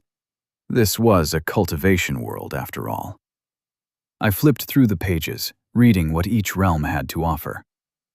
The first circle of qi was fairly simple, and the first realm was the foundation realm. The formation of the first circle was the entirety of your dantian. You gathered the heavenly qi from the world, converting it into qi as your first circle was formed. After that was qi gathering, which simply expanded on the dantian and reinforced it. Finally was qi shaping, the third realm, and the realm at the peak of which I was stuck. I flipped the pages again, opening the notes on the second circle and the fourth realm of cultivation. Core formation was a tricky realm, as to break through, cultivators had to form a second circle around the dantian and condense it into their dantian, a process that was likely to cripple you if it went wrong. It made sense this was the exact point where most cultivators got stuck and failed to break through, and why actual cultivators were all in the fourth realm or above. The first three realms were like taking a single step on the cultivation path. You have qi, you have a dantian, and you can explore abilities, gain spirits, use spiritual weapons, like a tutorial before the real game began. The fourth realm, core formation, changed things. Your path begins to reflect itself in the world around you. The mark of your cultivation starts to impose itself on the world in the form of a budding domain as it projects the fundamental truths of the cultivator's path. Similar to the static presence around Yen Yun, or, for a stronger example, the moonlit forest I saw when the sect elder's spirit came out. From what I'd read, the qi would change qualitatively at the fourth realm, being far more potent. I wanted to see if qi density was actually a thing, and if qi was being compressed inside the dantian. It added to the mystery of what exactly qi was in the physical sense. Beyond the fourth realm was core shaping, golden core, and so on and so forth. The thing that caught my eye was the very peak of cultivation, a realm attained by only a handful of people, and the name that it was called. The 12th realm and 5th circle of cultivation. Core shattering. I hummed, thinking over ideas and wondering how that may be related to a crippled cultivation. Perhaps there were some similarities to be found there. It may just be impossible tangents I was grasping at. I searched through my notes and the many, many writings on possible pill formulas and effects for explanations of qi, for possible applications and things I could make. A filter? A portable burner? Perhaps some kind of internal healing device, a qi injector? It might help with Su Lin's brother's crippled dantian. Maybe I could even attempt to make a generator. Ideas upon ideas filled my head, old and new ones merging when I stopped on a certain page. A page where I'd not written much, but had simply drawn circles, 2 circles overlaid in one, chasing one into the other eternally. For some reason, I'd changed my cultivation to follow this pattern. Something about the dual motion, as if weighed on both sides in a perpetual sequence of circles, had just felt right. The reaction with the essence told me I was onto something. Yet, despite having looked at it, I'd failed to come up with any possible reason. Why was this split cultivation method better? What was different from Lu Jie's methods?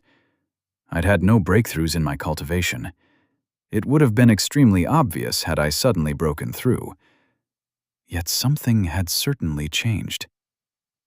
I'd chosen to leave the topic be, occupied with experimenting in alchemy instead, but the question was growing. An eternal cycle in the qi's circulation. Perhaps there were some hidden hints, like the question of, why circles? Why was the dantian a sphere and not any other shape? It somewhat made sense if we went with the lowest state of energy being a sphere for the dantian, yet, from what I knew, qi circulation followed a path of circular rotation as well. I pondered over the thoughts when an idea struck me. Taking a spirit stone, I seated myself along with the spirit herbs. Closing my eyes, I let go of Lu Jie's memories, diving into my own mind. I circulated my qi, first in a singular circle. The qi from the spirit stone began to shift to my cultivation, drifting into my dantian at a slow trickle. I let the qi flow in as I continued to cultivate, before I split the circulation of my qi in two. Two parts, one chasing the other in an infinite circle. Two loops forming an infinity. The qi from the spirit stone stopped its flow, and something else shifted around me. The essence of the spirit plants moved, their qi pulsing as one. I could sense the spirit herbsy, their essence trying to move toward me as the qi of the world began to trickle toward me. I nudged the qi from the spirit stone, moving it outward as I guided the essence of the spirit herbs. Two cycles, one into the other. A duality of perpetual motion, harmony within the flow of qi itself. I tried, I failed. I tried and failed again. The essence spread around, floating through the spirit herbs, within my reach yet untenable. It was like moving many limbs at once, and I faltered, breaking the flow of qi many times. I tried again. Essence floated in a void, and I drifted the qi around me within the spirit herbs. This time, something changed. A link. A cycle. The herbs began to swivel, their essence being channeled as qi moved within them. A cycle at the center of which I sat, the spirit herbs cycling their qi in sync with me. I was their anchor, the root of a wide tree made of qi. Time passed in a blur as I drifted through the endless void. A singular anchor to 100 motes of qi, the core of a web of life. The qi flared within my dantian, essence swirling in a torrent as the spirit herbs all sucked the qi within themselves, and tiny threads of qi extended into me. Something changed within my dantian, something that I couldn't yet understand. A blurry shape began to form within. Sweat dripped down my back, and my mouth turned dry. I opened my eyes, finding my room completely dark, with moonlight dimly lighting up the corners.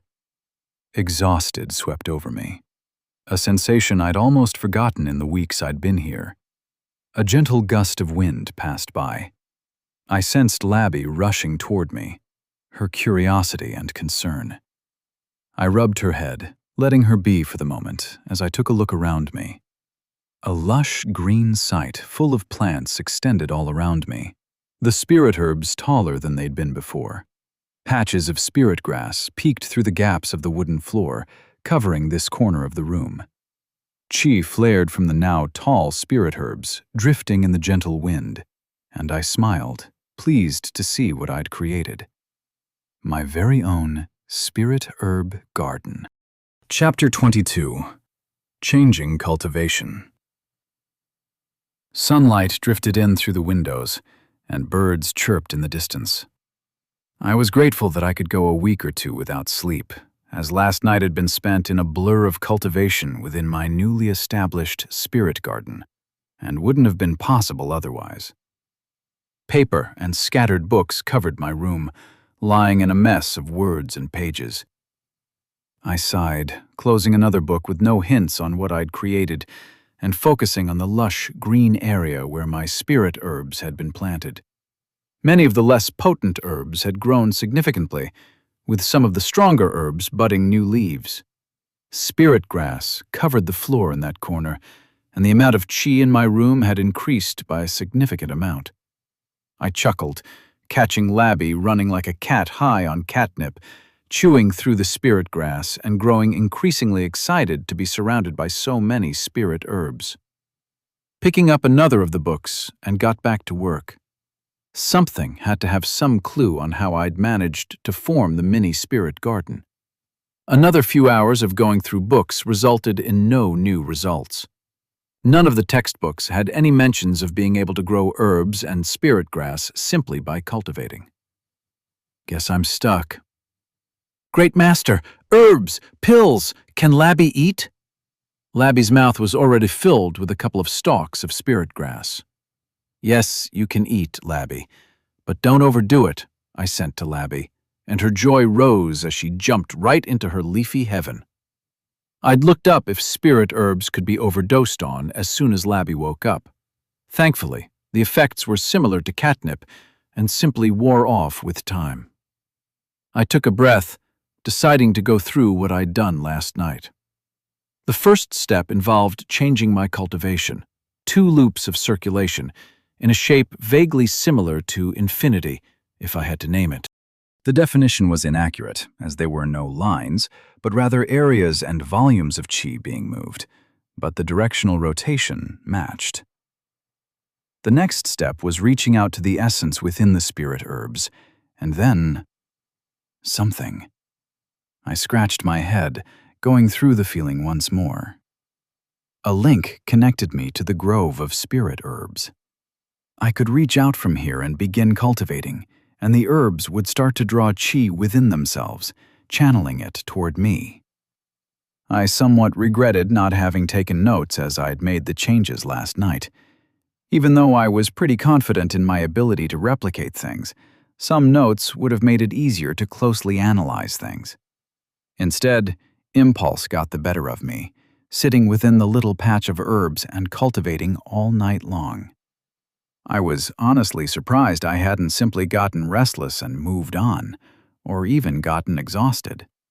Instead of any of that, I'd been soothed, comforted, almost like invisible, unseen pains from my body left me, while the qi within my dantian began to grow after a very long time.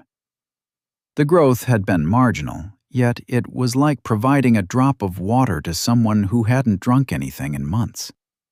Quite addicting, and I had begun to crave it. I could see why so many cultivators were baffled by the idea of not cultivating now.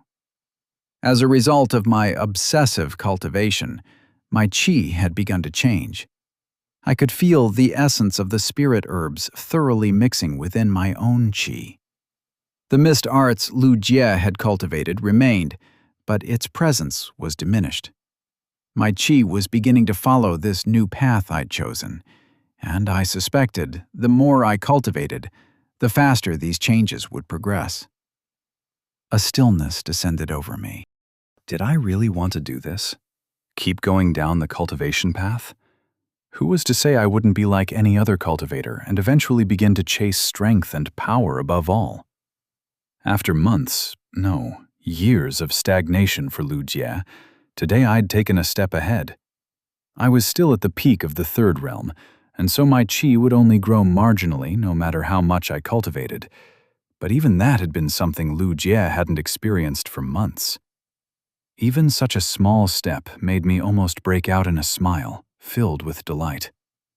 It wasn't quite the addiction of a drug, but rather the addiction of working hard and having your efforts pay off. That mixed in with your very being and qi growing was a sensation I'd experienced for the first time, and even just that was enough to change my stance of cultivation. I sat in silence, thinking over things. Cultivating had ultimately led to Lu Jie's untimely demise. Perhaps I could argue it was due to his weakness, yet at the same time, Lu Jie was me. At least, I was him now. This was my reality, and this was my world to live in. Could I really walk down this path? I didn't want to fight. I already knew what my path was, and it did not involve violence. Yet, perhaps I'd been naive, trying to not look at the reality that I couldn't achieve my dreams with growing my cultivation, without gaining some measure of strength. The conflict in my path was worrisome, and my qi became unsettled.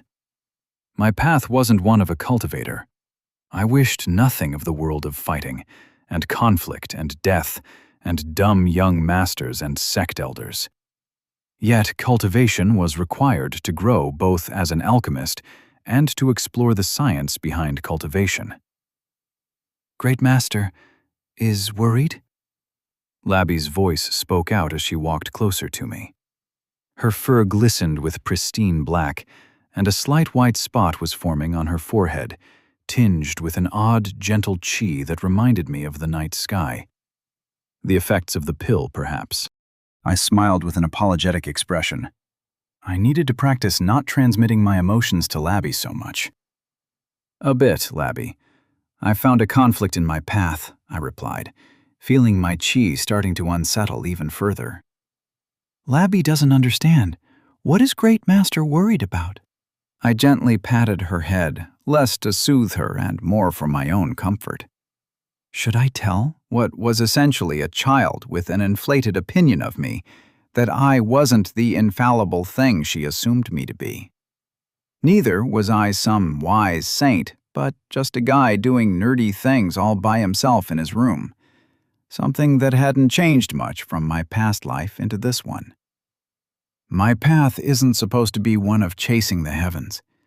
My path is one to bring the heavens down and break them into understandable sections, making them tangible things with concrete rules. Yet, to do that, I need to cultivate and get stronger, and get mired into the very world I am trying to escape. I sat back a little, gathering my thoughts. I'm not the infallible great master you call me, Labby. My talent is low, and many exist who are much more powerful than me. Confusion emanated from Labby. It made sense she wouldn't understand. She'd barely had a mind for a few days now. Labby doesn't understand. The Great Master can simply deny the heavens and not fight if the need doesn't arise. As Labby spoke, a squeak escaped my mouth at my little rat's unexpected words. Great Master isn't great because of his strength. Great Master is great because he is kind and clever, and because he helped Labby be who she is today. Because he is her Great Master. The Great Master wishes to learn about the world, but doesn't wish to be like cultivators. If so, then the Great Master can simply follow his own path. Why does he have to follow the martial path and not his own to grow in strength? Wonder overcame me, followed by a burst of laughter, and my chi settled down. I can't believe I'd been so fixated on trying to avoid turning into a cultivator that I'd forgotten my original goal. Wasn't the entire point to start a new path? To spark the ideology of science, to have people look through the mysticism and see what made things work? I smiled, shaking my head. Thank you, Labby. I needed that. Labby is pleased to be of help. Can Labby have a spirit pill? I broke out in laughter once more at her clever tricks and gave in, digging out a spirit pill for her. Labby plucked up the pill, and I could swear I heard a giggle in my head as she ran off. I sat there silently, feeling amused. My path was clear. All I had to do was forge on. The first steps would begin with trying to find out what was different with my method of cultivation. I got up and sorted the books in a pile to arrange at a later point. Leaving Labby to her pill, I began to head out. I needed to talk to the old man. The familiar scent of alchemical potions touched my nose, along with the bubbling noise of the old man brewing a potion. I paused outside the chamber, sensing another presence inside. The voice of a boy said something before the old man replied. I waited outside until their talks had finished, and a disciple walked out, his arms tied in a cloth. Someone got injured in a spar, it seems. I dipped my head, receiving a slight bow of my own as I walked past the boy and into the chamber. "Oh, Lu Jie, it has been a few days since you came," the old man said, turning a gentle smile my way. I bowed, greeting him. "I apologize for not coming more often, Master. Some things had come up, and I'd needed some items to buy from the city," I replied, deciding not to mention the events that had taken place. It'd take too long to go through them. "The city, huh? I see, the old man replied, his eternally narrowed eyes narrowing even further as he rubbed his long, thin beard. Just how did he see with his eyes always closed? "Well, since you are here so early, I assume something has come up? You don't seem injured. Old Man asked. I'm not injured. I had a few questions about cultivation. His eyes widened just a tiny margin at that, the pleasant smile falling slightly. Do you wish to return to your old path? To try and grow your cultivation once more? No, I don't wish to do that. I don't wish to return to my old path. I hadn't lied when I'd said I truly wished to learn alchemy. To do so without being prepared to follow through wouldn't be an offense I'd be willing to give you, Master, I replied. Then why come to me, my dear apprentice? This old man isn't a cultivator after all. Master, I just realized, to progress alchemy, ultimately one needs to cultivate, don't they? Higher realms and more chi would be required to make stronger pills. In the end, the paths were the same, just with a different focus. A cultivator could be an alchemist, and an alchemist is always a cultivator. The only difference was in what they wished to achieve with their strengths, I said. That is true, yet not necessarily. You don't have to grow to learn alchemy. The knowledge is there to be gained. Yet it is also true that the only way to grow as an alchemist is to grow your cultivation. Many alchemists choose to rely on pills to push past their limits, or gain wealth and make potent elixirs that could increase their strength to an extent. There are many ways to go about things, the old man said. But the path remains the same, I returned, which gave the old man pause. I wish to follow a different path, Master, and I wanted to ask for your help. I don't have enough knowledge to know where I've gone wrong, neither do I know where to look. Nowhere near enough books or texts to try and find similarities. The old man gently patted my shoulder. I'd made a mistake, thinking you were running away after your defeat, Lu Jie.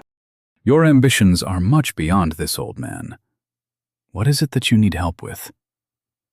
I explained the spirit herb garden alongside the change in my chi. I've heard of spirits of the forest. In a land far to the west, outside the empire itself, the spirits are known to nurture groves and thickets filled with potent spirit herbs. But I'm afraid this old man doesn't know much more than that. Perhaps you should try and look through the library? Unbelievable. The old man just casually dropped a massive bomb on me. There's a library? Chapter 23. Sect. Library. You didn't know about the library, Lu Jie? The old man asked, and I found myself stuttering. Rapidly going through Lu Jie's memories, I tried to find any mention of the library.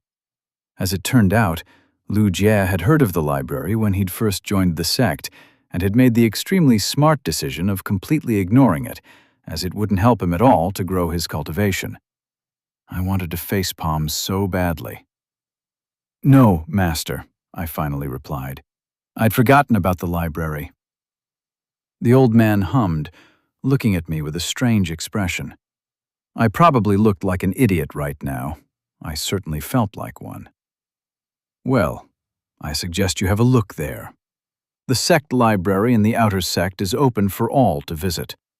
Though there are certain sections you can only access once you have collected enough tokens from the sect, the old man said. Right. The tokens were another thing I'd completely overlooked. Whatever the result may be, this old man wishes you well on your path, Lu Jie. Establishing a spirit herb garden and linking it with your cultivation is an idea this old man hadn't thought of in his wildest dreams. Yet here you are, my apprentice, already taking steps towards surpassing me, the old man replied with a chuckle. I felt both grateful, yet slightly apologetic for the old man. He'd never had the leisure to chase such wild dreams in his life, and here I was, aiming to demystify all of cultivation itself. Oh, no need for that gaze, Lu Jie. This old man is content with his place in the sect. Being a humble alchemist with a sharp and hard-working apprentice is all I'd ever wished for. The further you go, Lu Jie, the prouder I will be. I bowed. I could tell he'd left one thing out of his desires: his grandson. "I'm grateful to have you as my master," I replied, and the old man nodded contently. "Now, go on and have a look at what insight you've gained." "They often reveal the secrets of the heavens upon introspection," the old man said, and I dipped my head as I headed out. Time to visit the library. The sect library was near the top of the outer sect peak, alongside all the other buildings of importance. Being a part of the outer sect halls for all new disciples that joined, the library was conveniently near where all the crafters and scholars tended to be. Which was another thing Lu Jie never held an interest in. That the sect didn't just harbor cultivators on the martial path, but also those of the fine arts, which was mostly poetry and other kinds of writing. But alchemy and cultivation formations were also a part of it. The latter was something I held quite an interest in. Formations were something I'd been taking a glance at when trying to study about cauldrons. The carvings on the cauldrons were often a part of a formation, and typically formed by characters arranged in an amulet, with the chi set arranged in specific patterns to cause certain effects. The merchant selling his ward had been one such example, and I suspected there were probably formations that'd allow me to create an electrically charged area for Labby to more efficiently cultivate her lightning arts in. I walked through the entrance of the upper areas of the sect. The inner areas contained a central path that extended down the hill all the way to the end of the sect boundary, outside which were the open plains and forests where the spirits roamed freely. The sight up here was quite similar to the city if I were to ignore that every passing person was a cultivator in a realm close to mine, if not higher. This explained why Lu Jie had such a low view of his own cultivation. I glanced at a couple of cultivators in the fourth realm and above, lightly dipping my head as I passed them. I sensed the gaze of one of their spirits lingering on me before it lost interest. From the looks of it, none of them had been disciples. Fourth Realm disciples were talented enough to be in the inner sect grounds, or they had joined the sect as cultivators, finally getting a wage from the sect, alongside what I assumed were other benefits. I continued on my path, my hand instinctively reaching to my pocket for Labby. I'd let her stay in my room, where she would undoubtedly chew through quite a few of the herbs. How often Labby had stayed by me made me feel melancholic about being away from her. But some distance was always good between people, spirit or not, especially when one of them was a child. I'd hate it if my parents were around all the time. Eventually, I found my way to the library. The building itself was built in a very traditional style, with little embellishments to be found. I observed the area for a bit before heading inside. I let my senses expand, seeing if there were any other cultivators present. Nothing, besides a couple of disciples. Just then, a massive presence started looking at me. I bowed respectfully to whichever elder I'd caught the gaze of. Holding my breath, I waited until the presence receded. One could never catch a moment of relief in this place, not with this many powerful cultivators around. I headed farther into the library, trying not to gawk. I didn't begrudge Lu Jie over many of his choices. His defeat, arrogance, and every choice that led to his unfortunate death were pitiable. Yet this one choice, I begrudged him a bit. It'd have saved me hours of work had I known about this library. Perhaps I was shoving my lack of thought on the matter upon Lu Jie. It didn't matter in the end. What was done, and it led me through some very interesting ideas and theories as well. Trade-offs, in the end. It was a fascinating sight. Scrolls and thick texts were lined all across the library, large characters denoting various sections of books, and jade slips I could tell contained many simple arts. My gaze fell on one of the counters set near the entrance. "The rat boy, Lu Jie, is it?" an elder said without looking up from a scroll of parchment he was writing on at his desk. I recognized the figure as the elder who'd granted me the art to bind Labby, and I bowed in greeting. "What is it that you're looking for today, disciple? I hope you haven't lost your spirit already. Though from the looks of your binding art, it seems you're doing well for yourself," the elder said, his hands smoothly switching out the parchment for a different one, not disturbing the stroke of the brush in the slightest with the movement. "I still have my spirit, honorable elder. I was fortunate enough to get some help with the binding as well," I said. "I'm looking for some books on spirit herbs and cultivation, possibly something that could aid in the growth of spirit herbs. If someone was going to be helping me out, then I wouldn't say no." "Spirit herbs and cultivation, you say?" the elder spoke, and a chime-like voice rang from behind them. "Xianxia will guide you toward the section." A misty figure manifested. She stood behind the elder, her face covered by a pure white cloth, and her body draped in flowing robes that let only the slightest of snow-white, almost translucent skin peek through. "Many thanks for your guidance, elder. May I ask for your name?" I asked, wondering how the same person was working in two different sections of the sect. "You may refer to me as Tian Feng," the elder said, and I bowed once more. "Follow along, disciple," the spirit added in a melodious whisper, and I once more felt like I was stranded inside a lonely forest with the moon shining down upon me. I walked behind the spirit, floating like a ghastly figure, and I noticed that her feet still touched the ground, albeit barely. I stared at the spirit in front of me, a living bundle of endless questions and wonder to be explored. If shooting lightning from your fingers was quasi-bullshit magic, then this was a full-on dive to the deep end. A giggle rang, like the sound of a bell on a gentle breeze. "I can sense your curiosity, disciple. Perhaps it'd do well to learn to temper your emotions," the spirit said with a slight laugh. I blushed, embarrassed at being teased like a child, but I didn't let the thought linger as the spirit stopped. "This should be your destination," she whispered, and I nodded. I went to the shelf, looking through the books alongside the many scrolls, picking them out one at a time.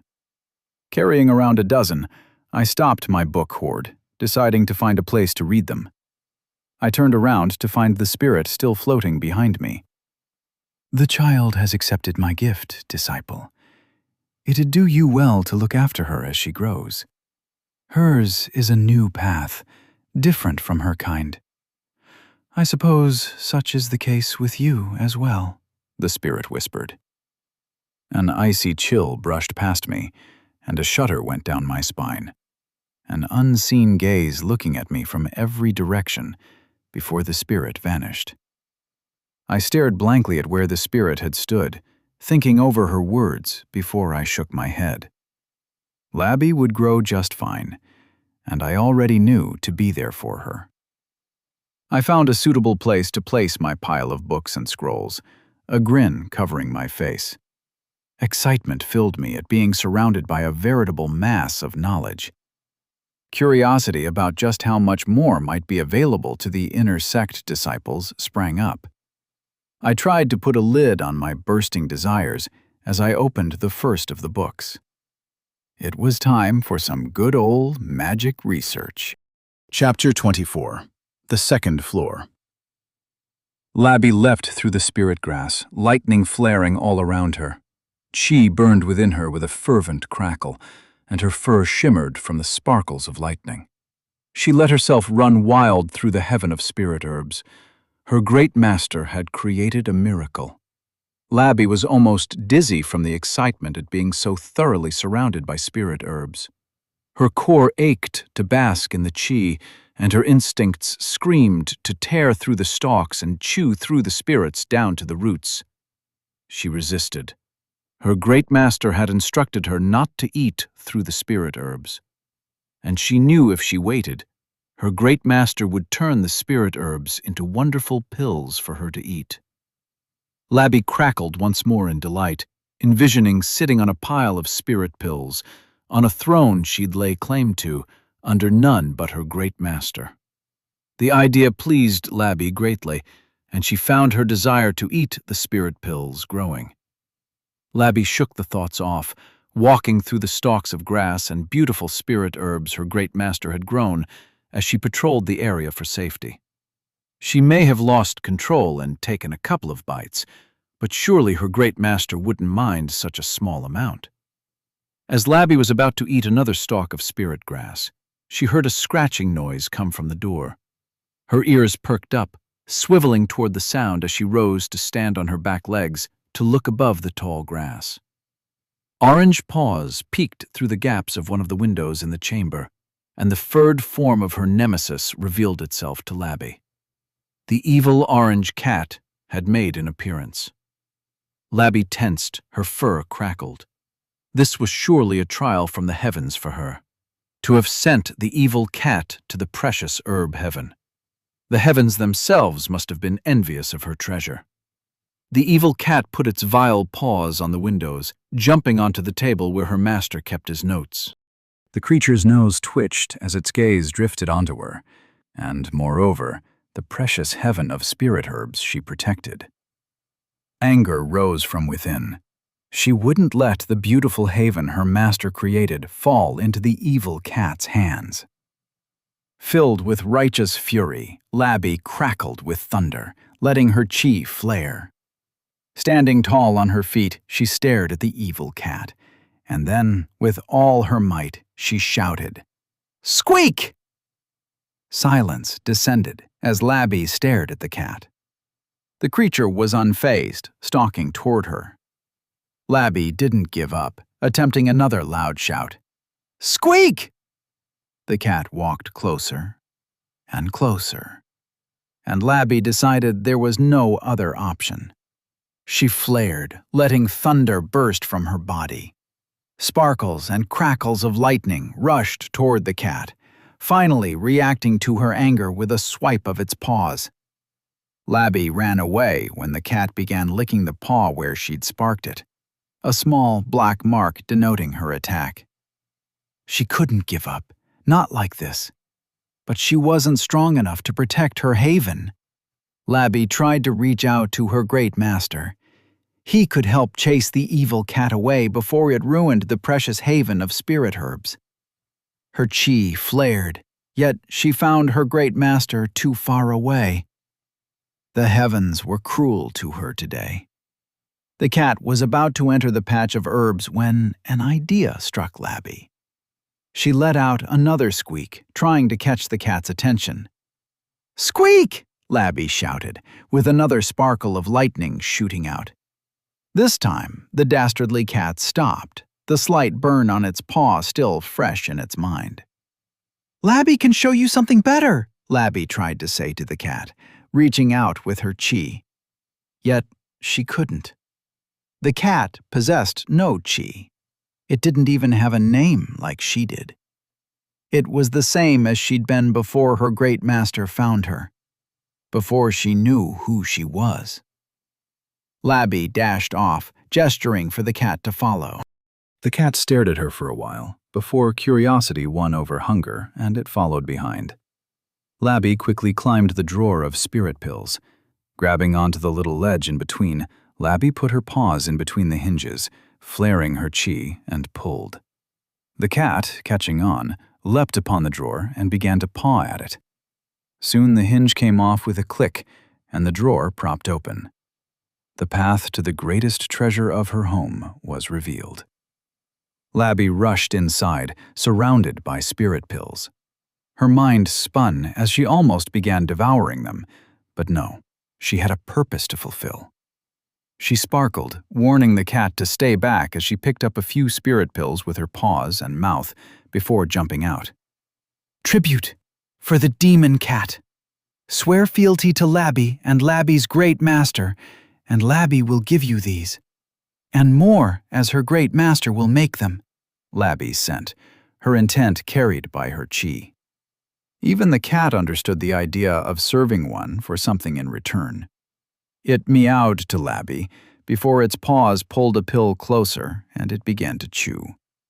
Labby picked a pill of her own, watching the cat grow more and more excited from eating the pills. Soon the demon was flipping on its back and rubbing itself against the desk as the chi from the pills revitalized it from the inside. Eating her own pill, Labby was pleased at having fulfilled her purpose. She'd shown the great treasure to her enemy, winning over its loyalty for her great master as she protected the haven of herbs. She'd gained her first minion today, one in what would surely be many, for her great master's pills tamed even the foulest of beasts. And so, in a daze and filled with pill-infused excitement, Labby proclaimed the beginning of her drug empire. Squeak! Spirit herb cultivation. Unlike regular herbs, spirit herbs require one to nurture not only the plant, but also the chi around the plant. Many spirit herbs require specific kinds of chi and locations to be grown. Even now, the Empire has only been able to reliably grow only a fraction of the herbs available in the wild, with most potent herbs found in difficult-to-reach locations that were often too dangerous for any but high-realm cultivators to travel to. As such, the task of growing herbs reliably has been a subject of great interest for many alchemists, for it'd allow many pills to be refined more easily.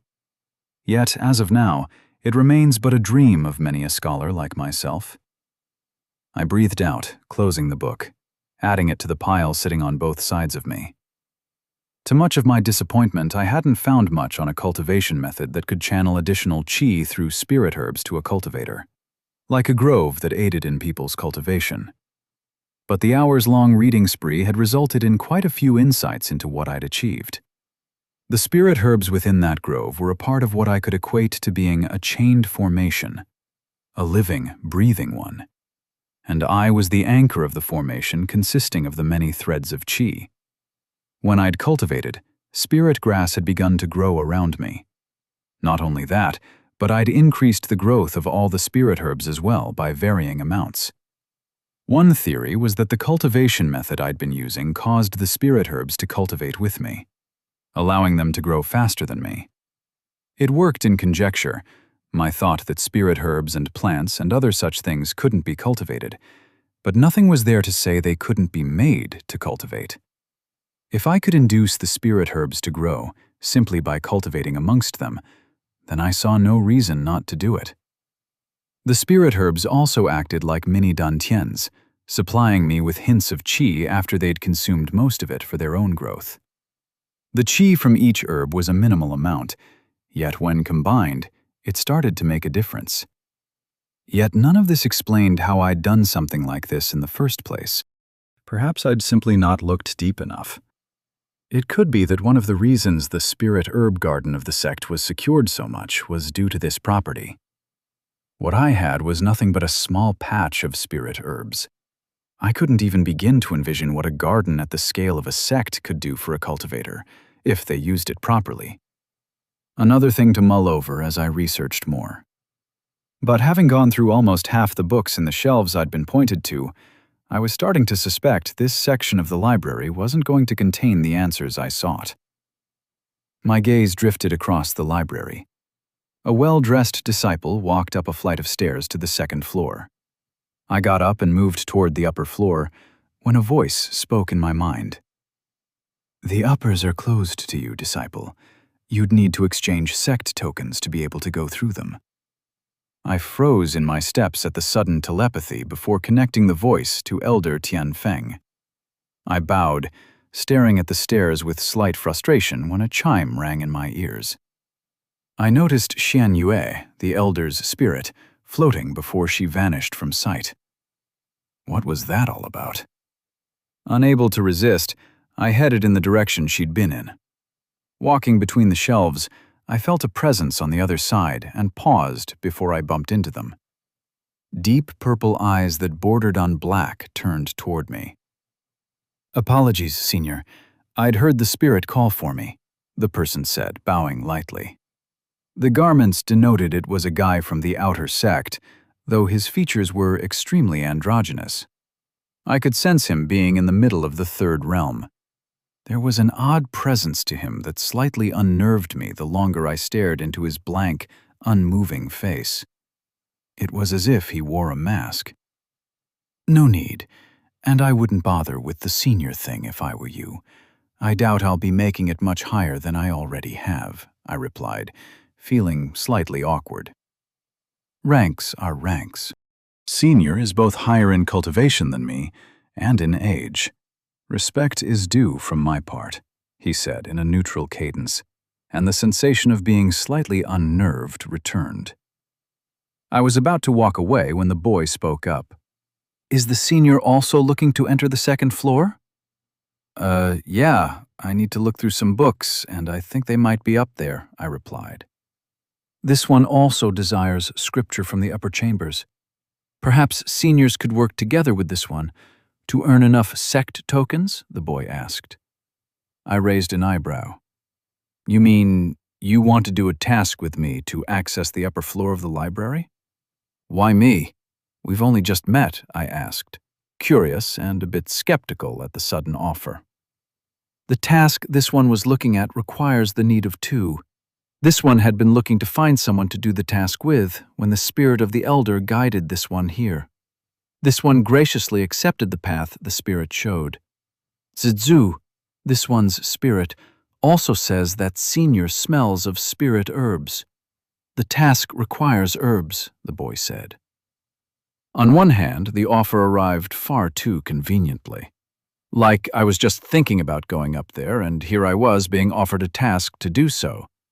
On the other hand, the spirit had clearly been luring me here, and I didn't like being sent on fated journeys or being played by the whims of spirits. There is no need to decide now. If Senior makes up his mind, then we can meet near the sect gates on the eve of the full moon in 5 days at sunrise, the boy said, his face completely devoid of any emotion. I was beginning to wonder if he had a facial paralysis of some sort. All right, I'll think about it, I said, and turned around, then stopped. What's your name? The boy smiled for the first time, his dark black hair falling down the side of his face in long bangs, coming loose of the single silver hairpin tying them together. This one is called Yi Liu Shang, the boy said, and I could swear the giggle of a spirit rang in my ears. I'm Lu Jie. The boy bowed, and I headed back to my table before returning to my chamber. The name remained in my mind. What a strange boy, Yi Liu Xiang. Chapter 25. The Tao of Maths. I entered my room to the sight of an orange cat lying on its back as a tiny rat sat on top of its belly, licking its paws. Labby froze when she saw me, before she jumped from her furry table and rushed to me. Labby has protected the spirit herb haven from the evil cat, Great Master. Labby has also made the cat its loyal minion. She sent me the words, accompanied by a series of excited squeaks, as my eyes went to the cat squirming on my desk as if extremely high on catnip. The slightly ajar drawer to the spirit pills and the open window to the room gave me sufficient hints on what may have happened. I moved to the shelf to check how bad the damage was. Only a couple of pills. I'm actually impressed, I said, sending a sense of pride to Labby, who stormed in with a series of squeaks as she jumped about among the spirit herbs. I shook my head, almost jumping in surprise when the cat walked over to my feet and began to aggressively rub itself against me. I gave a couple of pets to the feline, then a few more when it threatened to tear through my clothes with its claws if I stopped. I'm turning into some kind of circus. The strangest one around, with an electric rat with a pill addiction who has an orange cat as a minion, I snorted. After a couple more minutes of petting, the effects of the pills seemed to have worn out, as the qi was slowly absorbed by the cat's body, most of it being expelled in its breath. With a couple of meows, the little feline promptly showed me its fuzzy butt as it jumped right onto my notes, leaving the print of its paws as it jumped outside the window it entered from. Cats never change no matter the world, huh? I muttered, before I turned my gaze to Labby, happily squeaking in the midst of tall spirit grass. Staring at my little rat child, I decided it was time to teach Labby a few things. The first step would probably be basic maths. I did wonder how quickly Labby would learn these things. It might work as a good way to estimate her mental age as well, because physically, I was pretty sure Labby would be an adult female. Walking to my little patch of spirit herbs, making a note to trim off the random spots of spirit grass and properly contain and section the area so they don't take over the room, I called out to my little rat. "Labby, I think it's about time I taught you a few things." "Great Master is going to teach Labby how to make pills," Labby exclaimed with a loud squeak, and an idea struck me. "Not quite. I'll be teaching you something just as valuable. And if you manage to successfully do it, then you'll get an extra chi pill today," I said, feeling like I was feeding a child drugs to get them to do maths. Good God, what had my life come to? "Labby will do it. Labby is eager to learn from her great master," Labby squeaked happily. I could almost see her drooling at the prospect of more chi-gathering pills. My spirit rat was a glutton among gluttons. All right, well, you can't exactly hold a brush to write. Well, let's start with learning how to count then. "Labby already knows how to count," she exclaimed. "You can count?" "Well, what's this then?" I asked, drawing a 1 on a piece of paper and holding it out. She stared at the symbol, tilting her head before her ears drooped. "Labby doesn't know," she said, almost as if afraid of disappointing me. I smiled. "It's 1. It means one of something, like there's one of me and one of you." "But Labby doesn't think this is one? One is not up to down, standing straight up. It's left to right, flowing along the earth." Confusion swarmed through me. Then it hit me what she meant. I'd written 1 like 1, where the one she was mentioning was the character for 1. I drew out the symbol for 1 and showed it to her, and Labby nodded. I drew out 2 and 3, and so on. "You can read these?" I asked, and got another affirmative from our bond. I've been completely taking a rat knowing how to speak for granted. How did she know the words? Who taught her? What about these numbers? Could she read as well? "Okay, Labby, I'm going to write something. Tell me if you can read it." I wrote down the characters in the language from here and held it out in front of Labby. "The laws of cultivation and the origin of chi," Labby sent back. "Who taught you to read, Labby? Or to count?"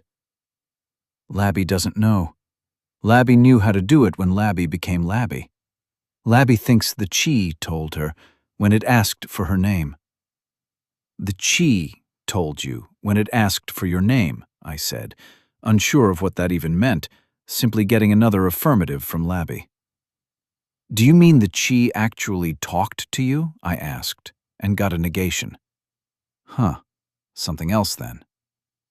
"The chi only spoke once, to ask for Labby's name. The rest Labby knew as surely as she knew what the sun and the moon were, and what the heavens meant." I stared in wonder, trying to understand. Was the chi capable of storing information? Was it some kind of intelligence? Were there actual deities involved? I mean, the fact I was here would suggest souls were a thing, and that I somehow died while preparing for my physics test and was sent here. "Can you ask the chi questions?" I asked. "Labby doesn't know. The chi doesn't talk. It doesn't like Labby much either. It says Labby's name is not from here. It wanted to call Labby La-Bee. And of course the chi had a preference in names. La-Bee. So it was following the language from here. And not from here was pretty clear in what it was referring to. I thought things over before I shoved the thoughts away for a later point. I'd think over the possibility of the intelligence of what I'd thought was a fundamental force of nature at a later point. Let's resume your lesson, I told Labby, drawing the English equivalent of numbers, and then the structure of decimals, and arranging numbers around, alongside addition and subtraction and more. Hours flew by in a blink as the day began to set. I sensed a shift in the qi as the lunar qi in the air began to increase. There was to be a full moon soon. I could sense Labby's eagerness as she greedily absorbed this knowledge, and her qi churned as her understanding grew. It was a strange experience to be able to sense the problems Labby faced from my link to her, and be able to guide her. Her qi trembled as it began to swirl around her. Labby thinks Labby understands. The 0 Master refers to is absence. The absence of something can be used to add value by 10, which is what Master calls a decimal, and it forms a cycle that goes on forever and ever. A cycle born from nothingness. I nodded at Labby's reply, a swirling motion of qi growing in her dantian, and lightning qi churned. I felt the essence around me trembling, and watched in muted surprise as Labby's fur began to glisten. The mark on her forehead grew to form a crescent moon before the qi settled down. I think I just made Labby break into the middle of the first realm by the power of math. Chapter 26. Drug Explosions. Qi thrummed in Labby's core. The vague mass of qi at the center of her foundation steadily solidifying as shimmers of lunar qi began to mingle with the lightning qi. A conflicting mixture of a soft, gentle qi with the volatile thunder waiting to erupt. Labby's understanding of the world was growing. She'd understood one cycle of numbers that her great master taught her, and now the qi echoed his words, as many, many cycles all around the world began to be obvious to her. What was cold but the absence of heat, and the heat the lack of the other? The night an absence of light, spirit the absence of the physical. The absence contained a symbol, a meaning that she'd never known. The numbers the qi whispered to her took on a different meaning altogether, as the new symbols lit up in her mind, like beacons of insight. Labby, are you okay? Her great master spoke, his face covered with concern for her well-being. Labby squeaked back at her great master. Labby thanks the great master for granting her such profound knowledge, she sent to her great master, bringing her paws together in a respectful gesture. Her qi had grown, with the lunar qi had strengthening her. The light of the moon, the light that showed the absence of heat and warmth. Labby sensed the boon from the spirit grow within her core, strengthening itself. She was still far, far from attaining a form more suitable to a disciple of her great master. But she had grown, and she had learned, and that alone was enough to please her greatly for today. Good job on breaking through, Labby. The steps in between realms are easier to take, yet no less challenging. Each step will form the path to your growth, similar to how the numbers grow by singular increments. Well, there's also fractions, then ratios, irrational numbers, and real numbers, not to mention complex numbers. But that's getting a bit too far ahead for now, her great master said, and Labby found herself tilting her head. She could sense the ideas from the bond she shared with her great master, yet the idea of unending numbers and portions of a whole baffled her, so much so that her head began to spin, and Labby let go of the thoughts for now. Labby is eager to learn more, she exclaimed to her great master, pleased to see him laugh at her words. All right then, let's start with the basic science of matter and atoms, the building blocks of the world. I put a sleeping Labby into a comfortable corner to rest. My gaze drifted outside, finding the morning sun rising, and I laughed at the thought of how envious I would have been in my past life had I known people could shrug off 2 all-nighters with no trouble. The little spot of white fur forming a crescent on Labby's forehead caught my eye, and lunar qi inside her core. The spirit pill had clearly done something. I could sense Labby walking on a different path than the one she'd taken before. The words of the spirit, and how it mentioned Labby's path differing from others of her kin, played in my mind. A part of me wondered just what would have happened had I not caught Labby that day in my room. Would her life have been better off as just a simple rat, unaware of the world? I didn't know the answer, and couldn't guess what could have been. Yet there was no regret in my choices either. What had been a simple desire to gather more spirit herbs ended up giving me a precious and dear junior sister, who followed my desires and passions to learn, albeit fueled more by a pill addiction than anything else. A part of me was bothered by the respect Labby held for me. I'd been trying to ignore it, treating her as a child who'd become aware of my faults the more she learned about the world and saw the truth for herself. But her growing knowledge only seemed to lend itself to further devotion toward me. I'd thought it had simply been the result of an impressionable mind, like how a duckling would think the first creature it saw was its mother. And yet, clearly, there was more to it than that.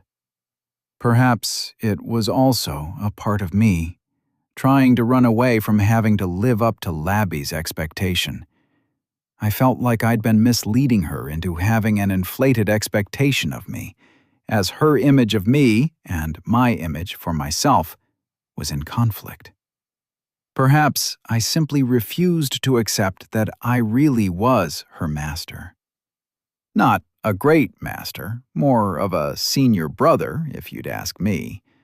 But the role of an elder guiding her was still mine, and it'd do me well to act like one. I moved to my collection of spirit herbs I'd bought from Granny Lang. I'd probably want to add some of these to my spirit herb garden. Taking out the heat-sensing stone, I flexed my chi, lighting a fire under my new cauldron with a thought as I prepared the ingredients. I couldn't sit around while my junior sister was making breakthroughs. It was time to make the first of the 3 pills needed to become a junior alchemist and graduate as an apprentice. Ouch! God damn it, that burns, I shouted, pulling my hand back from the blazing hot fire. I pulsed my chi through my stinging fingers as the fire subdued and let the chi from the cauldron dissipate. Another failed test. I scratched out the temperature and the chi pressure requirements, then applied a salve on my fingers. Stupid cultivation pill with stupid requirements, I grumbled, looking through the texts for the creation of the pill. Poison Flame Pill. A pill formed of 7 poisons based on the raging heat of the flaming tongue grass of the southern deserts of the Empire. A pill at the peak of the first realm, capable of granting a cultivator immunity to the 7 poisons present within, while burning through the impurities within their cultivation. Excruciating pain will be experienced when consuming the pill, as the purification process takes place. The pill needed to be refined at an extremely high concentration of fire essence, yet the process was extremely delicate. Any changes in the chi pressure of the cauldron caused the fire to burn through the herbs instead of refining them, or in this case, lash out and burn my hands instead. None of the herbs being used were poisonous, but from what I read, the ending result was a fairly poisonous mixture, with a solid restriction on which realm of cultivator can ingest it safely. A pill I definitely wouldn't want to test the effectiveness of myself. Some other method would have to be used for that. That is, if I can even create the darned thing in the first place. After cleaning out the cauldron of burnt herbs, I took a break, then set to the task again. I crushed the herbs, using a simple mortar and pestle to mix and grind them as the steps showed. I added the mixture to the cauldron, feeling the essence being released as the leaf itself was crushed. Ruptured cells didn't hold chi as well was another thing I'd checked with this preparation method. Opening my drawer, I took out the flaming tongue grass, grabbing it by the small end at the bottom portion of the stem, where the flames didn't reach. Quickly, I added the herb to the mixture and poured in some chi-filled essence water and a simple elixir before I shut the lid on the cauldron. Qi gushed forth from the qi water, reacting with the spirit herbs, drawing their qi out, and the fire grass added fire essence to the mixture. The temperature rose, and I let the flame under the cauldron start. Adding another spirit stone to fuel the fire, I churned my qi through the mixture of herbs and essence, submerging it throughout the cauldron. A benefit of the small cauldron I had was the lowered requirement of qi needed to make a single pill, at the cost of needing more time. Yet the time aspect was counteracted by the qi spreading far more evenly, as the channeled qi traveled through the cuts and lines carved into the cauldron itself in a circular shape on the bottom end, like a head coil dispersing the heat. Another thing I was definitely going to check out. Focusing back on the task, I nudged the essence of the qi in the cauldron. The fire essence in the mixture churned, trying to erupt out in random directions. I stirred the pill mixture nice and slow, and as the water evaporated, the essence being absorbed and condensed into the crushed herbs thickened the mixture. The heat of the fire increased, intensifying the qi pressure to not allow the qi to spread away and expand, despite the increased energy. The qi swirled like an inferno, and sweat dripped down my back. I focused my attention on my qi, the cauldron, a part of my body, an extended limb that I controlled. The qi around me began to swirl as I drew the essence of the herbs together. A shape formed in the cauldron. The water almost completely evaporated. A thick mixture of herbs swirled in the raging hot cauldron, coming together into a singular circle. The intensity ramped up with the qi of the pill pushing back against the qi pressure permeated throughout the cauldron. I pushed, increasing the flames as high as possible, burning through the spirit stones. The qi struggled, refusing to take shape. The qi pushed. I pushed back. The qi tried to break through. I held on. I sensed a burning inferno condense itself underneath my qi pressure, the fire taming itself as it bound to the pill. I'd done it. I gasped, exhausted, with almost all my qi expended on the task. I still had a ways to go with qi efficiency. A grin covered my sweaty face. I'd done it. I extended my senses toward the pill, trying to see the result. With care, I opened the lid to the extremely hot cauldron, setting it aside. A burning sphere, like a chunk of earth with lines of lava running across it, sat in the middle of the cauldron. Inspecting the pill made me frown. Fire essence leaked from within. The pill shouldn't look like this. Hesitantly, I sent a pulse of qi within and jumped back as fire exploded in my face. An inferno raged from within the cauldron, heat pulsing out in waves and swirling around. I stared at the mass of fire around in my cauldron before a laugh broke itself from my mouth. I crossed another list of requirements for the poison flame pill and made an entry within a new section. It seems I'd just found the recipe for creating exploding fire pills. Exploding drug bombs. Just what I needed. Chapter 27. Cultivation Bombs. Young mistress, please come out. The great master is starting to get concerned, Zuri called from outside the chamber. The older handmaiden could have easily entered at any moment if she wished, something both Yan Yun and Zuri were aware of. Yan Yun buried her face in her knees, tucked in a corner of her room, refusing to respond. Thunder crackled around her in a furious display. It has been 3 days, young mistress. You need to come out now, Zuri spoke in a stern voice. Yan Yun further buried her face into her knees, wishing she could die in order to hide from the embarrassment and shame that plagued her. The only emotion to overcome her embarrassment had been anger at Lei Yu. She'd refused to talk to her spirit, refused to cultivate or spar, and sent the prideful little bird to her grandfather spending her time huddled in a corner reliving her shame. The laughter of the other boy, alongside the dumbfounded look of the Lu Jie, burned itself in Yan Yun's mind.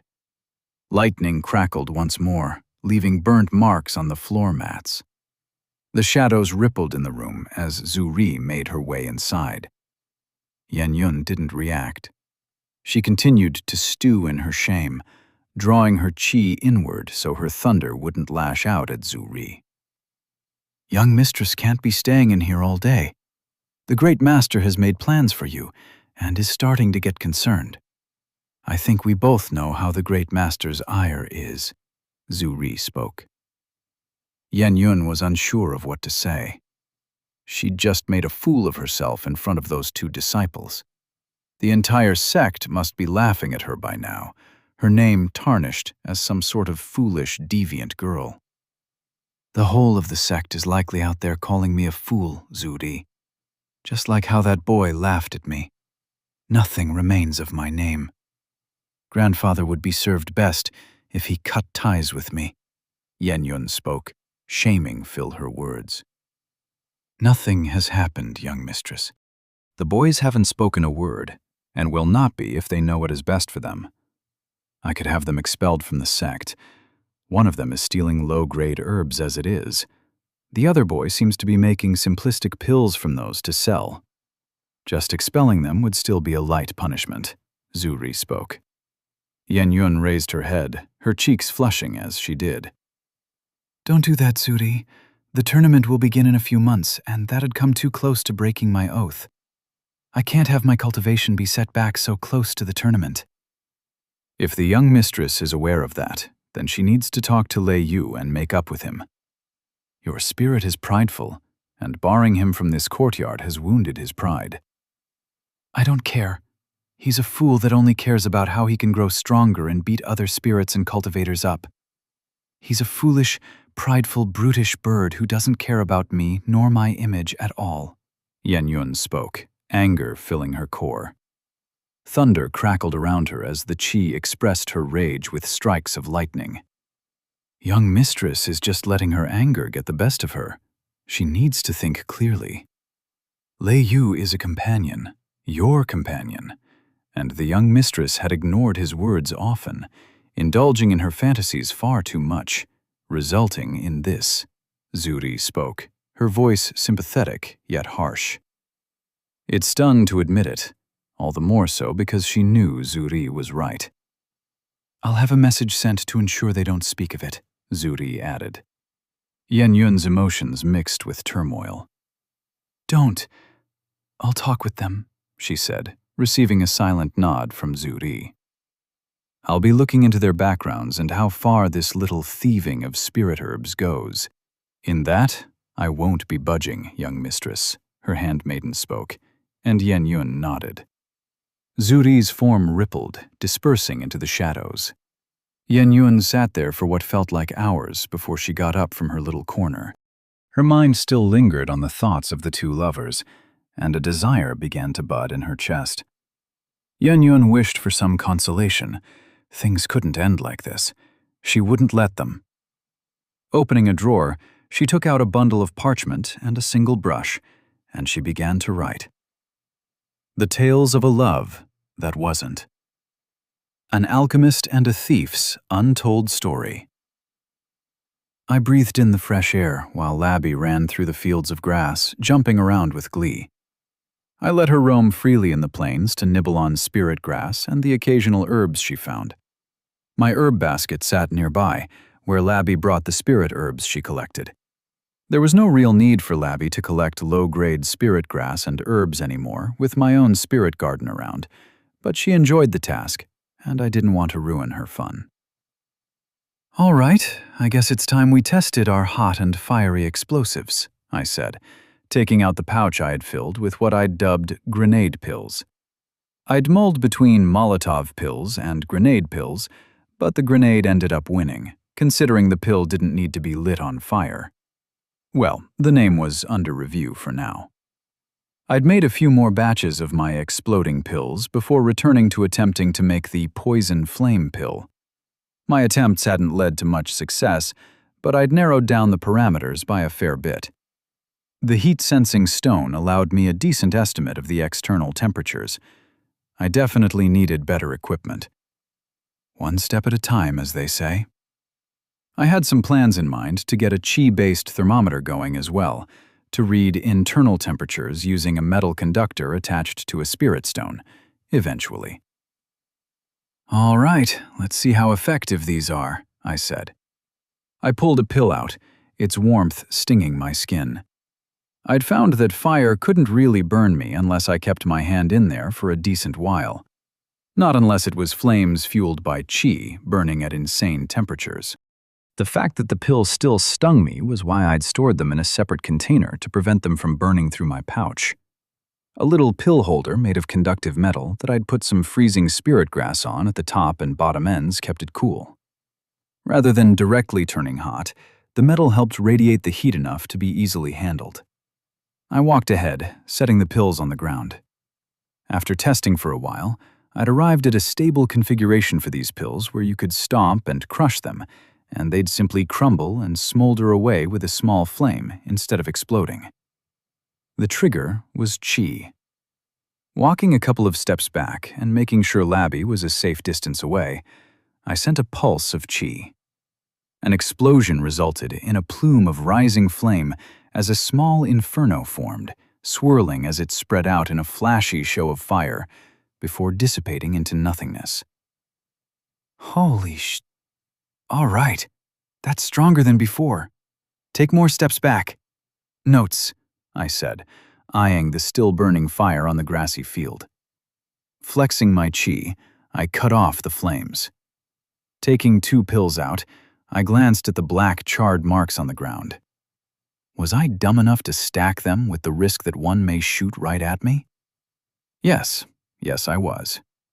"Fire in the hole!" I shouted as I flexed my qi, turning away from the ensuing explosion. Turning back a moment later, a swirling tower of flame spread around in a fire tornado. I was afraid I'd started a massive fire in the sect, but the flames soon vanished through the swirling air, leaving a charred and smoldering mess of grass behind. A sensation of great distress came from somewhere nearby, and my eyes shot toward Labby. Had she gotten injured? Labby grabbed spirit herbs in her mouth, standing on her back legs as she stared at the charred ground. Following her gaze, I noticed the torched basket of spirit herbs. Oh, shit. Labby's herbs. Gone. My heart being stabbed at her words, and I rushed closer, hurriedly cutting off the fire. I opened the burnt basket, taking out the charred herbs. I picked one and munched on it. Bitter. A couple were just slightly toasted. I'm sorry the basket got burnt, but this is still quite tasty. You can taste the fire essence. She made the equivalent of a muffled sniff as she walked closer to the site of destruction. I handed her the toasted spirit herb, and she began to nibble on it. If her eyes could go wide, I would be expecting them to be shooting open about now. She munched on the leaves with renewed vigor. I smiled, internally breathing a sigh of relief. That was a disaster averted, and possibly a new spirit herb dish to add to the recipe book. That gave me pause, not remembering the last time I ate food.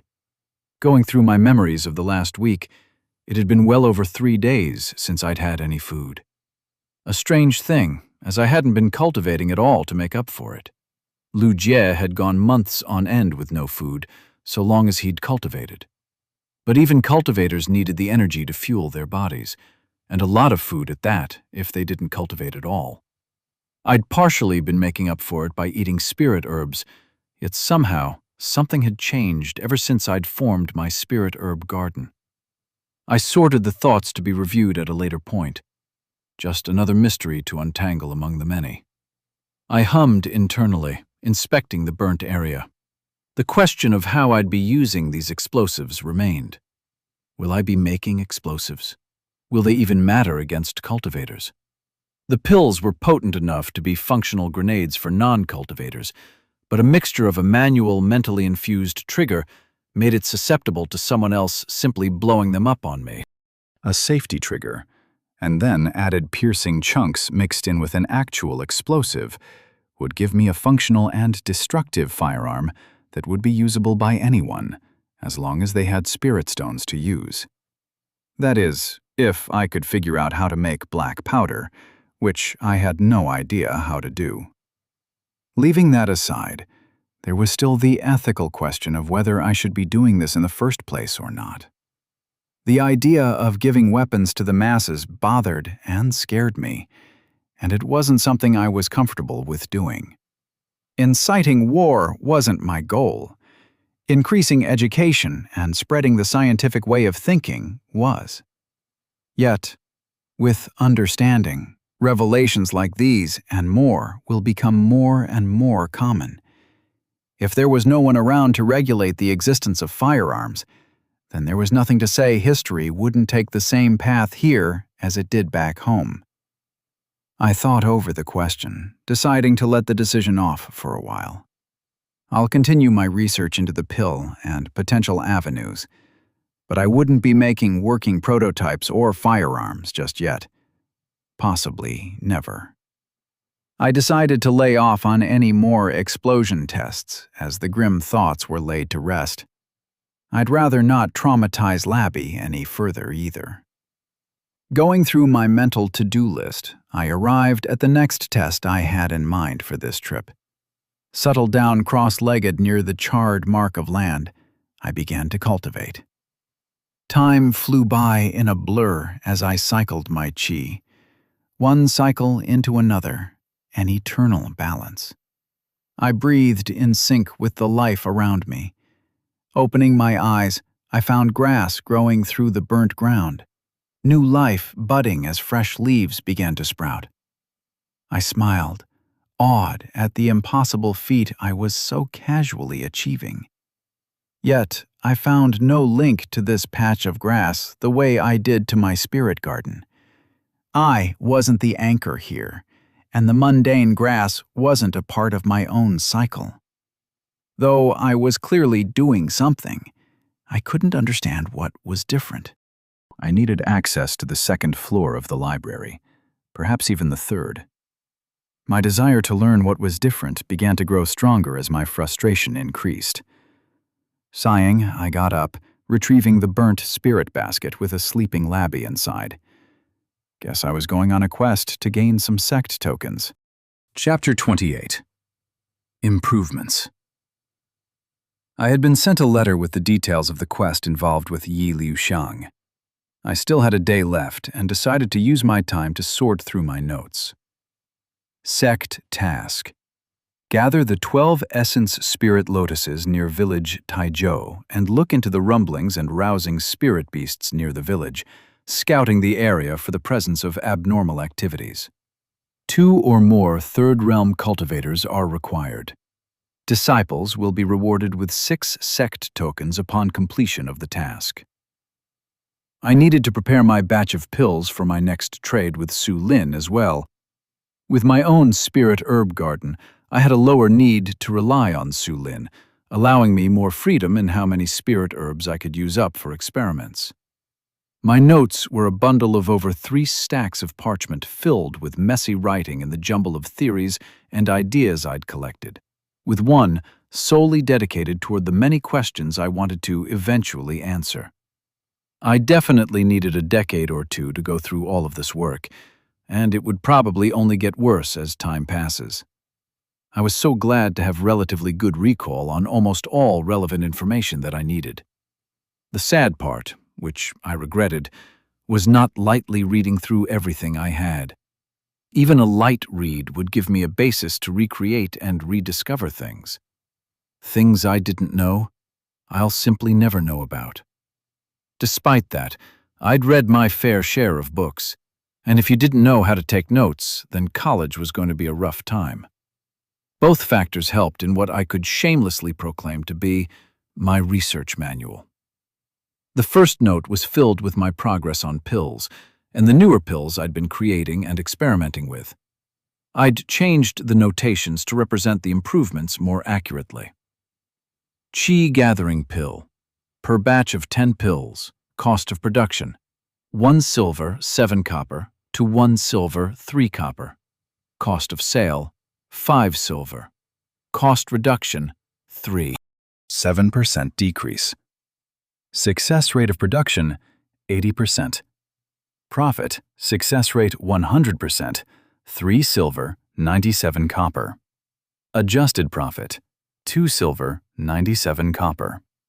Chi used in creation, 0.5 spirit stone, rough. Chi output initial, 1.5 spirit stone. Chi output, 1.725 spirit stone, rough. Effectiveness increase, 111% to 115%, rough estimate. This was the pill I'd worked the most on. I'd learned how to gain more accurate readings on the chi output and input in terms of spirit stone. I'd found using water at atmospheric pressure and temperature worked as well, but was unable to find a way to accurately measure the amount of chi being sent into a liter of water. Just getting a precise amount of water needed a lot of weights and measurements, even when I knew the density of water and could calculate the rest from that. Another thing to establish for the future, as it'd allow me to create a universal measurement for chi. The amount of chi a liter of water held at atmospheric pressure and temperature could serve as a unit. For now, I was going to have to stick to spirit stone as a measurement. Body purification pill, per batch of 10 pills. Cost of production, 2 silver to 1 silver 97 copper. Cost of sale, 7 silver, 10 copper. Cost reduction, 1.5% decrease. Success rate of production, 75%. Profit, success rate 100%. 5 silver, 13 copper. Adjusted profit, 3 silver, 35 copper. Chi used in creation, 2 spirit stone, rough. Chi output initial, 2.5 spirit stone. Chi output, 2.75 spirit stone, rough. Effectiveness increase, 103% to 104%, rough estimate. Having to deal with fraction usage of spirit stones used per pill was a hassle of its own. The values varied due to many factors and depended on both how I used my own chi and how many pills I successfully created per batch, making any associated numbers that much more difficult. For now, I could get up to a single decimal point of a spirit stone's measurement accurately by sensing the amount of chi. Yet the factor of human error present was something I definitely disliked. Chi reinforcement pill, per batch of 10 pills. Cost of production, 6 silver. Cost of sale, 15 silver. Cost reduction, none. Success rate of production, 33.33%. Profit, success rate 100%, 9 silver. Adjusted profit, -3 silver. Chi used in creation, 5 spirit stone, rough. Chi output initial, 8 spirit stone, rough. Chi output, 8.1 spirit stones, rough. Effectiveness increase, 101.25%, approx. Chi reinforcement pills would be the highest value for time and money. If it wasn't for the fact I failed them 2 out of 3 times. A lot better than the 10% success I'd started with, but the end result was still a net loss. Chi tempering pill, per batch of 10 pills.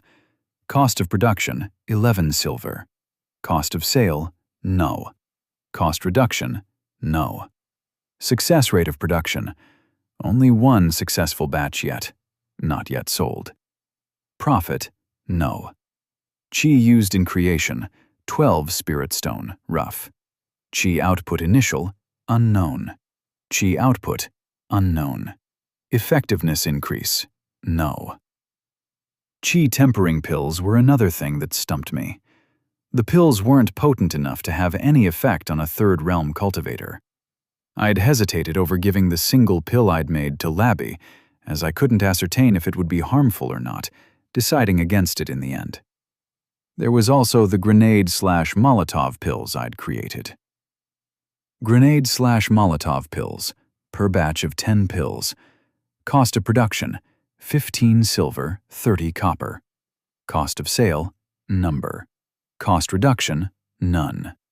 Success rate of production, 66.66%. Profit. Let's not become a firearms dealer just yet, okay? Chi used in creation, 20 spirit stones. Really not sure. Chi output initial, 50 spirit stone. Dunno. Chi output, 50 spirit stones. Effectiveness increase, 100%. No improvements. I should probably put this pill in a notebook of its own, though I was hesitant to create an explosive entry. I swear I wasn't trying to create bombs. I'm innocent. There was also the tiny factor of how expensive this pill was. Ridiculously so.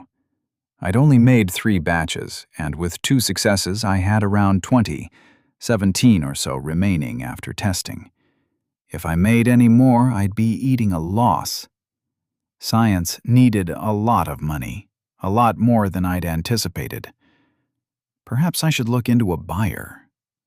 Shaking my head, I had a look at the total amount I'd made in the last 2 months. It was hard to believe it had already been a whole 2 months since I'd arrived here. Not something I'd been expecting. I'd increased the number of pills I was giving Su Lin from a measly 5 to around 40 to 50 or so pills each week. Something I'll probably increase even more as I had my own spirit garden now. Even with a 75% cut of the sales, the total amount I'd made had been more than Lu Jie ever got to see in his entire life. Just under 2 months. Month 1. Week 1 income, 1 silver, 3 copper. Week 2 income, 4 silver, 30 copper. Week 3 income, 10 silver, 50 copper. Week 4 income, 12 silver. Total income, my share, 20 silver, 87 copper. Around this time was when I'd spent a big part of what I'd earned to get the spirit herbs and my new cauldron. The numbers spoke for themselves on whether it was worth it or not. Month 2. Week 1 income, 15 silver, 61 copper. Week 2 income, 24 silver, 72 copper. Week 3 income, 21 silver, 10 copper. Week 4 income, 38 silver, 57 copper. Total income, my share, 75 silver. Total income, 95 silver and 87 copper. Expenditure, 18 silver, 25 copper. Remaining, 77 silver, 62 copper. Around 19 gold coins more before I had enough to get my own lab. Staring at my goal, I closed the notebook. There was a lot of work to be done, and not nearly enough time to do all of it. I put the note away, picking up my other book. This was the one I'd filled with my speculation and ideas for how Qi worked. There were many different observations.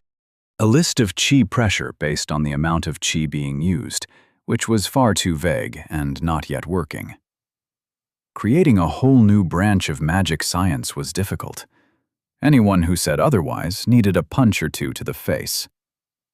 The more fun part had been the theories and possible ideas to test them.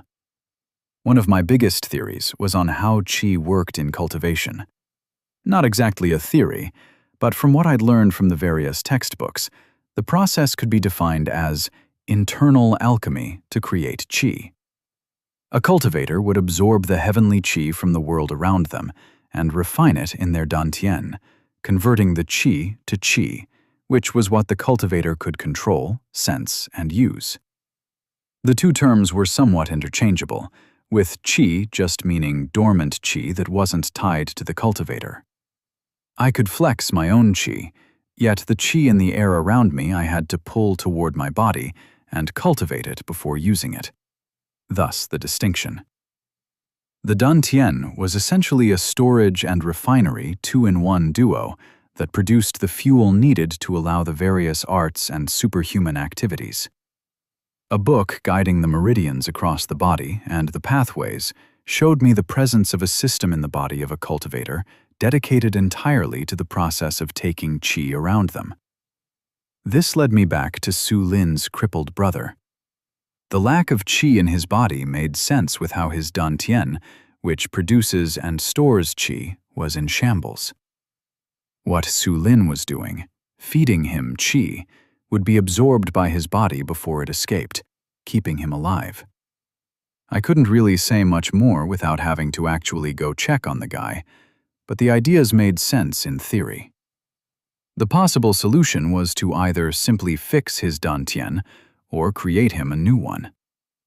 My gaze went to my notes, highlighting the spirit herb cultivation method I had as being a chain of external dantians linked to me, which was essentially what the method did. I used the spirit herbs as an extension of myself to draw in the qi from the air and send qi toward my dantian. The big questions were the how and the why, something I hoped to get some insights on with the second level of the library. From what I'd read, the higher realm you were, the greater your control on your qi. Eventually, ascension would have you able to freely manipulate qi around you. If there was anything that came close to a god figure, it'd be a person capable of doing that. "Master, Labby has done the addition questions. Can she get a treat?" Labby squeaked, coming closer to me as she dragged a sheet of parchment over. I'd taught Labby how to use her paws to write on the parchment, which worked pretty well, and have been assigning her questions. Labby was certainly smarter than most children. I'd put her at around the intelligence of an 8 to 10-year-old, but the rate at which she was learning was extremely fast. I smiled, petting her head, and handed her a single qi-gathering pill, which she greedily began to eat. "Never change, Labby, never change." Shaking my head, I put my notes aside and set to work. A day remained before I headed to the quest with Yi Liu Shang. I just hoped I wasn't pulled into some cultivator bullshit. Chapter 29. Quest. I set out right before the sun had begun to rise above the horizon. Purple hues splashed across the sky mixed with red and blue as the morning sun made its presence known. Labby sat on my shoulders, her nose sniffing the smell of grass carried by the early morning breeze. The qi was gentler this early, less turbulent, and I could still sense the hints of lunar qi from the night present in the air. I'd packed my pills for the day, letting the old man know I may be out for a while. I'd wondered if leaving Labby behind would be the better choice, but with her excitable nature and how she loved to stick by me, I ended up deciding to take her with me. "Labby can take care of herself," she protested with a squeak, thumping her feet, and I laughed in reply. Light sparks of lightning crackled around, and I gently pet her head. "Should I leave you back home then? You can take care of yourself after all, so there's no need to bring you along with me, is there?" I said with a slight smile. "Labby wants to go with the great master, but she can also take care of herself. Labby is stronger now too," she exclaimed, sparks crackling across her. I couldn't deny her growth with her breakthrough. Her qi now changed as well with her new insight. I continued on my way, bickering with Labby and answering her questions about the things I'd been teaching her. The sect gates appeared a few minutes later, my gaze falling upon the boy's figure standing in the distance. Yi Laoxiang turned my way, sensing my presence. Hurrying slightly, I walked closer as he greeted me with a slight bow. "This one thanks Senior for accepting this one's offer," he said. "Zhe greets Senior and his spirit," a voice whispered, an odd, high-pitched and clicky sound coming from nearby. My gaze shifted to the large black spider on Yi Laoxiang's shoulder. I'd somehow mixed in with his long hair. The hair on my arms rose for a moment as 8 eyes stared at me. Labby doesn't like Chichu, Labby spoke in my mind, crackling nervously with sparks. Taking a moment to hide my surprise, I nodded to the spider when it clicked its jaw. I should be the one thanking you for the opportunity. I probably would have been lost all by myself if I'd been trying to earn the sect tokens, I replied. Also, you really don't need to be so respectful. I'm not much older or higher in cultivation. You can call me Lu Jie. I won't mind. The boy just stared at me. I wasn't used to being called senior. The term made me feel extremely awkward. If senior says so, the boy said. Let's head on outside the sect, I said, holding back a sigh and letting the matter drop. Out in the sun, I noticed how extremely pale his skin was, almost a pure shade of white, like his body lacked any blood. Combined with the long black hair, he looked more like a walking doll than an actual person. The whole image reinforced my first impression. I'd have trouble telling whether he was a guy if he had been wearing the clothes of a female cultivator if I couldn't sense his chi. Shaking the thoughts out of my head, we approached the gates to the sect's premises. The hills in this area were owned by the sect, yet the walls to keep wild spirits out only extended halfway down the hill, which was still impressive considering they didn't have any modern technology available to build this. One of the guards standing near the entrance of the sect carried spears, yet I didn't see any armor present on them. Did cultivators simply not wear armor? Maybe they had chi-infused clothing that served as armor. Name? Another guard asked, and Yi Laoxiang held out a wooden slip. Yi Laoxiang and Senior Lu Jie, both on a task from the sect, the boy said. The guard had a look and nodded. May fortune be with you, disciples. I dipped my head as I walked outside. A few minutes later, the sect gates disappearing from sight, I opened my mouth.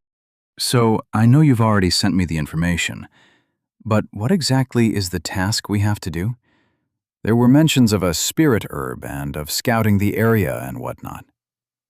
Ah, very well. The task is to gather the 12 essence lotus, a rare herb that blossoms once every year. It has been found near a chi vein, which appeared a few months ago in the village of Taizhou. We are tasked with gathering the herb, but the task primarily includes scouting the chi vein's location and helping the villagers with the wild spirits. Isn't a chi vein a good thing? I asked, confused. From all I knew, a chi vein would be a massive boon for a village. The ambient chi would rise, leading to a higher chance of cultivators coming from the village. Not to mention the spirit crystals that could be mined and sold for the village. Not always, Senior. The Empire is merciful in its jurisdiction, but it is far from all-reaching. A chi vein could attract bandits and rogue cultivators who often do not care for the foibles of mortals, ransacking as they please. It would bring the wrong attention to the village and may very well cause its demise. The increased chi would also attract many wild spirit beasts, which is what the village is struggling with, the boy explained in a measured tone. That actually made a lot of sense, and it once again reaffirmed just how harsh this world could be. Not that things were any better back home. Labby would like to see the chi place and the lotus, Labby said, her excitement bubbling. I'd have to make sure she didn't just eat the flower. I assume you know the way to the village, I asked, smiling awkwardly. A slight smile tugged at the boy's lips. Zizhu has charted a path. The mercantile roads go through the town and take a longer route around the 7th peak. We can take a shorter path headed straight for the village, the boy said, as the spider clicked its jaws. A map-charting spider, huh? That was quite a mental image right there. The path avoids the spirit woods to the east, going through the valley to arrive at Taizhou. Jiju has found the path to be 50 li, the spider said in its odd, high-pitched, clicky voice. A li was around 500 meters from what I know, so 25 kilometers? That's quite far, I said. Not if we run. I suspect it'll be midday by the time we arrive, the boy said, and I stared at him. Guess we were sprinting a marathon. The wind blew through my hair as the hills passed by in a blur. Labby had returned to sitting comfortably in my pouch. Chi thrummed in my body, and I marveled at the ridiculous speed both of us were running at. I really hadn't been doing much physical work or testing my limits as a cultivator, something I should probably rectify. The cold breeze against my skin, with chi pulsing in my core as the world flew by, was a sensation I found difficult to describe. I almost found myself laughing. I was tempted to lift both my arms in the air behind my back like a certain ninja. It'd be far too silly, but the temptation was strong. Time passed quickly, with conversation happening here and there for the first few hours, before I'd simply enjoyed the silent change of the scenery, admiring the strange spirit beasts that went about their lives every so often. "Senior looks pleased," Yi Liuxiang commented, his shoulder-length, lush black hair flying behind him from where it was tied in a tight knot. "I don't get the chance to run like this too often," I replied, not even slightly out of breath. "It is indeed quite pleasing, isn't it? Just letting yourself out in the wind, free of the restraints of the world. Almost as if we were the wind itself, blowing freely wherever we wished to be," the boy said. I was a bit surprised at the casual language he switched to, but glad for it nonetheless. "It is quite pleasing, yes. Something you do often?" I asked. His smile faltered. "This one wishes, but no. Opportunities are rare and few, and this one isn't esteemed enough to serve as a messenger to the lords, the task often left to higher realm cultivators." "Lords? Are you perhaps from one of the larger clans?" I asked. "This one's father is," the boy said. The answer was obvious enough, and I made no further comments. "Taizhou is close," Jiju whispered. A shallow stream stood in our path, far in the distance, beyond which was the village of Taizhou starting to appear. "Labby wants the lotus," Labby said, crackling with sparks of excitement. It was time to begin our quest. Chapter 30. Taizhou. A dirt path led into the village. Various homes dotted the area, with few people within them, mostly women and children from what I could sense. From what I could tell from Lu Jie's memories, Taizhou was a fairly big village compared to his own village. Being near the sect and within the 7 celestial peaks probably helped the village there as well. My gaze went to a group of kids playing nearby, their clothes dusty as they wrestled with each other and laughed without care. It felt strange to watch them play. I could sense the chi present in their bodies, some with more of it than the others. None had the needed amount to become a cultivator, if they could even learn to control the chi. Yet, despite their small presence, sluggish movements, and slower responses, I was a bit envious of their carefree lives. I'd somehow never noticed just how different cultivators were from non-cultivators in certain ways. The conversations I had could happen at a distance of tens of feet away, and it would feel natural due to the heightened senses. Communicating through the presence of someone's own chi, announcing your arrival with it, or just walking at speeds that regular people wouldn't be able to keep up with, even if they ran. I'd noticed these things when I'd gone to the city, and noticed it all over again when arriving here. The only difference this time was how I found Lu Jie's memories playing in my mind. He'd had no connection to the people in the city, no memories tied there. But a village was where he'd grown up. I noticed one kid turning my way as the others stopped playing. His eyes shone with wonder, and he poked his friends, pointing in our direction. I smiled slightly as the kids stared in surprise, some with a worried expression. Memories stirred in my chest, Lu Jie's emotions spreading through me.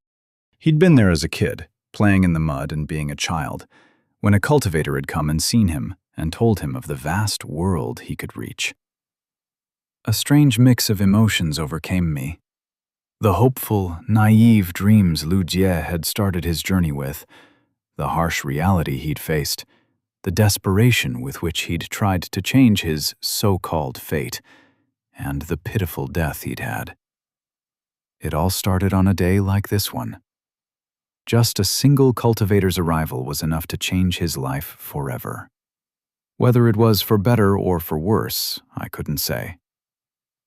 From the corner of my vision, I saw a woman hurriedly pulling the kids away and bowing her head deeply, hiding them behind her back. It was enough to tell me what image the people here had of cultivators. "Master is angry?" Labby asked, and I breathed out a tired sigh. "A bit, Labby.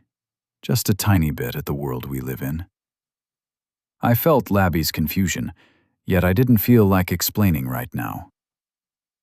"Is there something wrong, Senior?" Yi Liaoshang asked. "No, let's head on," I said, and we headed toward the village head's home. It wasn't particularly hard to find. The home was located near the center of the village, being one of the biggest homes around, with stone foundations laid in. Nothing luxurious, but a good home nonetheless. I noticed a man rushing outside. "Heavens, honorable disciples! If you'd informed of your arrival, this humble servant would have prepared a much more suitable reception for one of your stature," the man, the village head I assumed, said, wiping sweat off his head as he bowed deeply. The man looked to be in his early 50s, not too old, but not young anymore either. "Please, come in, as this one prepares something suitable," the man said, guiding us in. I turned to look to Yi Liaoshang, unsure of whatever courtesy I was supposed to follow. Liaoshang walked in behind the village head, and I followed. Inside was like a reception room. The village head was pouring some tea into 2 cups. I took my seat, much less gracefully compared to Yi Liaoshang, as the village head seated himself, serving us the tea. "I'm Guo Zhou, the head chief of the village of Taizhou," the man said, introducing himself. "This one is Yi Liaoshang, and this is Senior Lu Jie," Liaoshang said, introducing us both. "I'm greatly relieved to see the two of you. The spirits have been getting unruly as time passes, and their presence has unsettled the village. We fear one may make its way in, and without a cultivator around to protect us." The man trailed off, and I nodded grimly. A high realm spirit, and an angry one, could probably wipe the entire village out. "Where is the Qi vein? Has there been any other cultivators who have scouted the vein before?" I asked the village head. "Cultivators arrived when the vein had first been found. It was peaceful for months until recently, when a loud rumbling had come from it, soon followed by the restless spirits in the forest. We feared a bad omen at first, and the rumblings have only gotten worse with time, and spirits are appearing near the village head spoke, lines covering his forehead, and I sensed his anxiety. "Are the wards functioning, village chief? From what this one knows, a village near a spirit vein should have some formations to keep the spirits away," Yi Liaoshang said. "The village does have wards.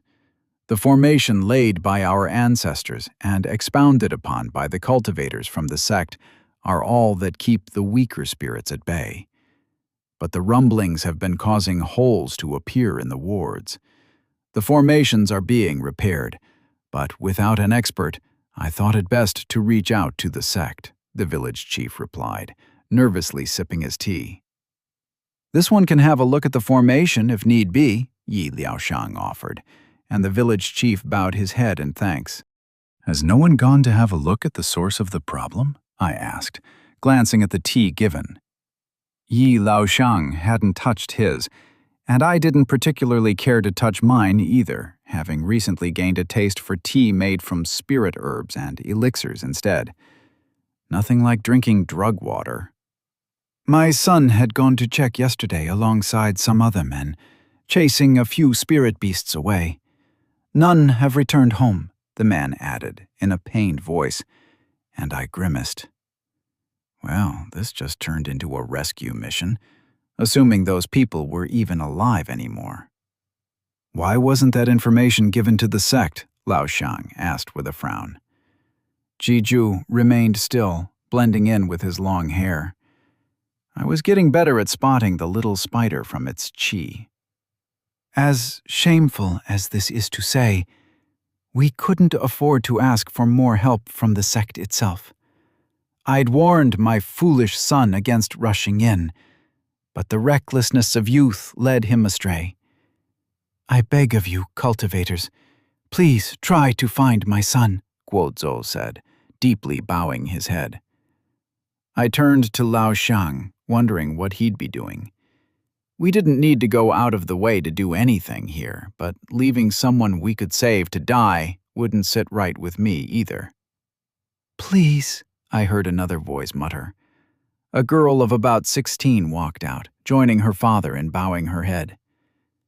"Please bring my brother back." "Yinner, I told you to stay in. Please forgive her interruption," the man said, nervous eyes glancing between us. I sensed fear from the man as he watched the two of us, bringing to bear what he was worried about the second my eyes went to his daughter. A bitter taste filled my mouth.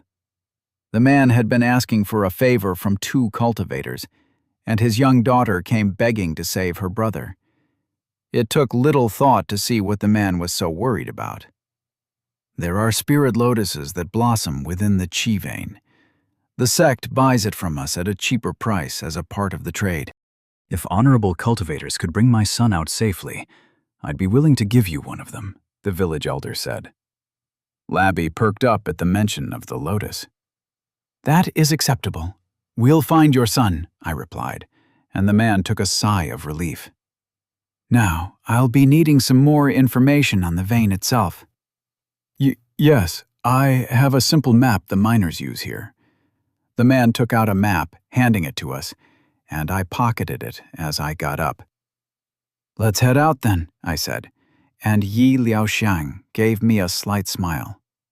"Senior is kind. The task required the lotus collection. The chief had no choice in the matter. This one could tell Senior would have agreed even without the lotus being gifted," the boy sent to me. "Labby's grade master is the kindest," Labby proclaimed proudly to Yi Liaoxiang, and I swear I heard a high-pitched, clicky laughter coming from behind Liaoxiang. I scratched my nose, ignoring the conversation as I walked out of the village head's home and on to our quest. Chapter 31. Spirit Spores. "Labby can sense a lot of chi," Labby exclaimed happily when we arrived near the location of the chi vein. We'd made our way to the forest near Taizhou village, heading straight to our objective. There really wasn't any point in waiting, and the faster we moved, the better chances we had of saving those people. I noticed the various natural flows of chi throughout the forest. Each moment spent in this world brought me more questions about the myriad of things no one had answered before, sitting right in front of our eyes. I let the thoughts go. I'd have time to ponder over the mysteries of the chittering in my room peacefully. But for now, I needed to focus. "Zhezhu thinks the vein is just beyond this thicket," Lao Shang's spirit spoke. "Labby could sense that too. She sensed the chi first," Labby exclaimed back at the spider, crackling with lightning. My little fluff ball of a rat shrank back the moment Zhezhu turned her eyes on Labby. I almost laughed out loud. "This one sees the entrance," Lao Shang spoke, pointing. A large, cavernous entrance in a small hillside within the forest sat in front of our eyes. The entrance leaked torrents of chi, forming currents of flowing chi that spread out into the woods. I could sense many spirit plants growing outside the cavern, yet, curiously enough, none on the inside of the cave. "This one will have a look first," Yi Laoshang spoke up, moving to stand at the entrance. I sensed his chi rustling as a green haze started to form around him. A plume of chi-infused cloud swirled around Laoshang as chi thrummed in his core. Within a few moments, the cloud rushed inside the cavern like a tidal wave of surging chi. I stood behind, waiting silently as I kept my hand near my exploding pills. I had made a simple unlocking mechanism on the holders of the pills that I could detonate at will. It still wasn't nearly safe enough from other cultivators' interference, blowing my own explosives in my face. As a preventive measure, I'd carved a simplistic channel on the container that didn't allow qi to enter as easily until the lid was open. Screeches and thumps picked up, along with the flapping of many wings. Yi Laoshang smoothly stepped back, and I stared in surprise as a black tide of bats swarmed out from the cavern, flying in a mad rush to escape.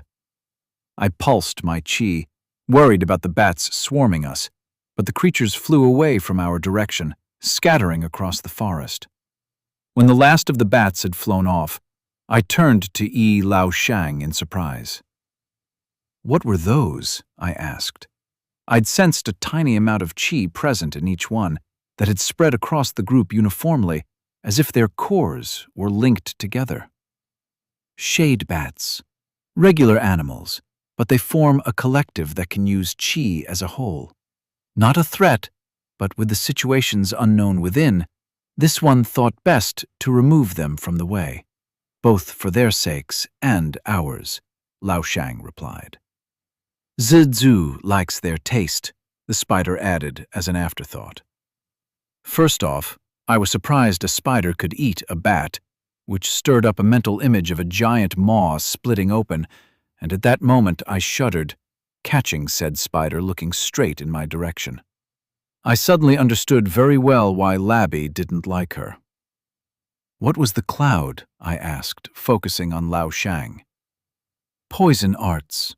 Mildly toxic and enough to get the bats out. It wouldn't kill any of them with the amount this one used," Laoshang replied. "Let us head in, Senior." I followed behind him, my curiosity growing. Poison arts, huh? It fit him for sure, although I wondered how poison would work with qi. Could some specific chemical compounds be manufactured?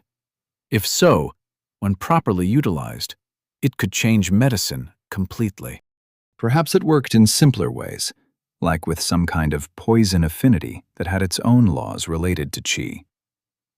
I stewed with my thoughts, keeping half my attention on my surroundings. Another thing I'd found myself capable of after coming here, although doing 2 tasks simultaneously was still fairly tough. The qi levels continued to rise the deeper we went inside the vein. Light dimmed, and I began to notice spots of concentrated qi buried in the ground. Little crystals poked through occasionally, mixed in with the earth in erratic shapes. Not at all like the near-transparent spirit crystals that the refined product was. I could tell why the sect wanted this place. Not only was the qi potent and present in high amounts, it also felt, for a lack of better word, purer. The qi itself more potent, like each breath filled my dantian more than it would have otherwise. Another point to be observed and added to the properties of qi. "What do you think is causing the restless spirit beast?" I asked Lao Xiang as we gradually made our way through. Aside from the bats, I hadn't seen anything. "This one could only guess. Yet if this one had to say, then perhaps it was the rise of a new section of spirit crystals. Enough qi gathered together could cause tremors and disturb the spirits that live within. After a certain point, the air itself would be too heavy with qi for the weaker spirits to breathe in, causing them to move out, and the predators would follow," Lao Xiang said. I raised an eyebrow. That was a more informed opinion than I'd been expecting. "Do you know a lot about animals and stuff by any chance?" I asked. Labby began to crackle with dim lightning as the cavern lights turned extremely dim. I could still see just fine, even with the minimal lightning. Hooray for cultivator bodies. "This one's arts involve the use of poisons, and to do that, one must be aware of the functionalities of the body. This one has been taught medicine as a result of that," Lao Xiang spoke softly, and I suddenly noticed how his footsteps made no sound. Someone trained in medicine, huh? Not to mention poison. Perhaps someone who could look at Su Lin's brother with me. I wasn't comfortable enough to be sharing things like that just yet, though. Su Lin's brother's condition wasn't something I had the right to be sharing either way. But in a hypothetical scenario, I could definitely use someone well-versed in medicine. I was more of a physics nerd than anything else, which was a bit strange considering I was doing alchemy, more of a chemistry focus. Herbology, more than anything, I'd say. But I digress.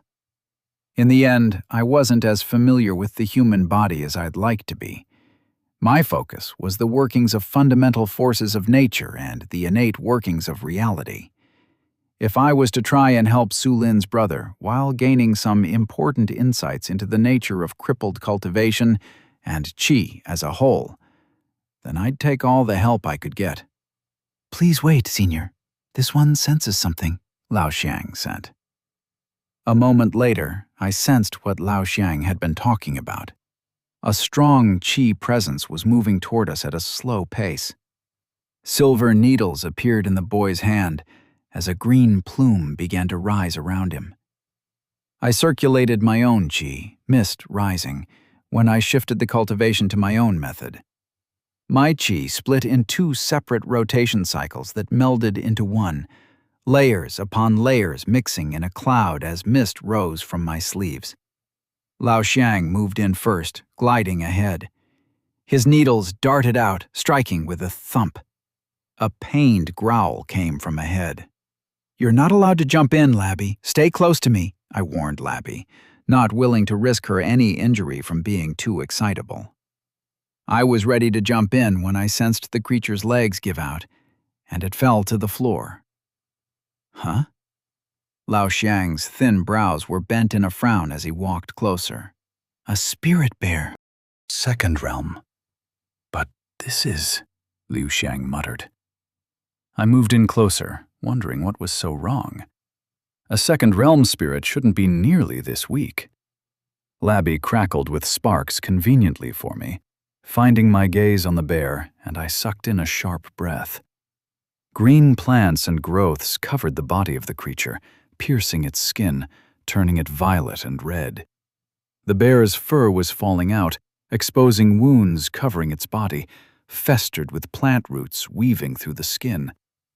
I sensed its qi being sucked into the plant that covered its back all the way to its skull. It was dying, and in an extremely painful way. "Forgive me," Liu Xiang whispered, nearing the bear's mouth. The creature growled, kicking its legs in a last-ditch effort at life. "Shh, it's okay. You can sleep now," Liu Xiang said as his hand gently covered the bear's eyes. The creature relaxed when Liu Xiang's qi pulsed. In a quick, sharp, precise stab, his needle pierced its skull. With a shuddering twitch, the bear took its final breath. I looked away, feeling oddly grim at watching a creature die like that. Taking a moment to settle myself, I walked closer.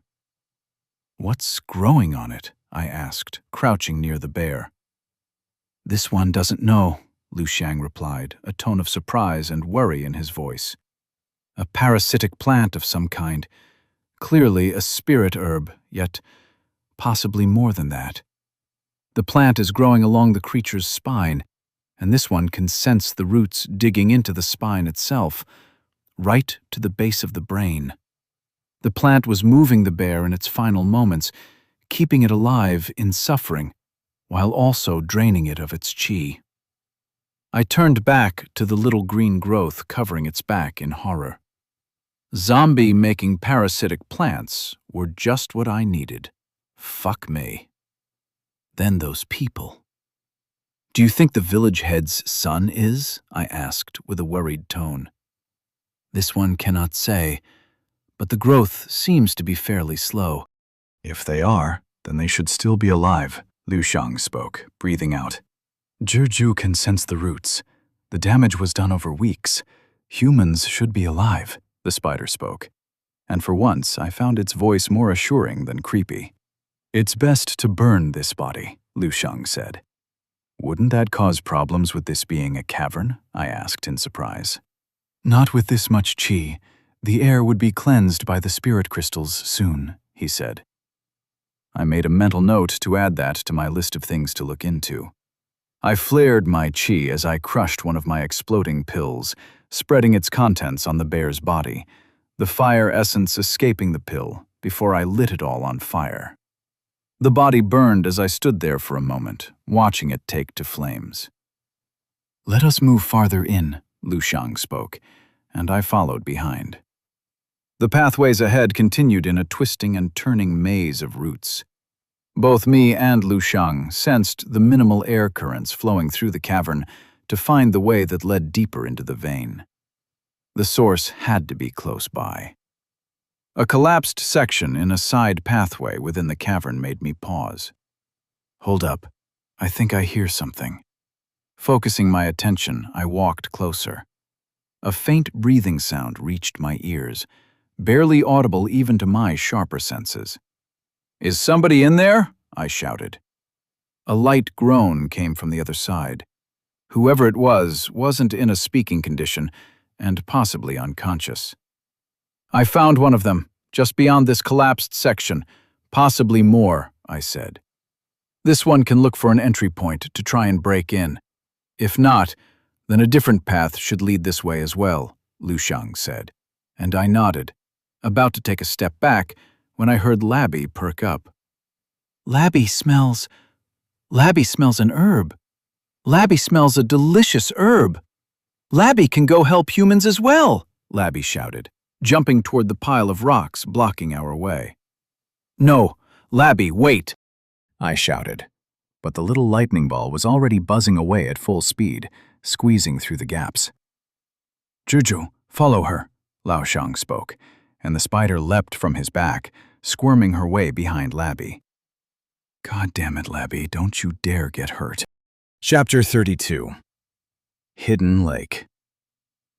"Labby, don't act rashly and stay away from any infected creatures. Call for help if needed, and don't run away like this again. I'll be mad," I sent to Labby, making my voice stern. She was a kid, and I was spoiling her too much. I needed to be more stern before she hurt herself in a reckless stunt like this one. "Labby will take care," she sent back. I felt like a worrying parent. Kids are rough. Bringing my attention back to the pile of rubble and the matter at hand, I didn't like whatever these spirit zombie plants were. I would prefer to quickly get the people stuck inside and head back out. The path looks unapproachable from this side. The rubble could be moved with Senior's help, but the person on the other side would likely be crushed, Lao Sheng said, inspecting the collapsed area. "Zhu tells me the man is alive, but his feet are injured. The spores have also started to take root, but there's minimal infection. Zhu will take care of them by the time we get there," Lao Sheng said. "Great master! Labby can smell a spirit herb up in the lake nearby, and a large amount of qi," Labby exclaimed from the other side. A lake, huh? Perhaps there was an underground stream somewhere. I took a look around the cavern walls, examining the wall formations. The entrance had clearly been mined by humans, but this deep in, the walls were circular, and from what I could tell from a vague article about caves I'd read, these were formed by flowing water carving through the rock over centuries. "There should be a path somewhere," Lao Sheng said, and I followed behind the boy. Corpses of creatures were found on our way back in, taken over by the zombie grass. A purple and white flower bloomed on them, forming a grim sight of nature. A few lizards hissed. Their movements were aggressive, far more so than the bear we'd encountered. Roots grew on their back with disgusting round bumps of skin inflamed by the intrusive plants. I crushed a few beneath my feet, and Liu Xiang took care of each with a precise throw of his needles. The accuracy was almost terrifying. All the more so when coupled with the fact that the needles were layered in a transparent poison I could barely sense with my qi. I bent down and picked up a single stalk of leaf. The zombie plant looked just like any ordinary herb, with 2 green leaves sprouting from its thin white stem that extended in a bundle of roots. Curious, I sent some chi near where I held it, and a light pinching sensation stung my hand. The roots pushed against my skin, trying to pierce through while pulling the chi toward itself. A tiny amount, little by little, started to grow. I stopped the flow of chi, crushing the herb. It was a slight red mark where the root tried to stab me. It took effort to cut myself with a knife now, unless it had been doused with chi. What a single root could do to the villagers had to be quite terrifying. These don't seem like normal spirit herbs. They latch onto chi, and the roots try to suck the source dry. The sect will probably need to be warned about these things before it spreads to humans in the village, I said to Liu Xiang. A plant-based zombie apocalypse was the last thing I needed to be dealing with. Have you encountered this kind of plant before? I asked Liu Xiang, wondering if the boy knew something. Nothing I'd read referred to such a kind of plant, or even made mentions of parasitic spirit herbs. It didn't surprise me they existed, but I was surprised they weren't documented. Either that, or those documents were outside the reach of an outer disciple like me. This one has heard of man-eating plants and other such creatures, but the abominations were mostly found deep within the ground, near corrupted lands with a high concentration of miasma and goo. This one hasn't heard of any parasitic plants like these that dwell on the surface, Liu Xiang replied. I quirked my eyebrows. This was the first I'd heard mention of miasma being found in deeper layers. The only mention I'd come across were of the tribalistic blood rituals and death arts the barbarians from outside the empire used to wage war and ensue chaos. Naturally, the use of any art involving such was frowned upon, although very similar forms of techniques could be observed in the sect library. The empire wasn't above hypocrisy either.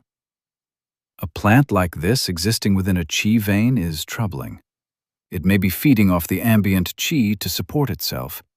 There would likely be a need for a thorough cleansing of the area and a deeper dive into the vein to see if any branches lead into miasma-filled caverns, Liu Xiang said with a strained voice, a frown covering his face. We need to hurry, Senior. Zhu just found something troublesome and... His voice cut off, interrupted by Labby's voice echoing in my mind. Great Master, Labby thinks she might be in trouble. Labby's chi pulsed as arcs of lightning coursed across her body.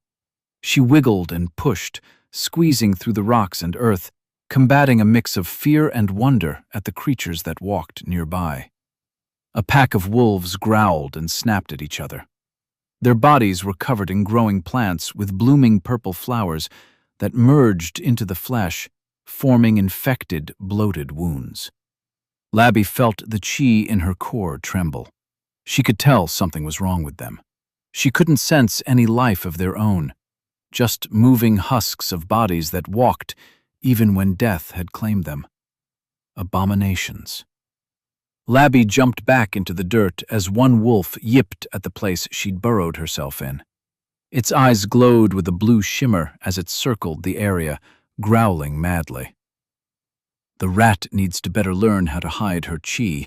Labby turned to the spider near her, sitting calmly as its mandibles clicked. Labby could feel its chi, like a mixture of herbs, similar to her master, yet this one was anything but delicious. The chi made her spirit rise, generating a primal fear she'd forgotten ever since she'd gained her name. The wolves continued to bite at the gap she hid in, trying to grab her. She attempted to pull her chi inward, but to no avail. There wasn't any space in her core for more chi, or she would have already grown it in size. You need to let go of your chi and stop pushing out into the world. Confine the chi that is within your core. Cut off the rest. Labby didn't need to be taught by some spider. She would learn from her great master. Yet another bite coupled with a growl had Labby reconsidering her choices. The spider's presence was hidden well, with its chi gone from the outside. If the other spirit could do it, then so could she. She had to be the best spirit for her great master. She couldn't bring him shame. Labby began to focus on her core. Chi pulsed and moved in patterns unknown. A cycle just like the numbers, the moon and the sun, and the movement of the stars. This, too, had a rhythm it followed. Labby watched the moving chi as it formed in her core with each breath she took, replenishing the constant leak of chi that emanated from her body. A cycle, accompanied by her breath, tied to the beating of her heart. She had to break that cycle. Labby cut off the moving cycle of chi that traveled from her core outward into her body. She restrained her cycle, stopping its motion. Her chi remained within her core, holding it with a tight grip, keeping the cycle from resuming again. It was uncomfortable to hold, but she could manage it. "The little rat can do more than Jiju thought," the spider said. Labby smirked, almost breaking her suppressed chi. "Let us move out of this path. Jiju can sense more humans nearby." "What about that stuck human?" Labby asked as she moved through the rocks. "Zhizhu has already informed Yi Liushang. He'll come take care of the human before the wolves get there. Zhizhu and the little rat can also distract the wolves away from the humans if need be," the spider spoke. Labby gave it some thought before agreeing. She could run away from the scary wolves, and she was strong now. Her great master would be proud if she could save all the humans. And she could eat the lotus if she found it. Just one bite. "Labby agrees. We should go save the humans," Labby exclaimed. Filled with new determination, she made her way ahead. I ran ahead, rushing through the caverns at high speeds as I traced the flow of the chi in the air. Yi Liushang ran beside me with a similarly concerned expression. I hadn't heard much from Labby before her voice faded. Concern filled my heart, but I could sense she was alive and didn't have any serious injuries. The cavern walls led to an entrance into a wider section spreading out in a circular area. The chi heavily saturated the air, and my ears buzzed from the density. "There, near the wall," Yi Liushang spoke, pointing as he ran ahead. Within a few moments, I spotted a man stuck near the collapsed section. Liushang crouched, inspecting the man. "Where are you, Labby?" I sent to Labby, scanning the area. "Labby is saving the humans," she sent back, before her voice faded once more. I frowned, trying to reach back, but the link wavered, the chi density of the air disrupting it. God damn it. "Is the guy alive?" I asked Liushang. "Yes, this one is removing the plants. There's some injuries on his leg, but this one can take care of them." I let Liushang work as I scouted the area, trying to keep a lookout for any other humans. The walls were curved in a dome, and trickling water flowed beneath the earth. Little plants and ferns grew from the walls and the floor, and I could sense hints of chi present in them. A growl drew my attention away from the spirit plants as I noticed a group of creatures moving toward us. "Spirit wolves, infected, second realm all," I said, circulating my chi as Liushang moved up beside me. Taking a glance at the boy, we both rushed in together as the wolves leap. I flared my chi, letting my pathways fill as I struck out with my fists. The movements came surprisingly naturally to me, shifting my weight over with the strike. I pulsed my chi, gathering it at my core before I let it flow in a singular blast like a pressured valve being opened. My fist struck the wolf's skull, tearing through it, and the creature was splattered in a mess of dark blood. Teeth sank into my shoulder as another wolf leapt at me from behind. A shudder had the creature twitch, and I noticed a silver needle stuck in its skull. The wolf kept biting anyway. "This one's arts are ineffective on these creatures. Moving corpses do not react to this one's poison arts," Liushang said, slashing through the packs that continued to nip at him. Taking a deep breath in, I let all my qi gather together, splitting it in 2 circular channels. The essence of the world swirled with my qi as I formed a raging torrent. I grabbed the exploding pills from my belt. Qi swirled around me in a torrent as more and more wolves began to leap at me. I threw the exploding pills at one of the wolves and flexed my qi. Fire spread in a swirling inferno, and I took the opportunity to expel my qi outward in a wave, focusing it toward the surface of the ground. A qi pressure difference was formed as the flame essence spread. I sensed a torrent of qi swirling as the fires from the pills began to form a rising pillar. Hurriedly, I jumped back as the fire began to expand, the swirling pillar of death now pulling creatures within itself, tearing through the wolves. Growls and yips rang out as fire ate through the herbs and the wolves' bodies alike. The inferno raged with a bright light before it fizzled out into nothing, running out of qi. Yi Liuxiang carried the injured man on his shoulder, surprise evident on his face. The expression was quickly masked when he noticed my gaze. I walked away, not looking at the charred corpses I'd left behind. I was about to check in on the man when I heard Labby shout, "Labby found the Lotus Master! Oh, and the humans too!" "Do not eat it! Where are you, Labby? Did you—" My words got cut off as a tremor shook the cave. A wave of qi burst from farther in, accompanied by a loud rumbling roar that made the qi tremble. A presence spread through the cavern, like a vast body of water surging out into the world, washing everything away. The presence was massive, larger than all but the Elder's presence. Yet this wasn't held back like the Elder, crushing me underneath it. I dashed in the direction of the qi. What the hell did you do now, Labby? Chapter 33. Root of the Roots. A dark, sprawling section spread out in front of Labby, the narrow cavern tunnels and walls expanding into a hollowed dome. Labby sniffed the air. Waves upon waves crested across a lake lying in the middle of the cavern. Large amounts of qi swirled beneath the surface of the water, vibrating with power as the waves of qi spread outward. A rock-like island stood at the center of the lake, oddly circular and uniform in shape and covered in odd plants. At the heart of the island was the largest spirit flower she'd ever seen before. It brimmed with qi, drawing her toward it. "Something lies beneath the surface. The parasitic plants are spreading from the little island in the lake," the spider spoke to Labby. She flicked her ears, focused on the rumbling waves. "Labby needs to get there somehow. Labby wants, no, her great master wants the lotus," Labby exclaimed, her tail moving happily behind her, having found the beautiful flower blossoming with potent qi. Thoughts of feasting on the delightful treat filled Labby's mind, biting into the scrumptious leaves as the qi filled her core. "The little rat needs to be less greedy. The humans need help." Labby sniffed the air, taking one last look at the lotus before she pushed her desires back.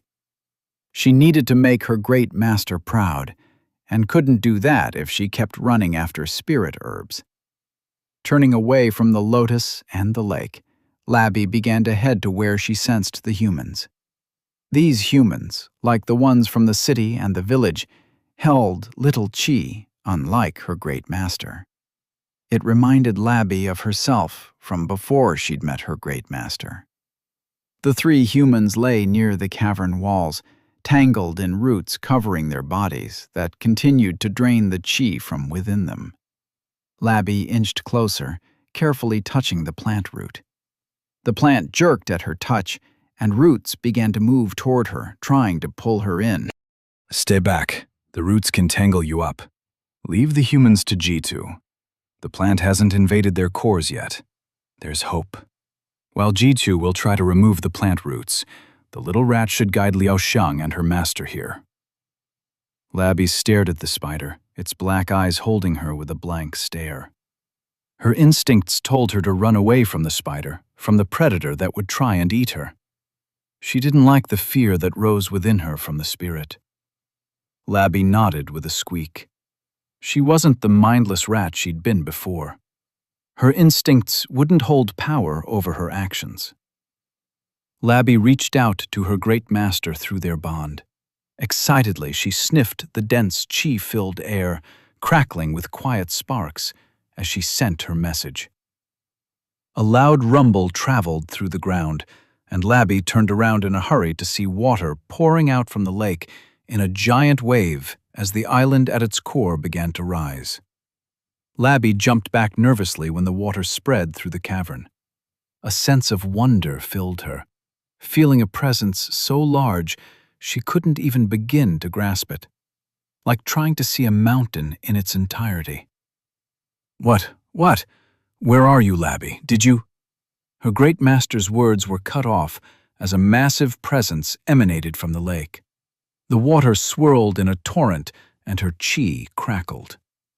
Labby started when two giant legs emerged from beneath the lake, attached to a massive creature. A loud, rumbling voice that shook the walls bellowed through the creature's mouth as it walked, displacing the water in a tidal wave. Labby's eyes went to the flower, her lightning crackling around her. She had to get the flower. Rumbles echoed through the dark cave, and a cacophony of sounds screeched and chittered all over in a dissonant hum. Rushing in Labby's direction, the ground shook beneath my feet. "What's happening, Labby?" I asked through our bond, receiving a mix of confusion and surprise. "Great Master, the island stood up on its legs." The words almost made me stumble, and even though I knew Labby couldn't see me, I gave her the most shocked look I could manage. "The what? Did what now?" "The island with the pretty flowers stood up, Master. It even has a mouth, and the bad plants are all coming from it." I felt like rubbing my head to check if I was hearing things right. A moving island woke up and started screaming. I wished I could laugh at that, but knowing this world and the fact that I was currently talking to a lightning-shooting rat only made me grimace. "They found the source of the plants, alongside a moving island," I said to Lu Shang. "A moving island?"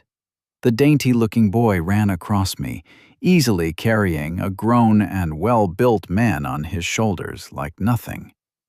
Another loud, rumbling roar refocused my attention. The path ahead soon led to a gap within the walls that brought us into a dark, open, circular area. I rushed my way, and finding soft grass touching my feet. Vegetation covered the walls and the ground, little purple flowers blooming all around in the wide expanse filled with chi. I didn't get a chance to look around for more than a second, as a massive creature moved within the giant lake at the center of the cave. This was totally a boss arena, wasn't it? I cursed under my breath. The massive turtle rumbled, its back covered in thick roots that pierced its shell. Tremors hit the cave at each movement of its body, and it occurred to me what the source of disturbance had been within the chi vein. A pure white flower grew at the center of all the roots, with deep purple stripes running through it. The creature kicked, sending a wave of water as I rushed for the unconscious group of people.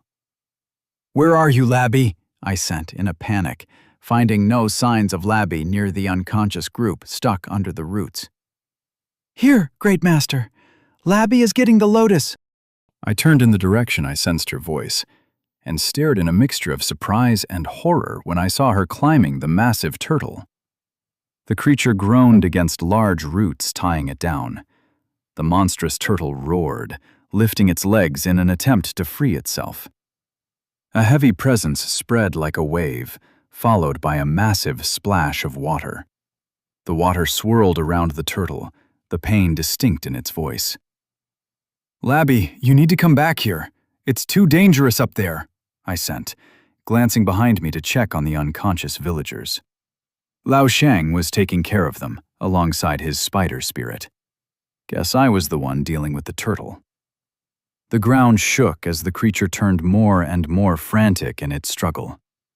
With that size, the turtle had to weigh tons. Just a light kick would have me splattered in a slimy pool of meat and blood, despite my cultivation. Labby is all right. She can see the lotus.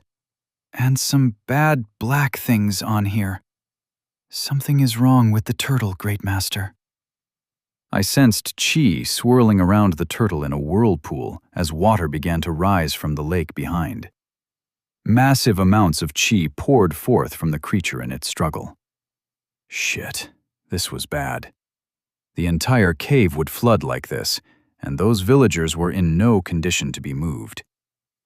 My panic started to swell, every sense bombarded in a noisy, incoherent fog. I needed to do something quickly.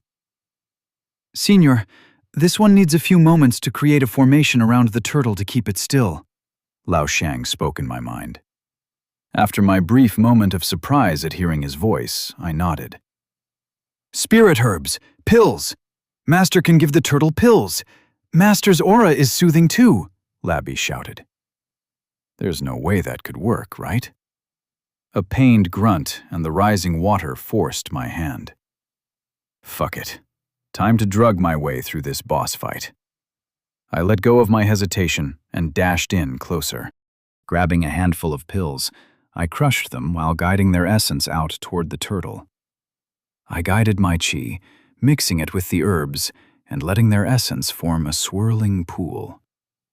The creature's massive nostrils twitched, and its struggles started to slow.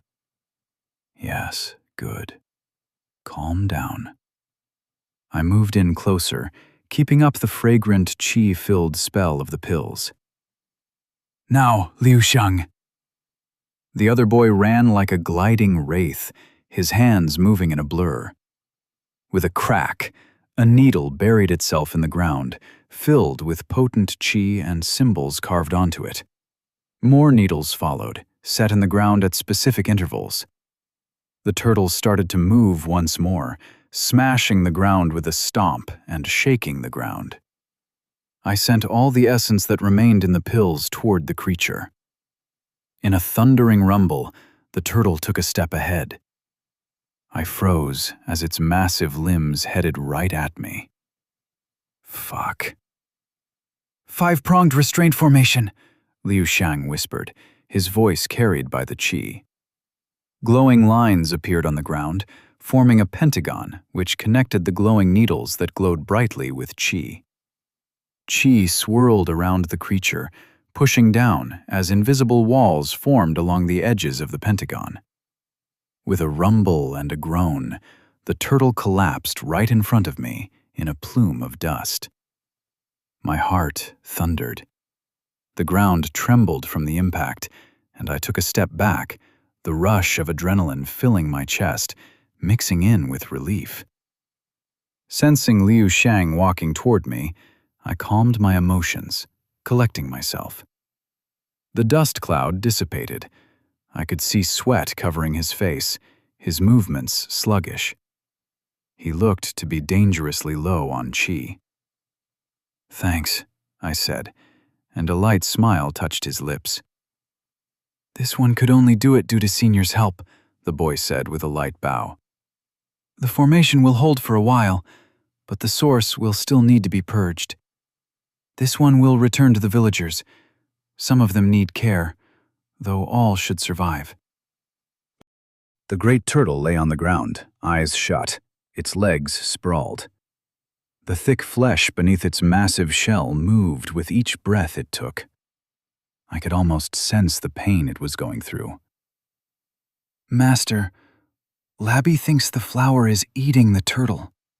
There's something black forming under it, and Labby doesn't like it. The chi behaves strangely around it." I sensed Labby's confusion mixed with apprehension. I checked the formation to make sure I could come out of it before heading in. I grabbed onto the thick roots, deflecting any with my chi that tried to burrow through my skin as I climbed over the massive turtle. With a light jump, I leapt through the air and up above. "You need to stop rushing ahead like this," I told Labby, grunting as I set myself up in the thick and overgrown shell. There were cracks from where the roots were digging into the turtle. With how overgrown the area was, the turtle must have been in this condition for a long time now. "Where is it, Labby?" I asked when she climbed on my back and up to my shoulder. "The flower is beneath it. There's dark things that the chi burns through," she replied. At the center, the flower glowed with a dim light, its appearance tantalizing, and a sweet fragrance emanated from it. Striking purple stripes ran across the soft petals, which rustled in an unseen breeze. I was being drawn to it.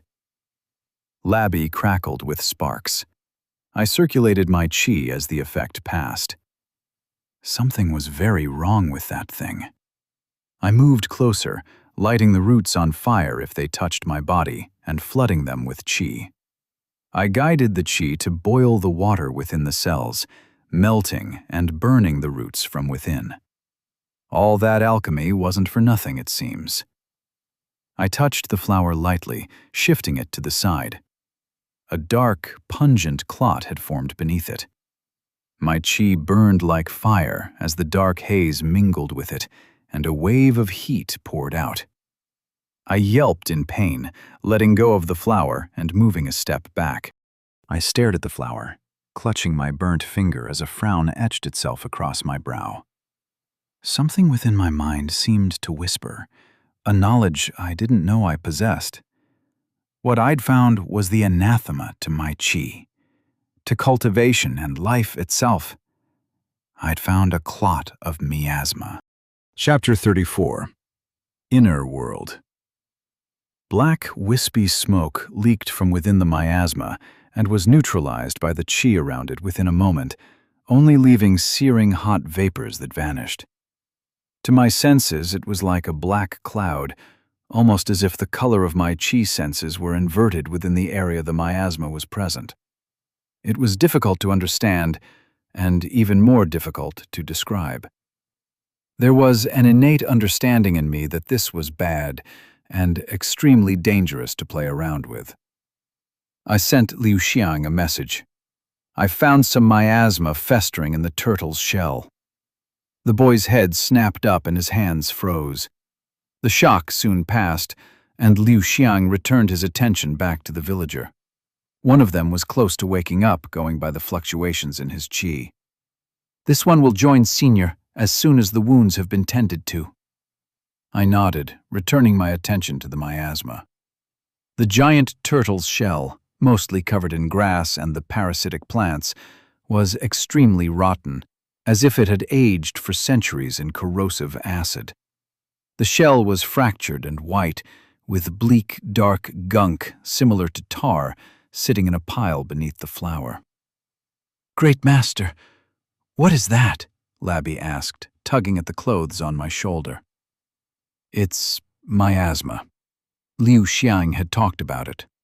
"It's dangerous, so don't get close to it. It eats at your chi." Which is exactly what the plant was doing.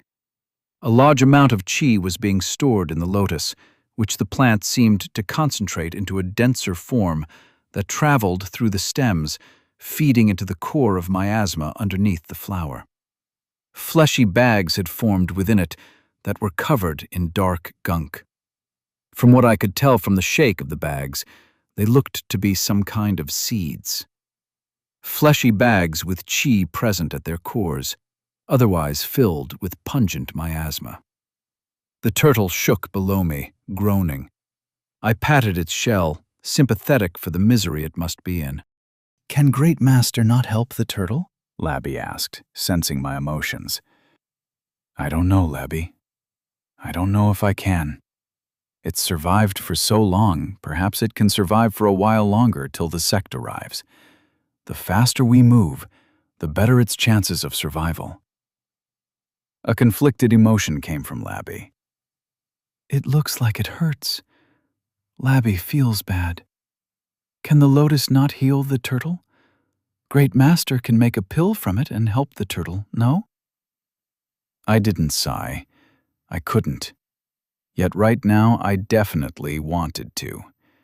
I kicked away the roots, trying to bite into my ankle, and jumped down from the turtle with a light splash. I walked around to the side, making my way up to where it lay on the ground, breathing lightly. The look of an animal who accepted its imminent death. I put my hand near its mouth. The turtle's skin was thick and rough. By its size alone, I could only wonder how old it was, and how its body even functioned. A marvel of nature, and what was possible in this world of magic. The turtle shifted slightly, its nostrils flaring. Its eyes opened slightly, a white, transparent eyelid revealing green and black eyes underneath. I felt the chi within its body.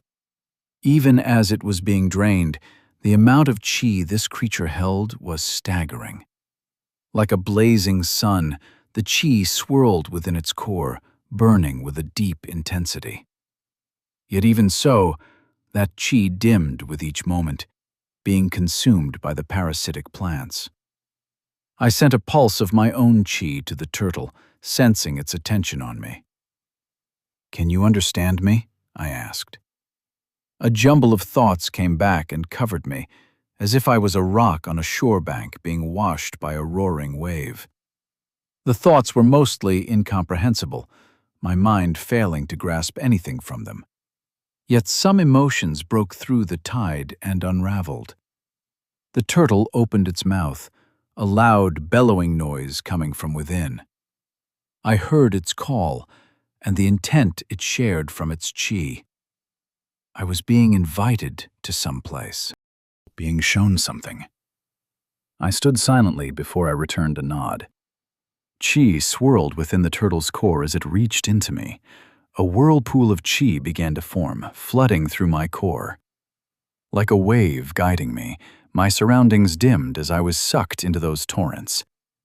I blinked, now standing in what I could only describe as emptiness. A void that had been torn into the world. There was a cliff farther ahead where a calm lake floated in the center of the void. A lush grove surrounded it, filled with life and chi.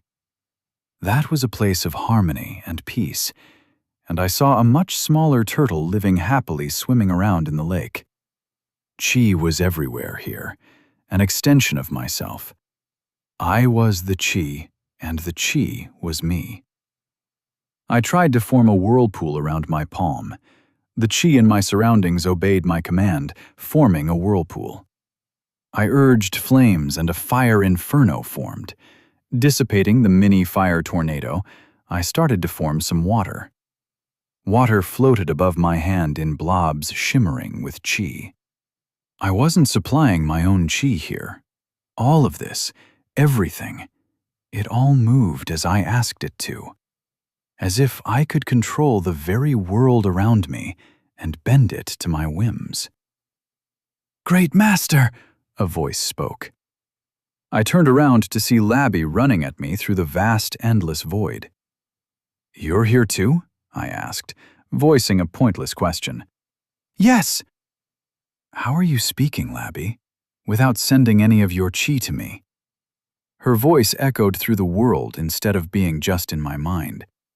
There was a different tone to it as well, like her voice had somehow subtly changed. "Oh, Labby doesn't know. Labby is just talking," she replied.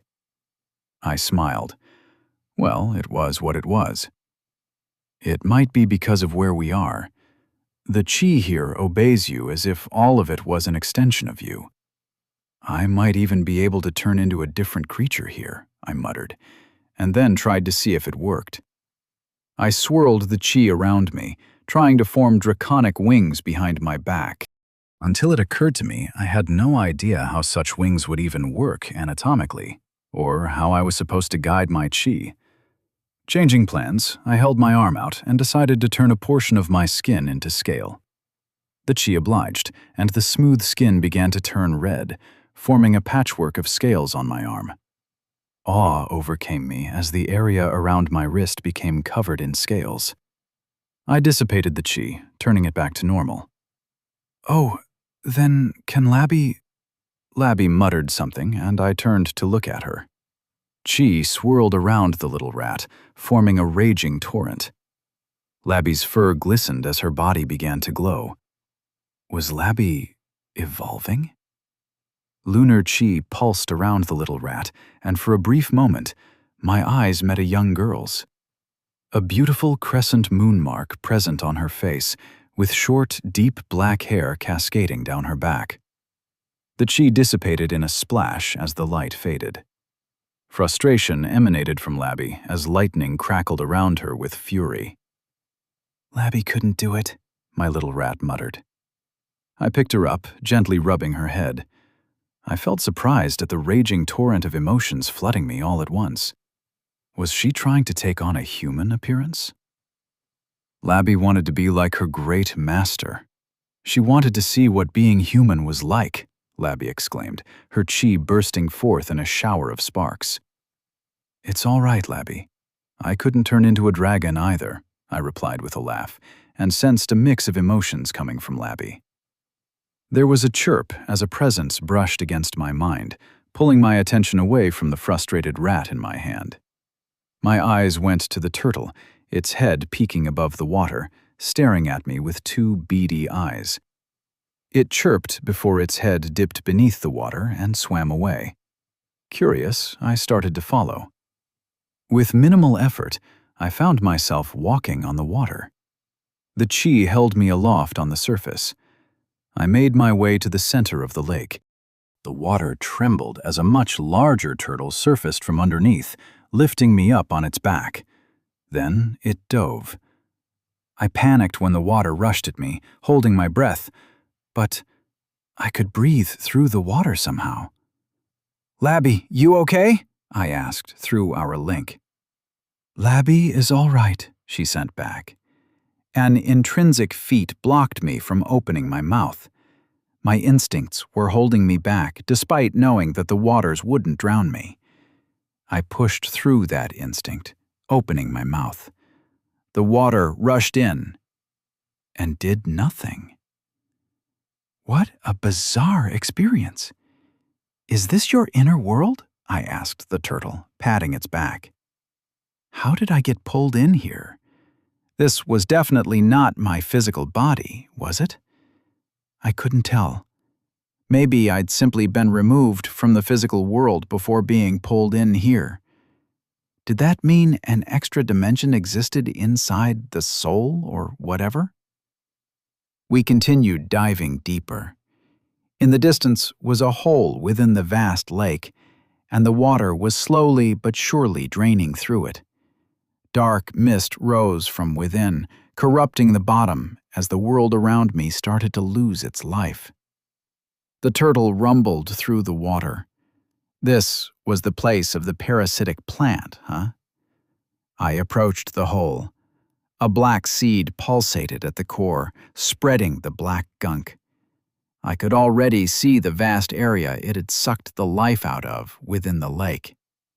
When I attempted to shift the earth around the gap with my chi to close it, or have the seed pop up by heating it from the inside, something held me back.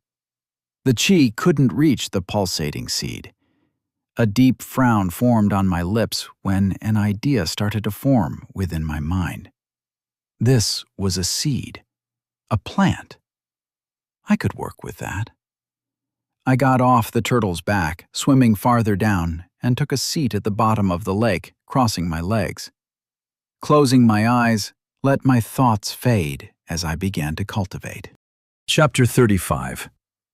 A New Companion. Chi cycled, first in a single cycle, then in two. The essence of the world stirred, moving as if I was a part of the world itself. There was something different in this place. Unlike how I normally needed to hold chi in my dantian and could only use my chi, the chi here moved to my will, even when not within my dantian. The world around me became a part of my circulation. Two circles, one into the other, perpetually chasing an eternal cycle as they continued to suck more and more into themselves. The world pulsed in tune with my qi. I reached out to that intangible mass of qi I'd felt when forming my spirit herb garden. A vast array of qi channels lit up in my senses. My senses expanded as I became a part of the world around me. It was a surreal experience, even more so than what I'd been facing so far.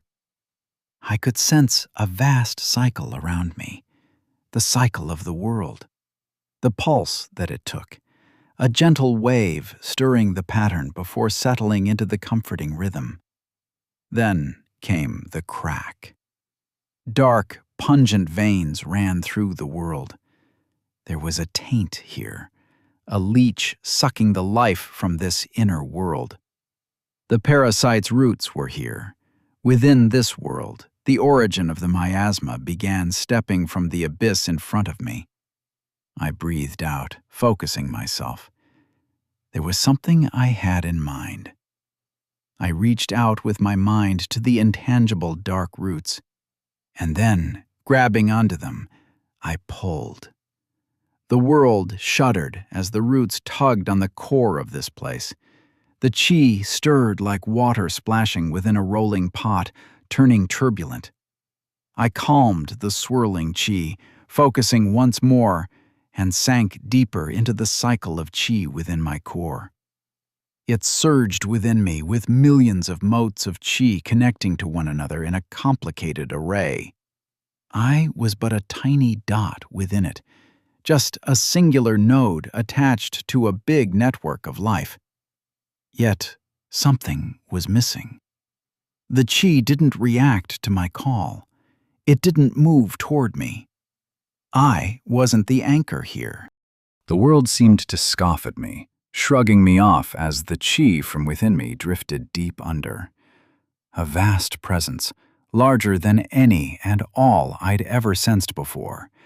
An all-encompassing presence, covering all under the sky in its embrace. The essence swirled around me. It churned, moved, and twisted. It was arrogant to think I would be the center of this vast network of life. This world was like a living, breathing array of qi moving within a cycle of its own. All I had was a mimicry, a copy of something far larger, something I'd found here in nature today. I stopped trying to be the anchor. This wasn't my world. This was someone else's, and I had to work accordingly. Letting the qi swirl and move, I allowed myself become a part of the world.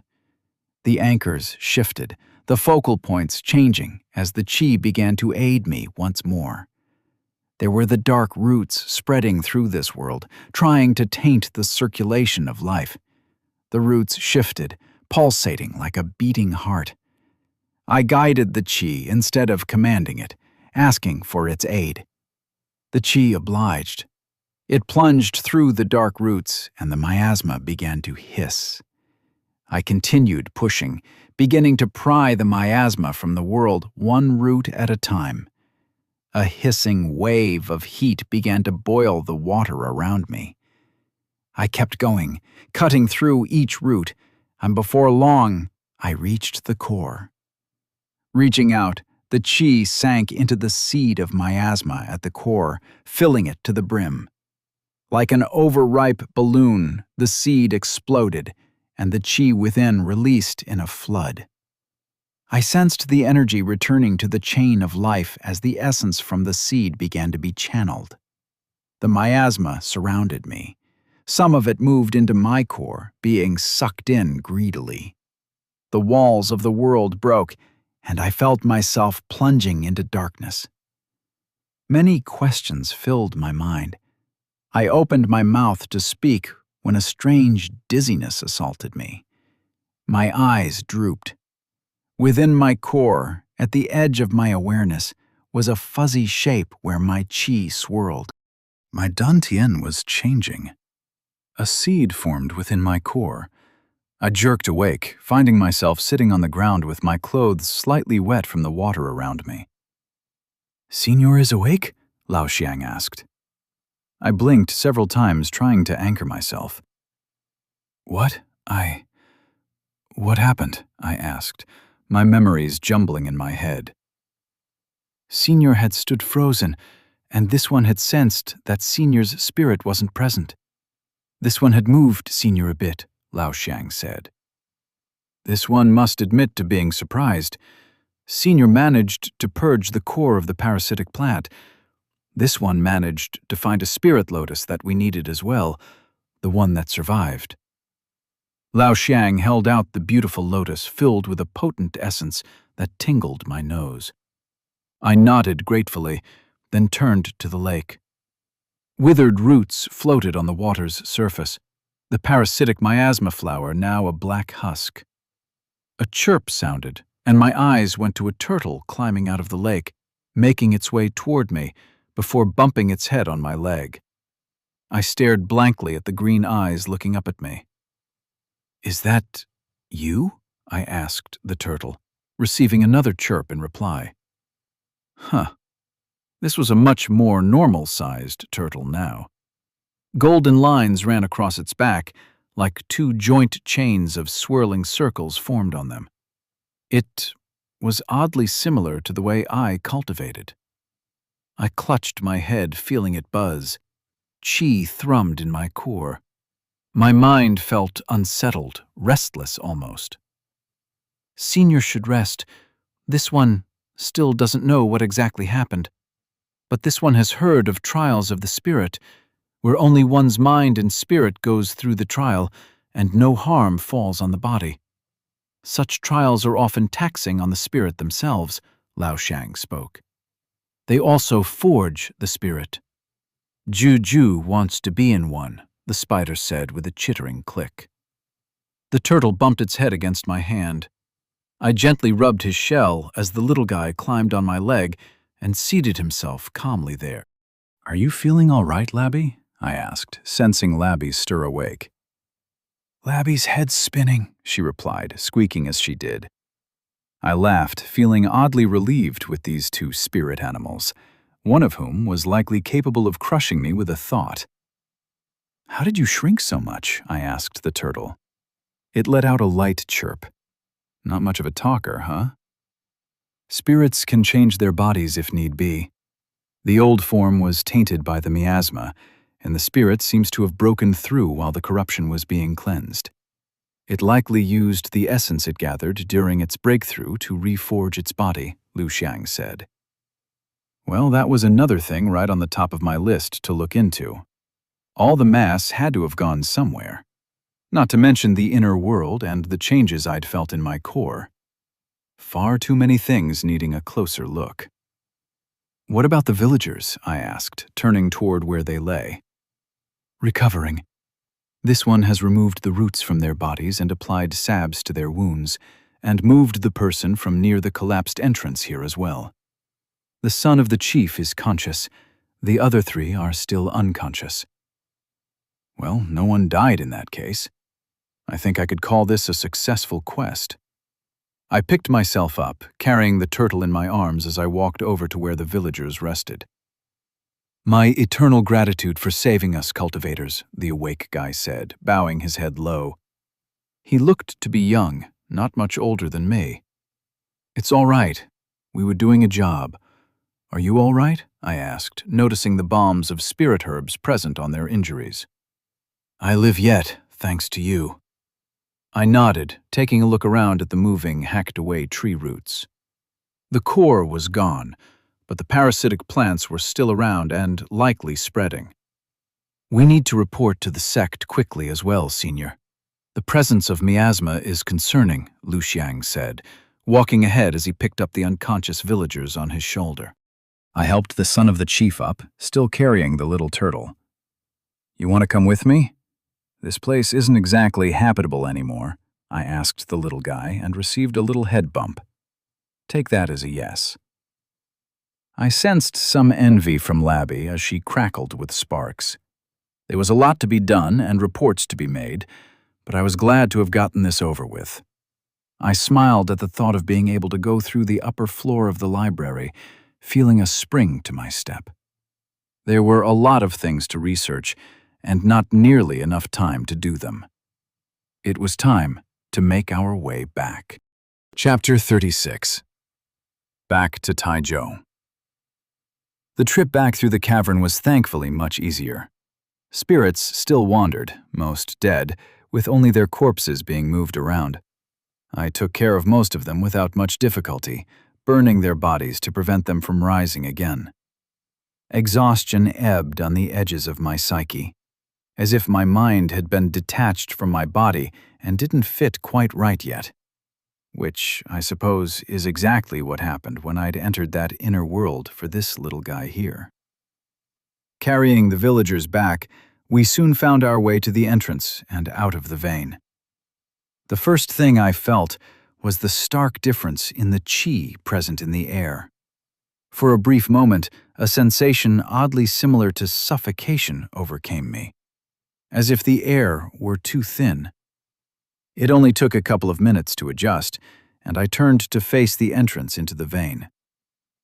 What are we going to do about this while the sect arrives? Any one of those creatures reaching the village would be catastrophic, I said. A frown covered Liao Shang's face as he regarded the cavern entrance. Perhaps this one and Xianxia can seal off the entrance for now. The sect would not be sending disciples when being made aware of the miasma and the plant, and they should be easily capable of clearing the way back in. That sounds like a plan then, I replied, putting the turtle down. The little guy remained seated near my feet with a calm look. Guess I had my second spirit animal now. Just 149 more to go before I catch 'em all. I pulled my sleeves up as Liao Shang carefully set the unconscious villagers at the base of a tree, the village chief's son taking a seat as well, his eyes drooping. After all the exertion and stress he must have gone through, I was surprised he had any energy left. The two of us walked toward the entrance of the vein, and I looked around for any convenient-sized boulders present. Luck didn't favor me that much, and I resolved myself to punch my way through this problem like a true cultivator. Lu Jie would have been proud. This one will help dislodge the rocks, Lao Shang said as needles appeared in his hands in a flash. Did he pick up the needles from the formation, or did he just have hundreds of them under those robes? No way, right? I let the thoughts fade. With a sharp crack, Lao Shang's needles pierced through the cavern wall. 7 needles were jabbed one after the other, the last one sending a neat crack across the rock. I prepared myself, gathering my qi as I took a breath. Time to do some superhuman kung fu moves. I flooded my body with qi, leaping up. My foot kicked off the right side of a protruding section, and I twisted around, shifting my weight as I sent a pulse of qi traveling through my hand right at the moment of impact. Like a piston slamming a hard metallic surface, the rock shuddered, sending cracks across the wall. I hurriedly jabbed my finger in one of the gaps before kicking off the breaking section and away from the falling pile of rocks. With a rumble, the section above the cavern collapsed, Lao Shang sending needles as needed to aid the crumbling rocks. With a rising dust cloud, the entrance sealed itself. I dusted my hands, feeling pretty impressed at the superhuman maneuvers I'd pulled off. I was pretty sure I'd jumped around 10 feet in the air right there. Only Lao Shang's needles were all in there. How are you going to get your needles back? Silvery needles floated through the air and into Lao Shang's hand. The boy gave me a light smile, his long black hair freed of its silver pin and flowing behind him. Well, that was cool as fuck. Leaving my fantasies of flying needles that returned at my call behind, and trying to ignore that I already had the lightning part figured out with Labby, I walked back to the villagers and the little turtle sitting nearby. What should we be doing with him? Or her, I guess. I wasn't going to make the same mistake twice. It's a he, Zichu can tell from its qi, the spider helpfully said. The sect would likely need to be informed that the spirit had been tainted by miasma. If the senior hadn't helped, the spirit likely would have died from the miasma in its body. Even with a new form, the risk of miasma would have no cultivator bonding with such a spirit, Liu Xiang said, glancing at the little turtle, who stared back, its mouth curved upward as if in a smile. Likely just the shape of its mouth on default, but I still found it extremely adorable. It is a wild spirit at a high level of cultivation, extremely difficult to bond to.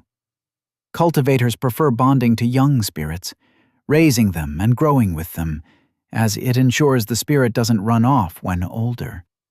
It is often why human-bound spirits tend to take a human appearance through their cultivation. Jiju won't. Jiju's form is practical for its purposes, and she doesn't need clumsy arms, the spider spoke. I felt a strange envy coming from Labby. Although this one seems to be following Senior, so Senior may be able to keep it, Liu Xiang added. Well, I'd already decided I'd be talking with you, but do you want to stick around with me as a spirit, little big guy? I asked the little turtle. Its green eyes stared right at me, its head turning sideways. Chirp! Guess that was as much an answer as I needed. I think I'll call you Sheldon, I said, picking the cute little baby up and receiving another chirp. Terrifying monsters looked a lot more adorable when you could hold them in your hands. I patted its shell, a blend of delicate brown and green mixed with striking colors of gold. I couldn't sense its realm at all, almost as if its presence had vanished completely. There was something strange going on with this turtle, and with my cultivation. The inner world of this guy was another thing I really needed to look into more, alongside miasma. Many new questions had arrived, with many new possibilities on what Qi could be, and I was excited to explore all of them.